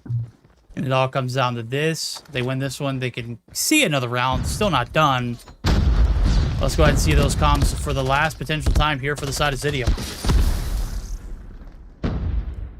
Dead. Hey, let's switch off. One here, close. I can't, I'm on top. Two there. Hey, first up. Two bottom green, coming A, coming A. One more spawn on the container, left side. Shit, one bottom Amazon. I'm low as fuck.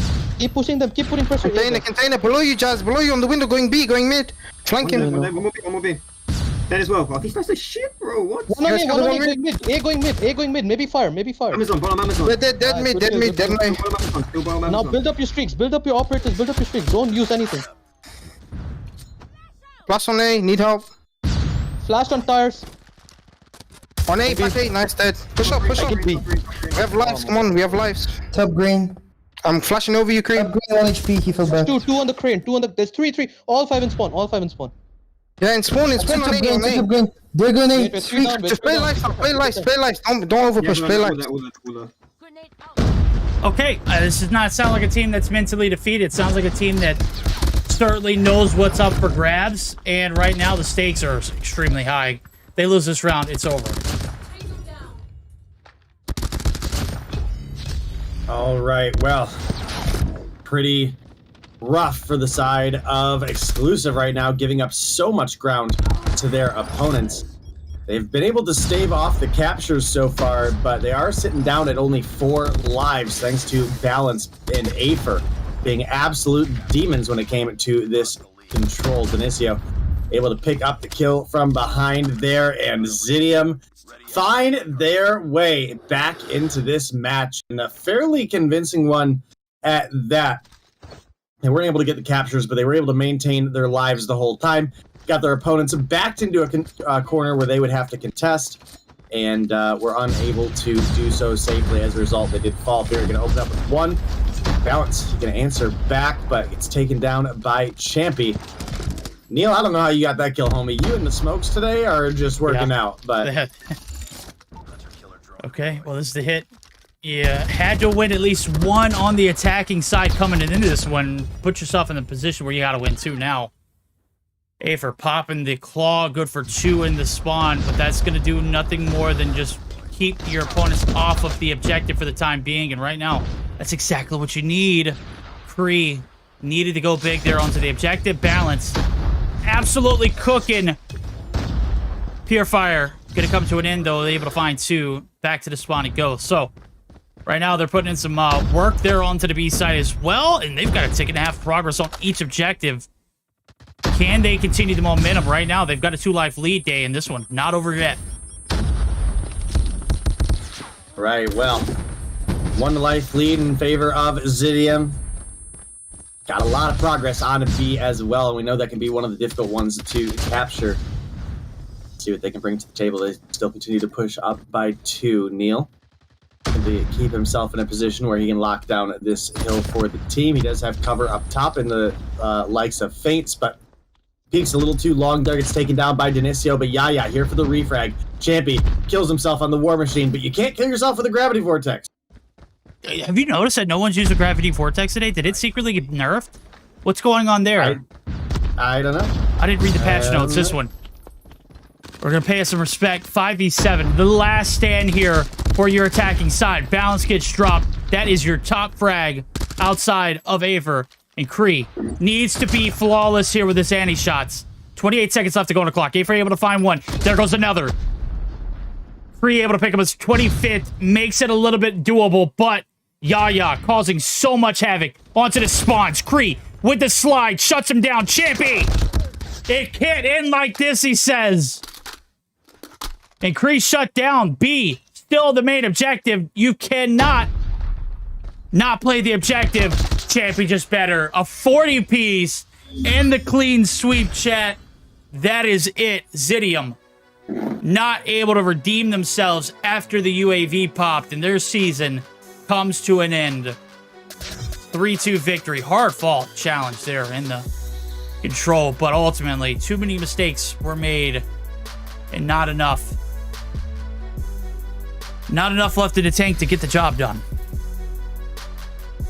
Well, it's rather unfortunate to see the side of Zidium go down like that, especially after they came into this series and absolutely smoked their opponents in the hard point. I thought we were up for a much, much more exciting series.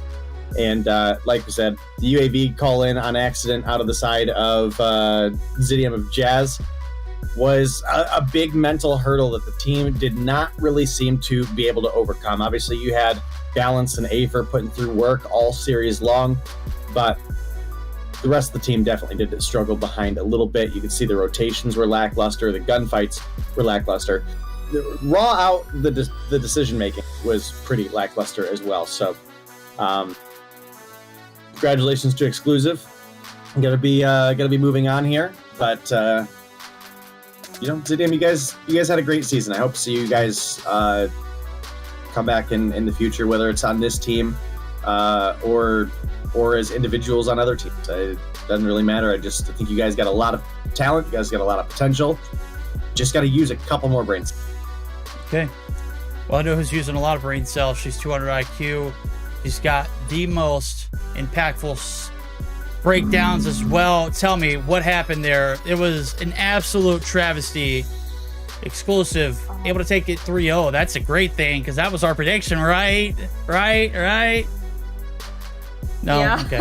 Okay. Yeah, that was one. Oh, what I your never prediction, thought- though, was it? Oh, No, God. it wasn't. No, there's no way. We took Hey, the L together. to be fair, if they hadn't DQ'd that hard point, this might have been a different series. But we'll never know. I never felt so bad in my entire life for someone DQing. I usually get a little bit annoyed when someone is using like leggy grenades or skins, you know, or like put down randomly shield turrets in the middle of the map. You know, it's like a pet sleep, you know. It makes me annoyed because I'm like, damn, why you don't read the rules? But then, you know, I saw Jazz using the UAV and we went into the cones and I felt so bad for him. I still feel bad for him. I don't know. It's just like so terrible, but yeah, definitely, I genuinely feel bad. But definitely the hardpoint was so good for their side, for Zitium. They were like absolutely trying, the rotations were on point. Everything was very, very good until the UAV, you know. It wasn't like, not like, it was, I don't think the UAV got a big impact. It was actually at the end, but it's a banned item, you know. So I really thought you left behind these banned items, like, you know, grenades and so on in the past, but no, they still come with this kind of like features. I feel like I think, as you guys said, it's you use the most banned items for sure this season. But overall, the hardpoint was heavily in favor of Zitium without the DQ. It was very, very impressive. And the fact that, you know, they played so good against exclusive. But after that, going into, you know, the S&D, and after that DQ, I think like the morale was very, very down, at least in the first 6 rounds, because exclusive was all over the map getting kills. Usually, we see Yaya getting a lot of kills, and also Neil. He's one of my favorite players to watch because he always has some insane shots with a sniper. But then, you know, Zitium started getting a little bit of a comeback to the end, but it was not enough. And then the control, again, it started very, very good in favor of exclusive. Then Zitium at some point started, you know, to get a little bit of comeback, make it close, but overall exclusive won, and that was very impressive. You know, in a way, I'm happy because I have work in like 6 hours. I need to wake up. I've got work in less than an hour, so I'm right there with you. Yeah, me too. Yeah. When I saw Champion getting the last kill, I was like, damn, jumping on this, you know, chair. I was like, yeah, finally I can go to sleep because I have work. But yeah, overall, this was our 3rd game of tonight. And Day, do you want to go over the brackets to see what we're going to see next time? Yes. Sure. Thank Sure. you. We got 3 more matches in the season, guys. Our playoffs running down to a Kings versus 117 Not Found winners finals. The loser of that matchup will drop down to the losers bracket to playoff. Against exclusive, and then the winner of that match will find themselves in a grand finals up against the winner of whoever won that first match. So could be some back and forth. We could see exclusive make it all the way back up into the grand finals. It's hard to say right now. Does the winners bracket finalist have any sort of advantage over the losers bracket finalist going into the grand finals? 1 map advantage. It is 1 map? Okay, well, There we go. You know, chat. 1 map advantage going into the grand finals for whoever wins between Kings and 117 Not Found.